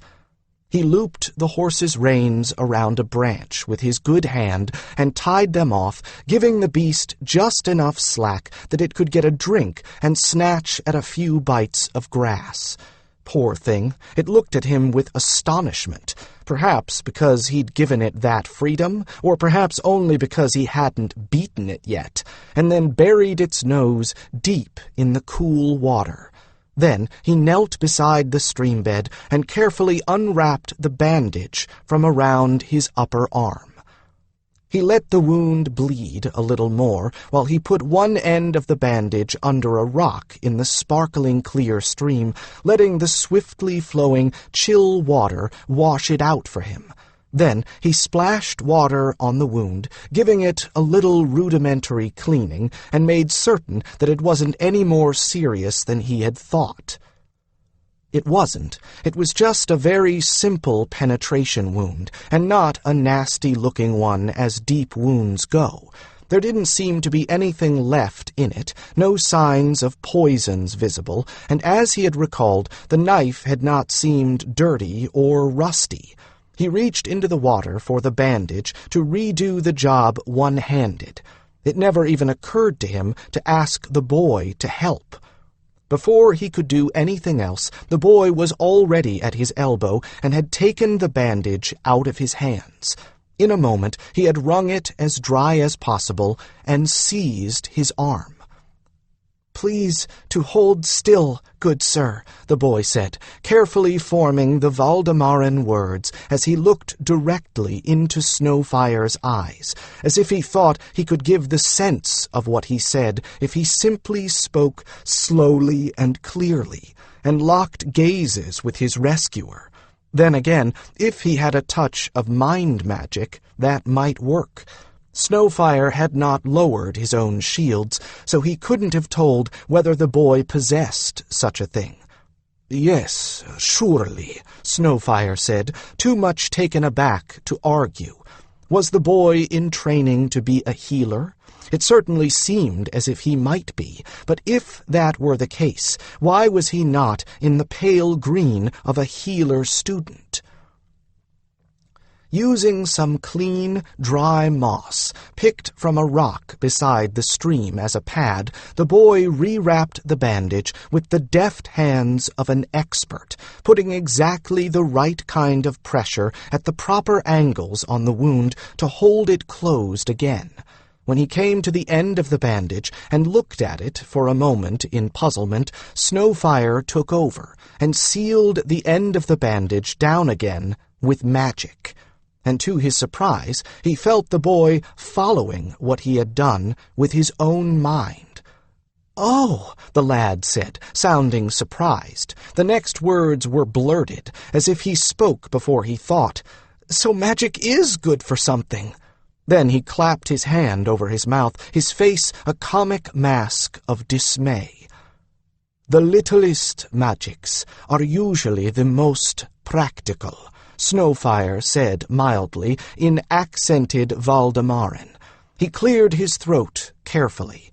"I am Snowfire Kevala, scout of the Taledras, or as you say, Hawk Brothers. I return now to my own people, in a place we have made for ourselves." The boy ducked his head awkwardly, but his eyes were alive with mingled curiosity and apprehension. "My name is Darian," he said simply. "Darian Firkin, and, thank you. I thought they were going to kill me. I do not think that what they had in mind for you would have been pleasant," Snowfire said carefully, unsure of how much or little to tell the lad.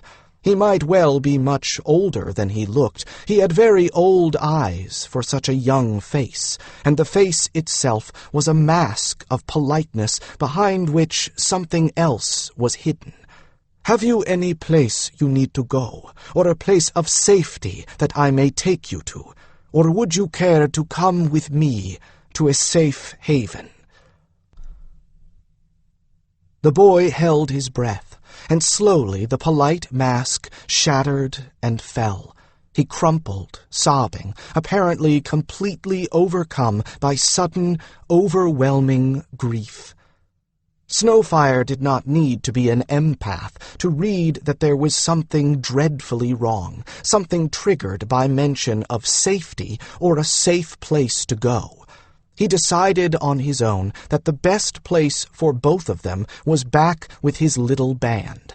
Whatever had gone wrong had evidently been horrible, terrifying. It likely had a great deal to do with those barbarians, and was probably something that he and his people urgently needed to know about.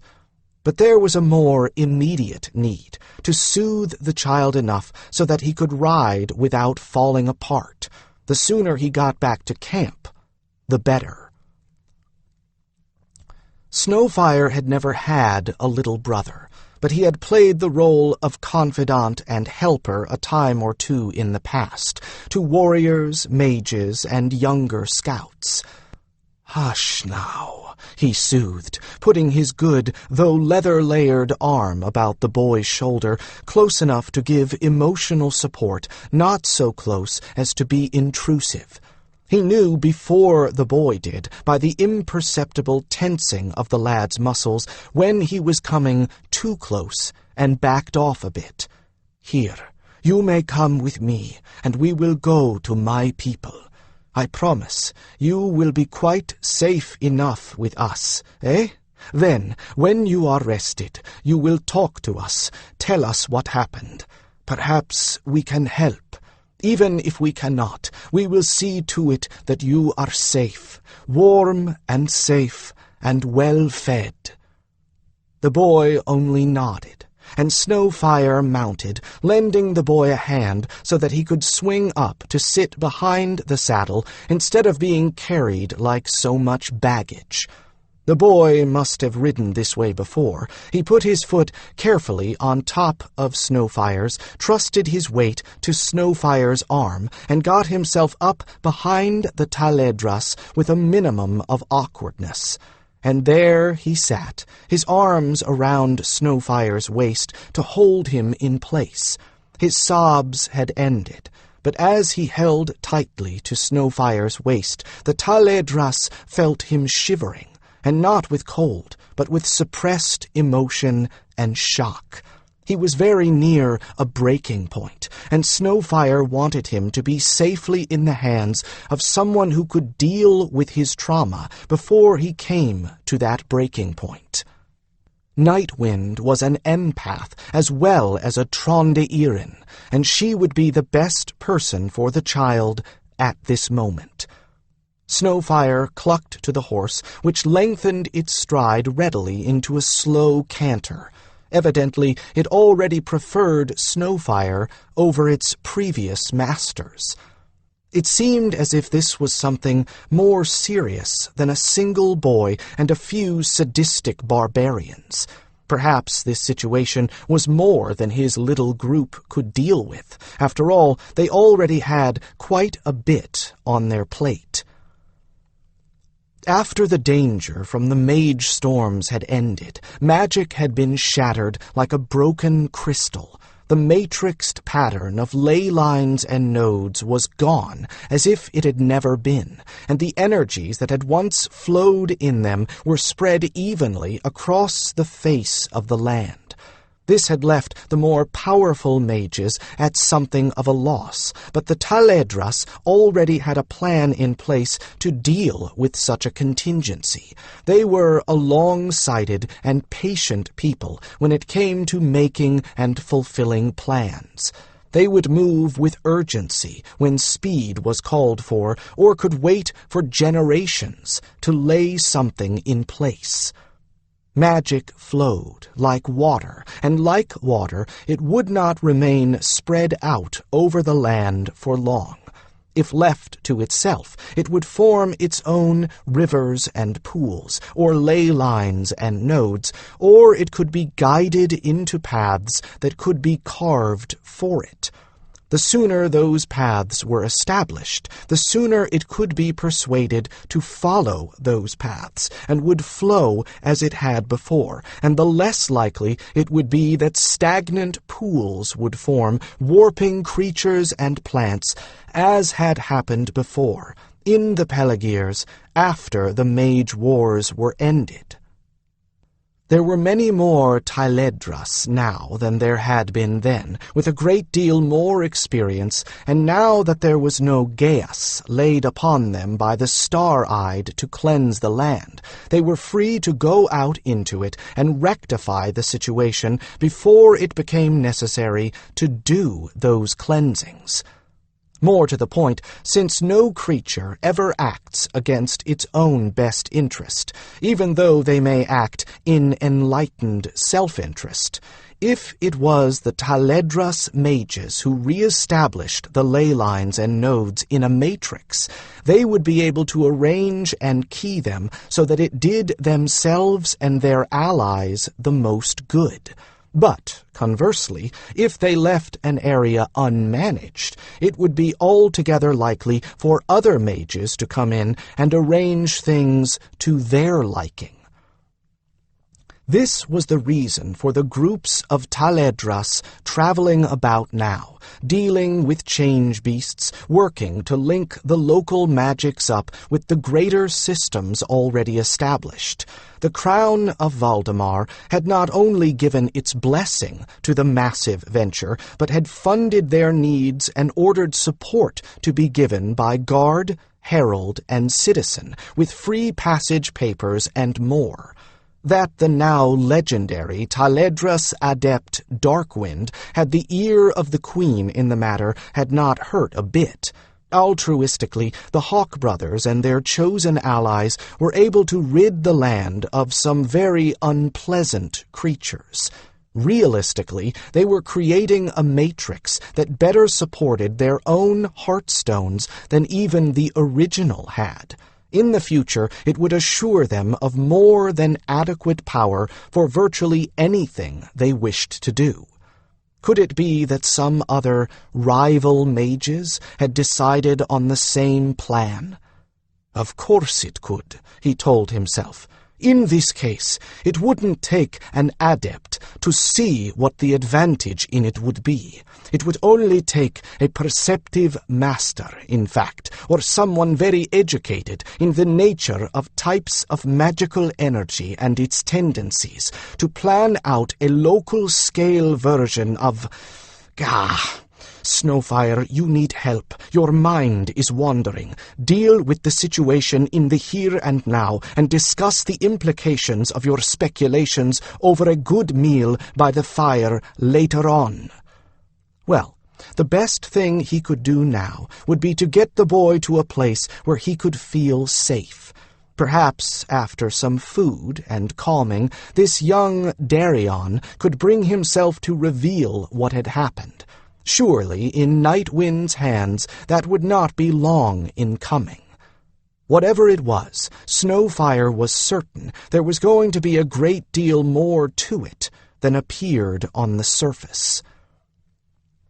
Snowfire was so deep in his own thoughts that it startled him when the boy spoke.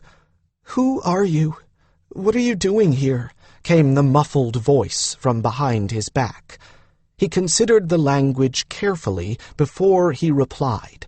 He did not want to answer the wrong question and give the boy the impression that he was being uncooperative. "Myself specifically?" he asked. "Or my people? There are more of us here, not far from here, as I told you." "Your people," Darian answered, and Snowfire felt him take one hand off of Snowfire's waist.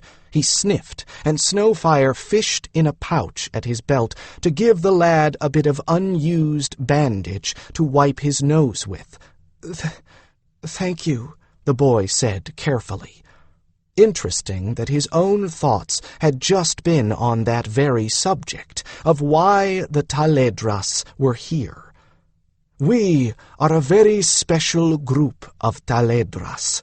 Your people call us Hawk brothers, usually, and we are here for a number of reasons, which all mesh together.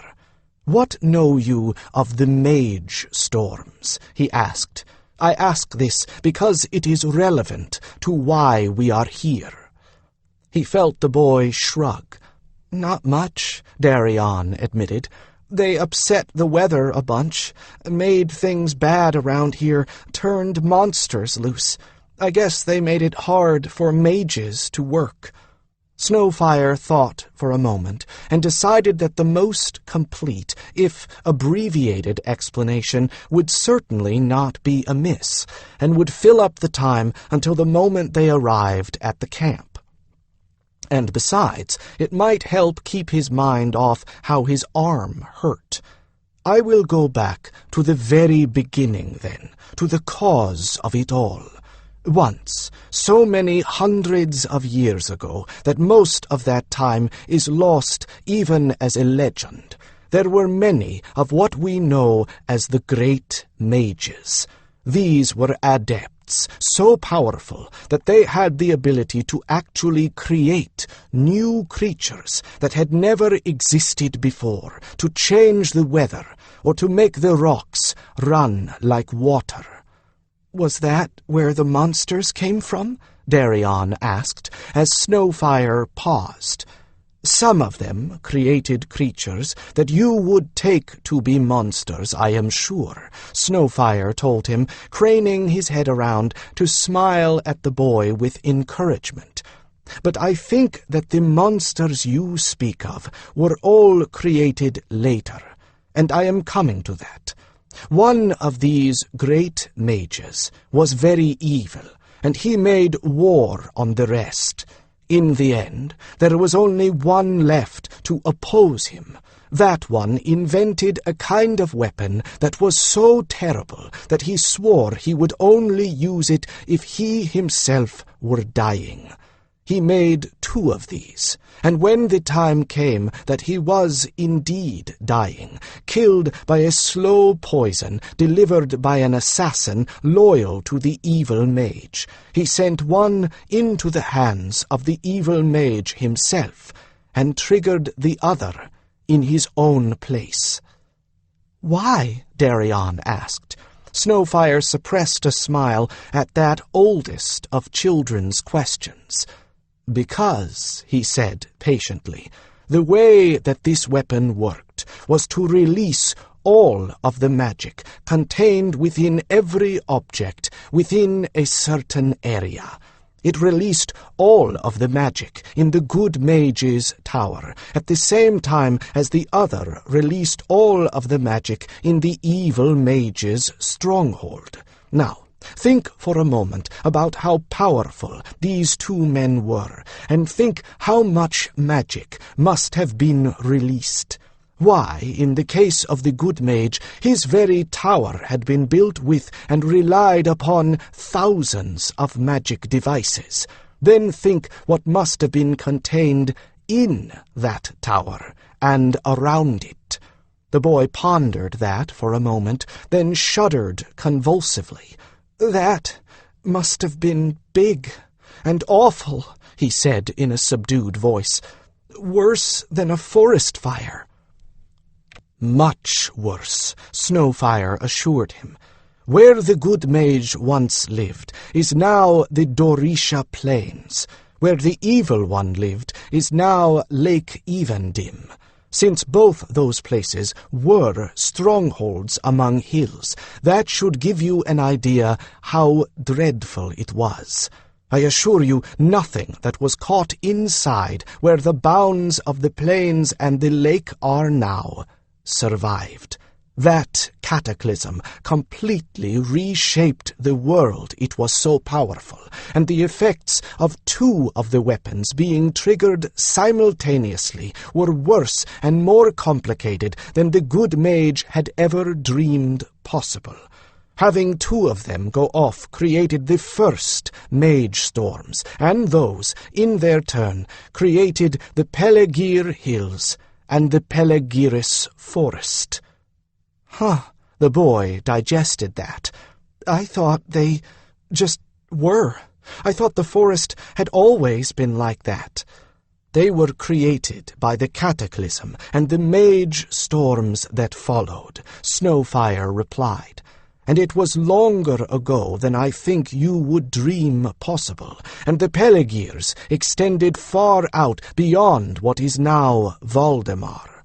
Now, the Taledras were given a duty, and that was to set things to rights in the Pelegirs, and in return were given the secrets of how to control and confine very powerful magic.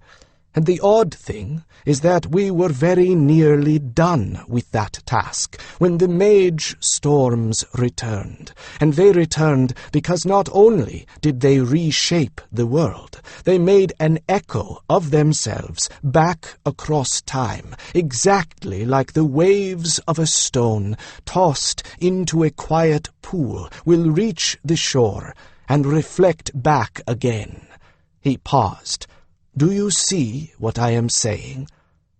thousands of years of history, compressed into a few sentences, but if he is really interested, there are plenty who will teach him the tale in its fullest." "Not really, altogether," Darian admitted honestly, "but enough so I think I'm following the story right. So the mage storms we had were the echoes of the ancient ones? That would be why they made monsters like the first ones did?" "Exactly," Snowfire said, with encouragement in his voice, thinking as he did so that this was a good thing to be talking of, for it gave the boy something to engross his mind. Snowfire had a growing suspicion that the barbarians had attacked his home, and that he was the only one to escape, if not indeed the only one to survive. He would figure that out as soon as he had time to think about the attack at all, and he would need to grieve eventually, but it would be better if he did so in a safe place. For now, I will keep his mind on this strange hawk brother, so that he does not think too much about what has happened to him. I cannot afford to cope with a hysterical child right now." The new storms were bad in effect, but worse in potential, he continued, and they were building up to a second cataclysm, because they were a reflection of the originals, which was why they grew stronger instead of weaker. We are not precisely certain what that new cataclysm would have done, but several folk determined to prevent it, and succeeded. That would be Herald Mage Elspeth, Adept Darkwind, and Adept Firesong, right? The boy asked, as if he had suddenly made a connection for himself. Yes, and some others as well. Not all of them human, or even by common standards alive, he thought with a little amusement. But he can learn that for himself later. No point in piling strangeness upon strangeness. I am impressed that he would know those names. I must continue to shorten this story a great deal more, but if you wish to know all of it, you have only to ask. I will say only now that they did prevent it. They did stop the storms, and have made it so that they will not re-echo at some later time, and that the result of this was to change all the magic as we knew it. They broke it, didn't they? The boy responded, surprising him. They broke magic like breaking a plate, so it shattered into pieces. In a sense, he tried to think of another water analogy. If you could imagine magic as all the streams and rivers and lakes in the world, and suddenly all the water has been sucked out of them and has rained down evenly everywhere, you could walk on what used to be the bottom of a lake that would have drowned you just after it happens, or you can divert the rainwater to a new place you want filled, but the rain continues to fall. That is what has happened, and that is one of the two things that brings us here at this time. We are cutting new rivers, if you will, and making new lakes. And we are once again putting things to rights, getting rid of the change beasts that the storms created. And when you're done, magic will be where you want it to be and work the way you want it to, won't it? The boy asked shrewdly. That's what you get out of it. Your special magic will work again. Such an unexpectedly clever observation startled a laugh out of Snowfire. I must admit, he replied, with reluctant admiration, you are quite correct. Not that this is a secret, you understand, and not that this means that no other mages will be able to use their powers. Things will simply work the way that everyone was used to them working, and everyone who has the ability will be able to use them as of old. Except, some people theorize, more efficiently. The horse had slowed to a brisk walk, but Snowfire could tell that it was tired, and its pace was quick enough to suit him. He let it set its own speed without correcting it, poor thing. It was probably used to being ridden to within a breath of foundering, and a little decent treatment would work wonders with it.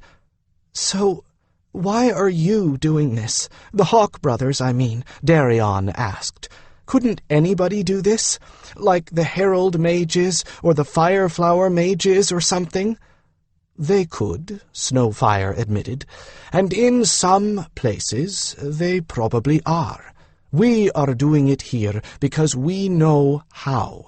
Because there are very few Herald Mages, and even fewer who are at all powerful enough to do these things, and because there are also change beasts and other changes in these same areas that need attending to. So we are paid by you, our allies of Valdemar, to do work that we are used to doing, and we are serving our own purposes at the same time. We, in our turn, are getting much-needed goods and foodstuffs for our people, for our payment. So we are well content." No point in explaining too much more. That there were still veils was something of a miracle, and was due entirely to the superhuman efforts of Taledras mages to shield their heartstones during those final storms. But without the ley lines to feed the heartstones, there was much less power coming in than going out, and the Taledras back in the Vales were having to be very conservative, even frugal, about what they did and did not do with the power contained in the stones. That was the main reason why these parties had been sent out, to make certain that as many of the old ley lines as possible were re-established, and to see to it that an adequate amount of power was sent back to the stones. That was the request of the first council of elders, that it be adequate. Just what adequate meant was being left up to the discretion of the adepts leading each team. It means don't be selfish, I suppose, and if there really aren't that many mages in the area who would need node energy, then what's the point of allowing it to pool in nodes for adepts who don't exist? I suppose a bad mage could divert a lot of that power away for himself right now, couldn't he? The boy asked aloud. Like a selfish farmer damming a stream so that only he can use the water for his crops. I must say, Darian, I am impressed. You are very perceptive. Yes, that's another reason why we are here, Snowfire conceded. If we establish the ley lines, the rivers, we can make sure that it will be available to anyone who needs to use it. But if a selfish or bad mage got to a place first, he could lock all that power away for all time. So we aren't just working for our own sake. He chuckled gently. After all, eventually there will be mages in Valdemar who will need to use that power, and they would be rightfully annoyed if we had arranged things so that they could not get at it. I suppose they would, the boy acknowledged. Would things have gone back to the way they had been if you left them alone?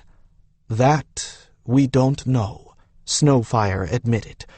But they went that way the first time, so why wouldn't they go back? Darian persisted. I mean, it's really hard to change the course of a river. I heard of people who tried, and each time it went right back the way it had been in its old bed. So wouldn't things be the same if you left them alone? Even if they would, There are still the change beasts that need dealing with, Snowfire reminded him, and the one thing that still could happen if we don't interfere is that a bad mage could lock the power away from everyone else. We can't leave that to chance. I suppose not, Darian sighed, and didn't ask any more questions. Snowfire made a note to tell Adept Starfall what the boy had said about it being difficult to change the natural course of a river, and how that might apply to the ley lines. It was something he doubted that the Adept had wanted to consider deeply, and it could spell trouble at some point in the future. "Any problems?" he asked Wheel, who was still wafting along in their wake, branch to branch, every 30 or so horse lengths, keeping a wary eye on things behind them. "All quiet," the bird replied. "Hungry." He considered how far they were from the clearing, how many times he had undertaken to break the trail, and how long it might take the barbarians to catch their horses. He concluded it was safe enough for Wheel to take the time to go catch something. "Hunt," he suggested to the bond bird, who needed no second invitation. Wheel had heard the call of a covey of quail some little distance back, and was eager to see what he could do about helping to control the population. Owls often seemed more purposeful about their hunting than hawks, or more especially the falcons. It was no great amount of time later that Snowfire sensed the burst of visceral bloodlust that meant Wheel had gone in for a kill, followed swiftly by triumph and accomplishment. A little longer, and Wheel was back in the air and catching up, now with a full stomach radiating satisfaction. For a bird Wheel's size, a single quail was a reasonable meal, but not a full day's ration. The owl would probably go out again at night to hunt if Snowfire didn't provide him with something. The horse was not nearly as swift as a daihili, especially not with a double burden, and the light coming through the trees had taken on a distinctly red hue when Snowfire reached the outskirts of the encampment. He whistled the recognition call for the outermost sentry, and a moment later spotted the flash of a sun-tail hawk-eagle's creamy breast in the branches above him.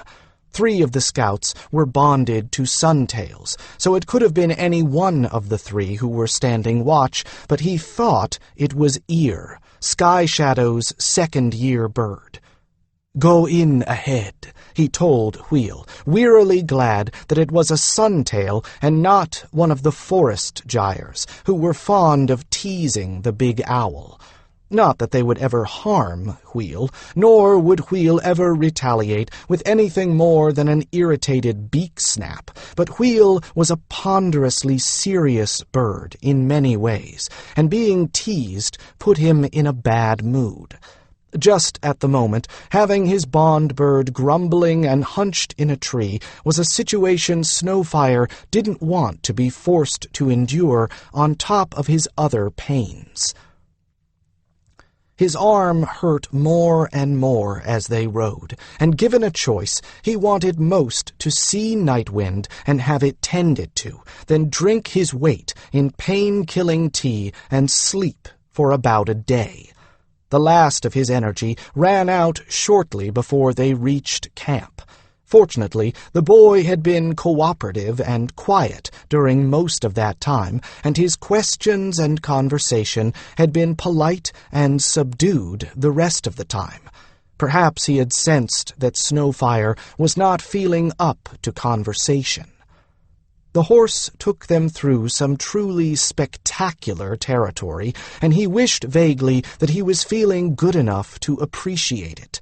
Ancient trees, with trunks the size of entire houses, stretched toward the sky, their roots firmly embedded in the sides of steep, boulder-strewn hills. Rocks thrust themselves out of the soil in fantastic and baroque formations. Tiny, thread-like streams sparkled and danced over rocks in the valleys, or threw themselves headlong down the rocky cliffs and hillsides in exuberant waterfalls that were more spray than stream. Anywhere that the dense foliage overhead allowed a ray of sunlight to penetrate to the ground, other plants flourished. A patch of luxuriant grass studded with flowers, a gnarled bush with glossy leaves, or a graceful young scion of one of the giants that loomed overhead. This was the season of bird-song, and their calls fluted through the shadows from every direction. A fresh, warm breeze carried the faint scent of forest flowers and evergreen on its wings.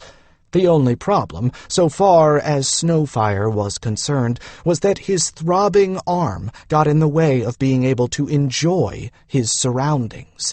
At the moment, they were something to be endured rather than enjoyed, until landmarks would tell him that he was nearing the camp. Finally, with grateful relief, he saw just the landmarks he was looking for, and soon he was riding down a long rift that would open up into the valley that his group had turned into as near a vale as was possible for so temporary an encampment. Nature had provided a fine little valley with tiny springs trickling out of the hillside at the back, which the current dwellers had diverted into a series of 3 pools. What nature had not provided, the Taledras had fashioned, constructing temporary ground-built ekeles. With stone, spools of cord, wind-fallen tree trunks, carefully tended vines, and the canvas of their tents as roofs. When Adept Starfall found this place to be nearly ideal for his purposes, a bit of extra work made the camp into a place of more comfort and more security than mere tents would have permitted. It made more sense that way, with strong, secure walls about them and a few creature comforts. They all rested better, had more privacy, and felt healthier and happier for both, which allowed them to do their work without missing the comforts of the Vale too much.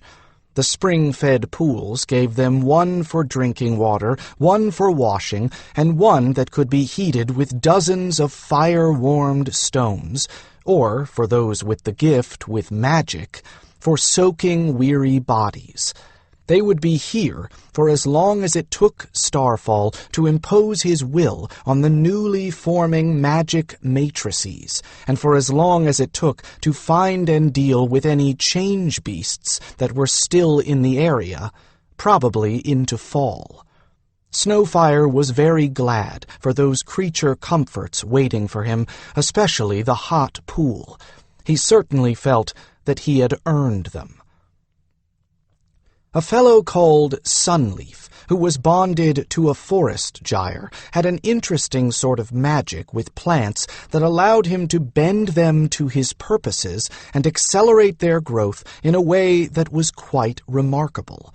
Outside the encampment, he had coaxed bushes and vines into a thickness and luxuriance that hid the camp from sight, and within it he had made vines grow in screens that divided the area up and gave a remarkable amount of privacy, and got vines to grow over each ekele, shrouding them in cool green that hid the structures beneath an avalanche of leaves. It looked, in fact, as if they had moved into a place that had been abandoned to the forest for decades instead of one that they had just built.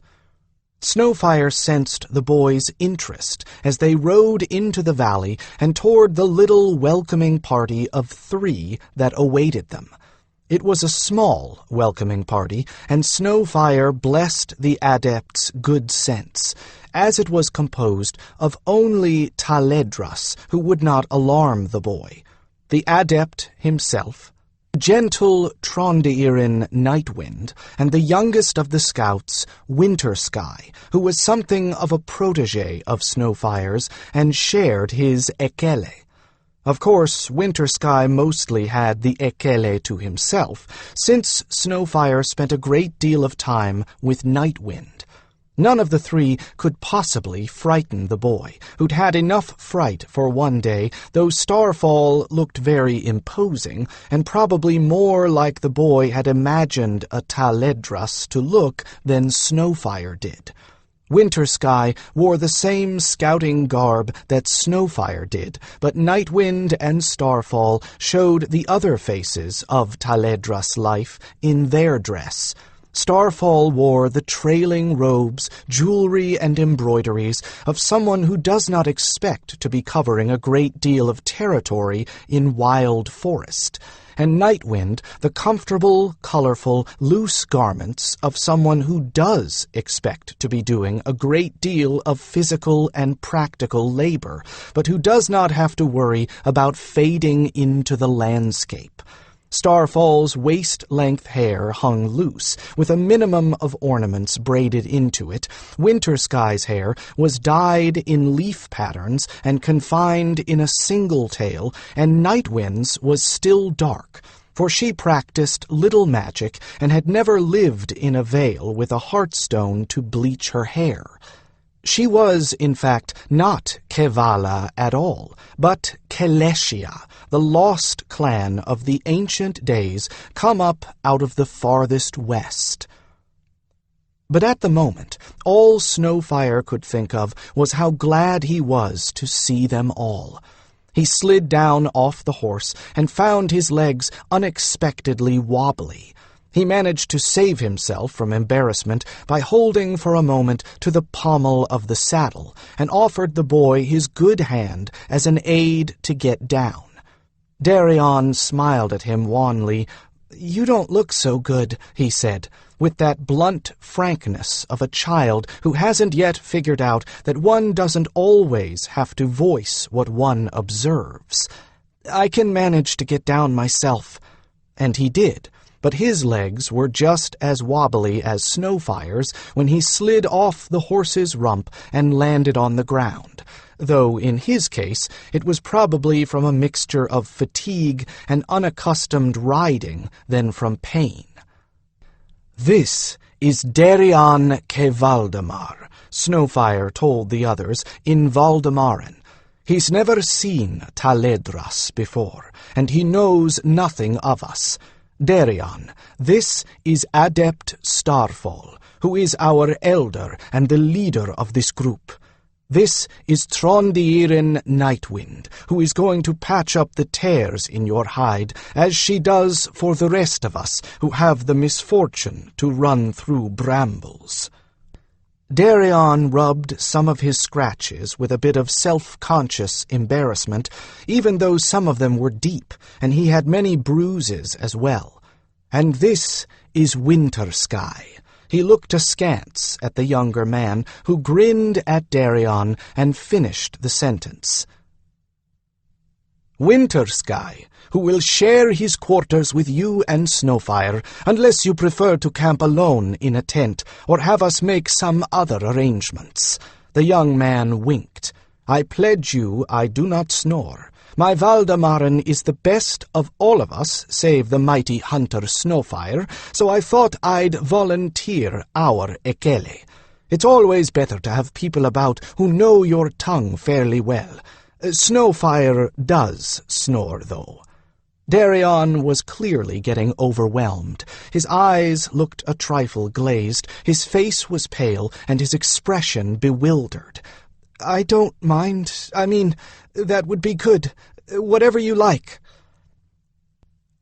"Whatever it is that I like is that you are to come and be tended, and be eating and drinking, and be then sleeping," Nightwind said firmly, taking the boy in charge with maternal authority.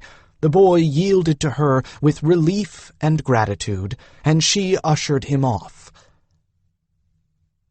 I'll report in brief, and then I need to be tended, eating, drinking, and then sleeping after you've gotten the full report," Snowfire told the adept, as Winter Sky took the horse and led it away to be watched by the Daihili herd.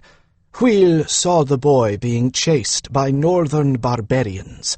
Bear Clan would be my guess, but they were all wearing identical armor, and I don't much care for what that implies." "Neither do I," Starfall said, his brows furrowing. Their tattoos would have told me more, but things were rather impolite at the time, and I didn't stay around to request a viewing from those remaining. Snowfire noted Starfall's lips twitch as he tried not to smile at the understated and offhand manner Snowfire was taking with the tale. "How impolite?" Starfall asked. "Only 2 casualties. Not even a minor quarrel by Bear Clan standards. Hardly more than an ordinary drunken brawl, though I did make sure to substitute the boys' arrows for mine. I didn't want to alert them to our presence. Still, one of them had caught the boy by the time I got there, and he and his colleagues were exchanging pleasantries that implied they had been improving some Valdemaran settlements." He dropped his tone of levity. "I think that the boy belonged to the latest one, though I have not yet questioned him at all. I wished an empath to be present when I did." Starfall lost all trace of humor at that.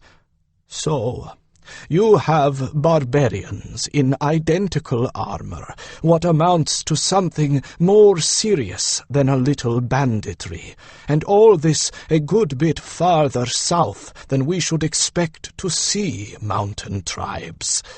I shall check my maps, but—" Starfall shook his head. "I do not like this, Snowfire."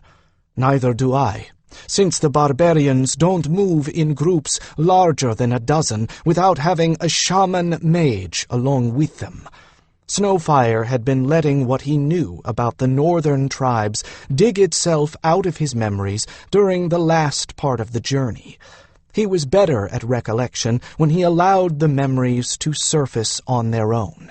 And they don't use horses as a rule. Yet all of the barbarians I saw were mounted.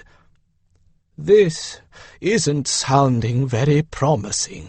Starfall bit his lip for a moment. "Well, the best thing that I can do is to move the progress I was making on ahead. It won't take more than a day or so, and I'll have the matrices set up and completely in my control. I'd like to see the mage that can get it out of my hands then."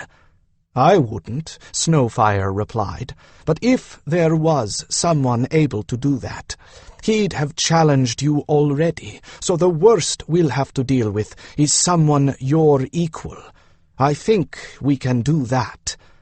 "And I think you'd better have someone look at that arm while you get some hot food inside you," Starfall pointed out. "Your stoicism is respected, but not required. Go.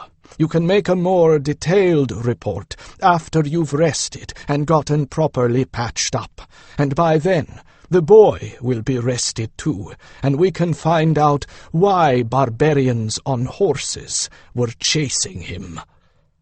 Now that his initial report had been made, he had the relief of the discharge of duty, and a great weariness descended on him. He decided that the best place for him was in his shared ekele. Fortunately, it was one of the nearer structures. He rounded 2 vine screens, and there it was, looking like nothing so much as a leafy hummock. He parted the vines with his good hand, and found that Nightwind had already preceded him there. He had taken weather-felled limbs and constructed a fine log home, octagonal in shape, with a roof of sod held up by logs and willow withes woven into fine mats. The snug dwelling would probably serve as well in winter as in summer, except that he would have to fill in the bottom rank with sod.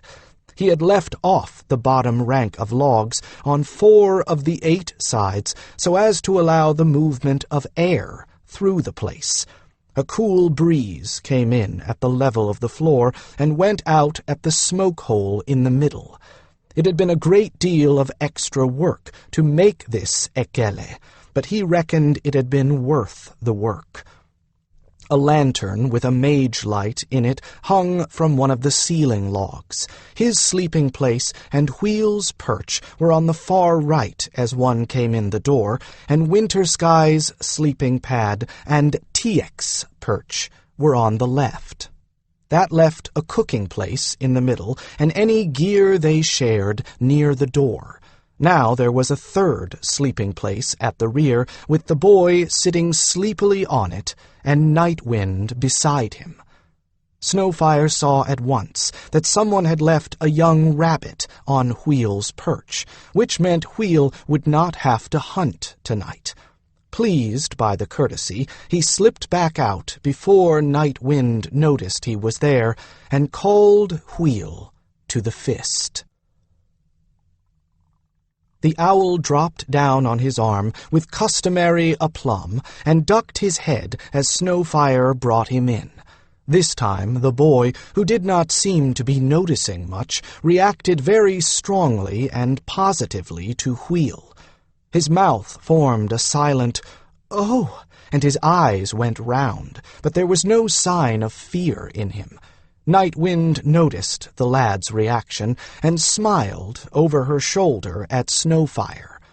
Snowfire took that as an invitation to come closer. Darian stared at the huge owl with intense interest. "Is that your bird?" he whispered, as if he was afraid that he might startle the owl. "I heard Hawk brothers had birds, but I didn't know they were that big. He's amazing." Snowfire flushed a little with pleasure. He was not proud of much, but he did take a certain pleasure in having so magnificent a partner as Wheel. "Yes, he is, isn't he?" he agreed. "His name is Wheel, and he was watching out for us, flying behind us in the trees all the way back. Would you like to touch him?" "Can I? He won't mind?" Darian looked quite as if Snowfire had given him permission to shake the Queen of Valdemar's hand. "Wheel is excessively vain and extremely fond of scratches, and if you are going to offer him plenty of admiration and caressing, he will be your friend for life," Nightwind said, with mock severity. Wheel clacked his beak at her, then softened the rebuke with the soft "Her" an adult would give a nestling. "Go ahead," Snowfire urged. Darian reached hesitantly to touch Wheel's breast feathers, but the owl had other ideas. Quick as thought, he leaned down and butted his head against the outstretched hand, and before he knew it, Darian was scratching the top of the owl's round, densely feathered head. "He's so soft!" the boy exclaimed with delight. "Don't be afraid to give him a good scratching," Snowfire told him, as Wheel stepped down off the gauntlet to the floor and made his odd little sideways sidle up to the boy. "You'll have to work to get through all the feathers on his head." The owl closed his huge eyes in bliss as Darian scratched with more vigor and shoved his head practically into Darian's chest. Snowfire was delighted, both with the boy's reaction and with Wheel's, and for the first time he entertained the thought that if the boy had nowhere else to go, he might wish to join Kevala. Well, it is enough for now that he is not terrified of the bondbirds, and that the bondbirds take to him. Either would be amazing enough, but having both is wonderful. We can worry about what is to become of him when we have a better idea of what he has involved us in. Night Wind allowed the boy some time to caress Wheel, and before either of them tired of the sport, she mind-spoke to the bird. "Enough. He will still be here in the morning, and so will you. Right now, he needs to sleep." As Wheel heaved a great sigh of regret, she said virtually the same thing to the boy. "Sleep. It is time for you. You and Wheel will be here both when sun rises." Reluctantly, the owl raised his head, and the boy took his hand away. But before he could take it entirely out of range, the owl reached out with his powerful beak and gently nibbled Darian's fingertips. "That is a high compliment," Snowfire told him, as the boy glanced at the Taledras for an explanation. "He doesn't offer that particular sort of thank you to just anyone."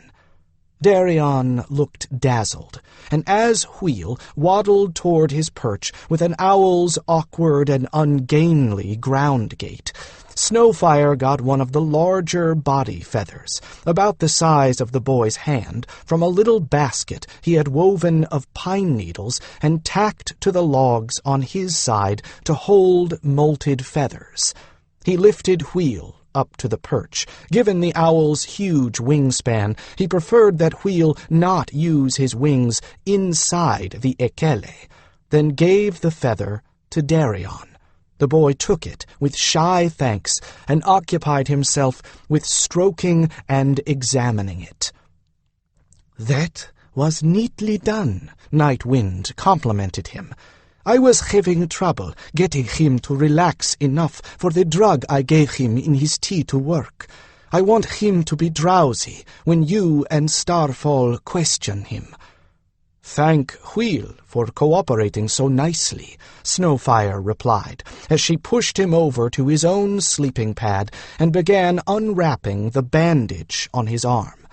"I already have," came the calm reply, and then Snowfire endured a few bad moments as she examined the wound and gave it a thorough cleansing.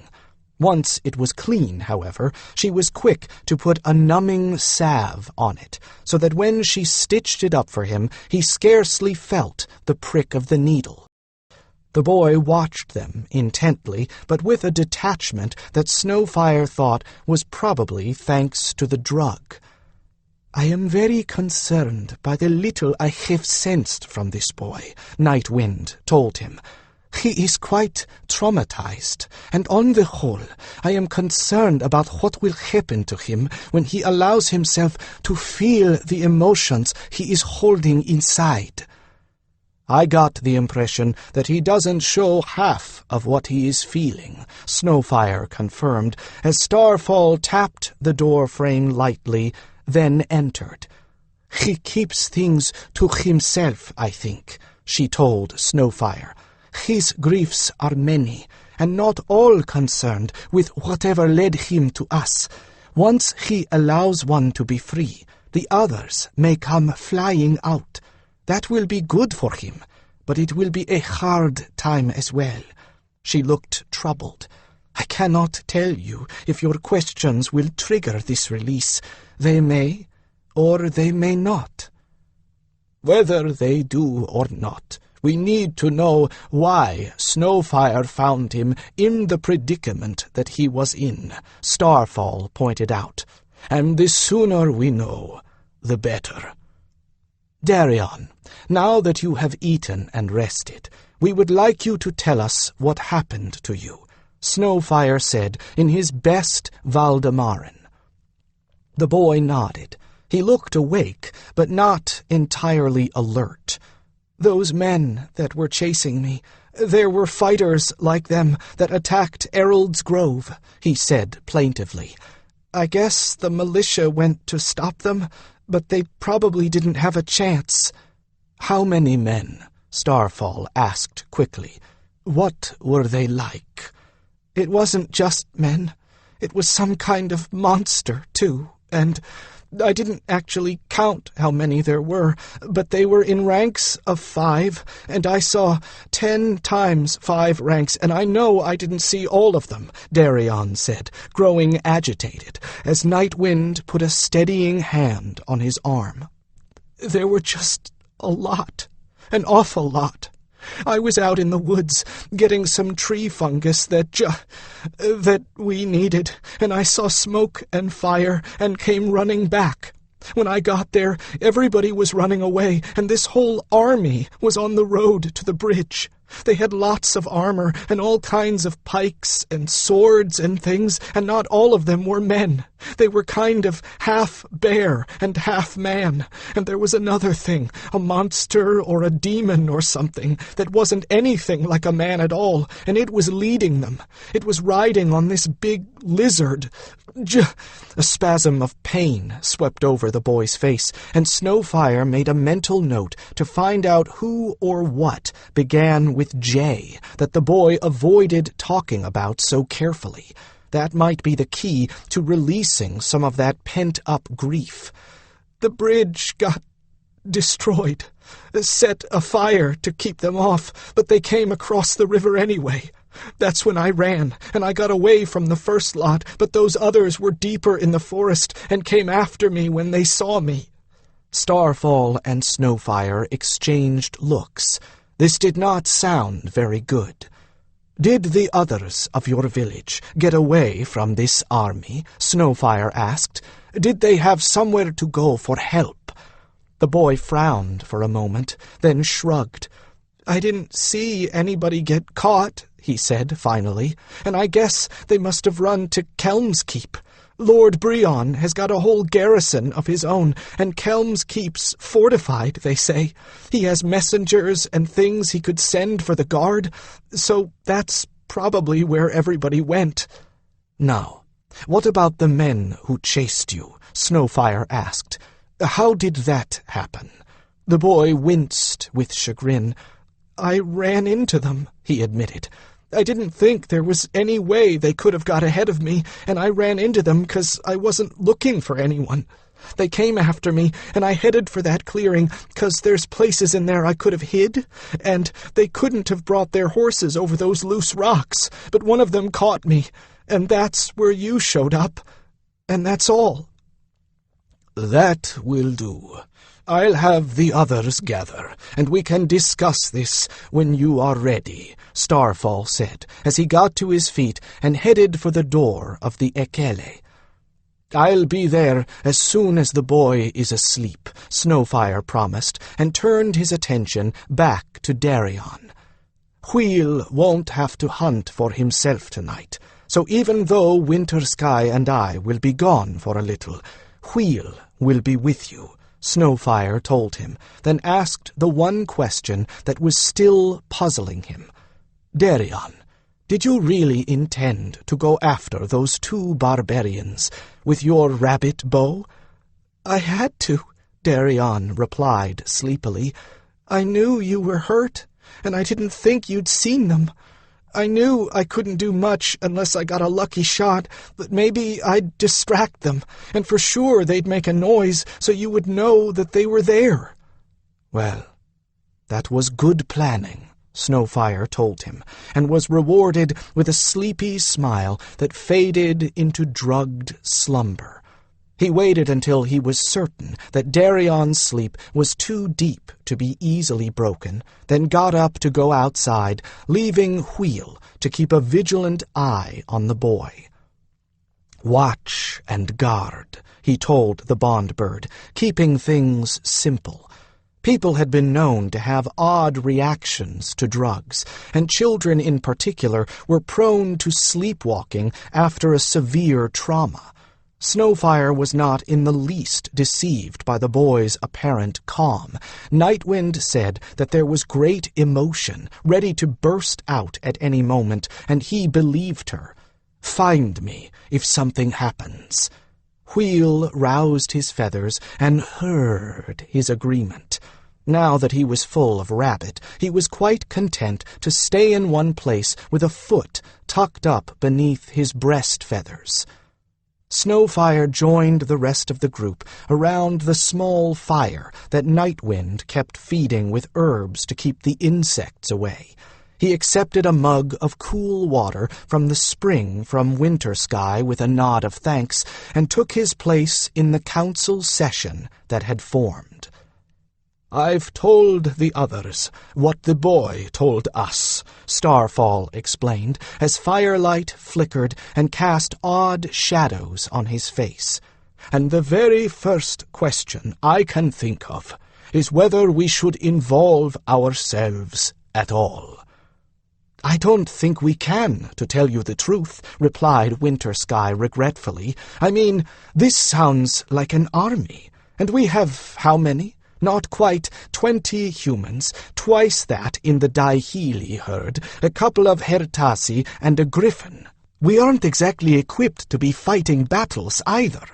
The fire popped and hissed, blending with the sound of movement of something large, like the susurration of canvas across canvas. "I would say that one griffin is worth an army, but I reluctantly concur." A deep voice rumbled from the shadows behind Nightwind.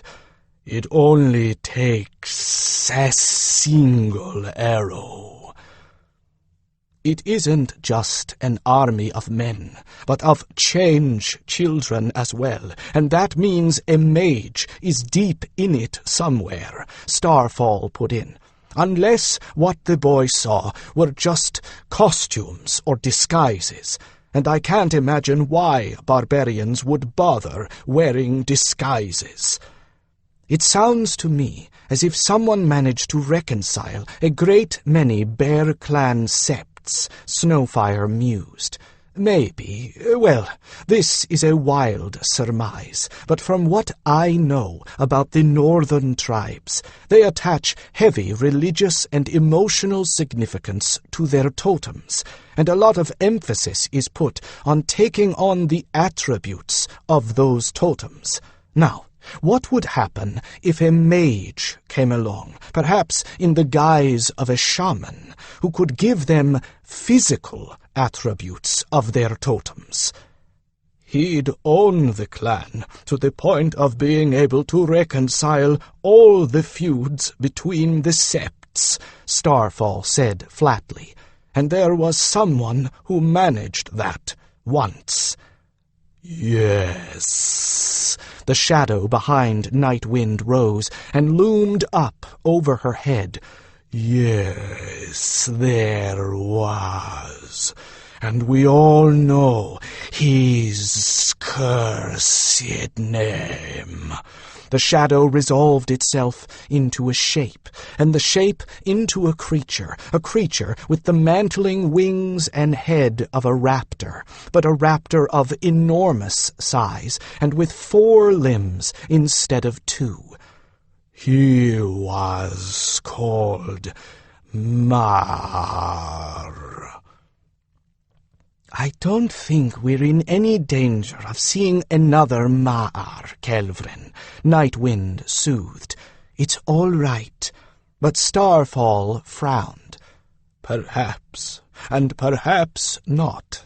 I can't help but think that this is a rather nasty coincidence. These barbarians, presumably led or backed by a mage, suddenly moving into territory where no one has yet established a matrix for magic. The difference between a Maar and a petty tyrant is largely a matter of power." "All the more reason for you to form and hold the Matrix," Snowfire replied firmly. "That will have to be our first priority, it seems to me. If the boy is correct, most, if not all of his people escaped. Surely one will reach Lord Brion, and he can take care of the military problem from there." "That would be best," Starfall replied, but with a little reluctance. "We are hardly the group best suited to taking on an army." But think of what it would have meant if someone had stopped Mar when he was gathering the tribes, Kelvin urged, his eyes glinting in the firelight. Would it not have been worth every sacrifice to do so? We can stop any mage just as easily by holding the magic energy of this area away from him, Snowfire replied. I think we should concentrate on getting that done first. By then, we should know if the Voldemarans have taken care of the military situation themselves. And if they have not, Kelvin persisted.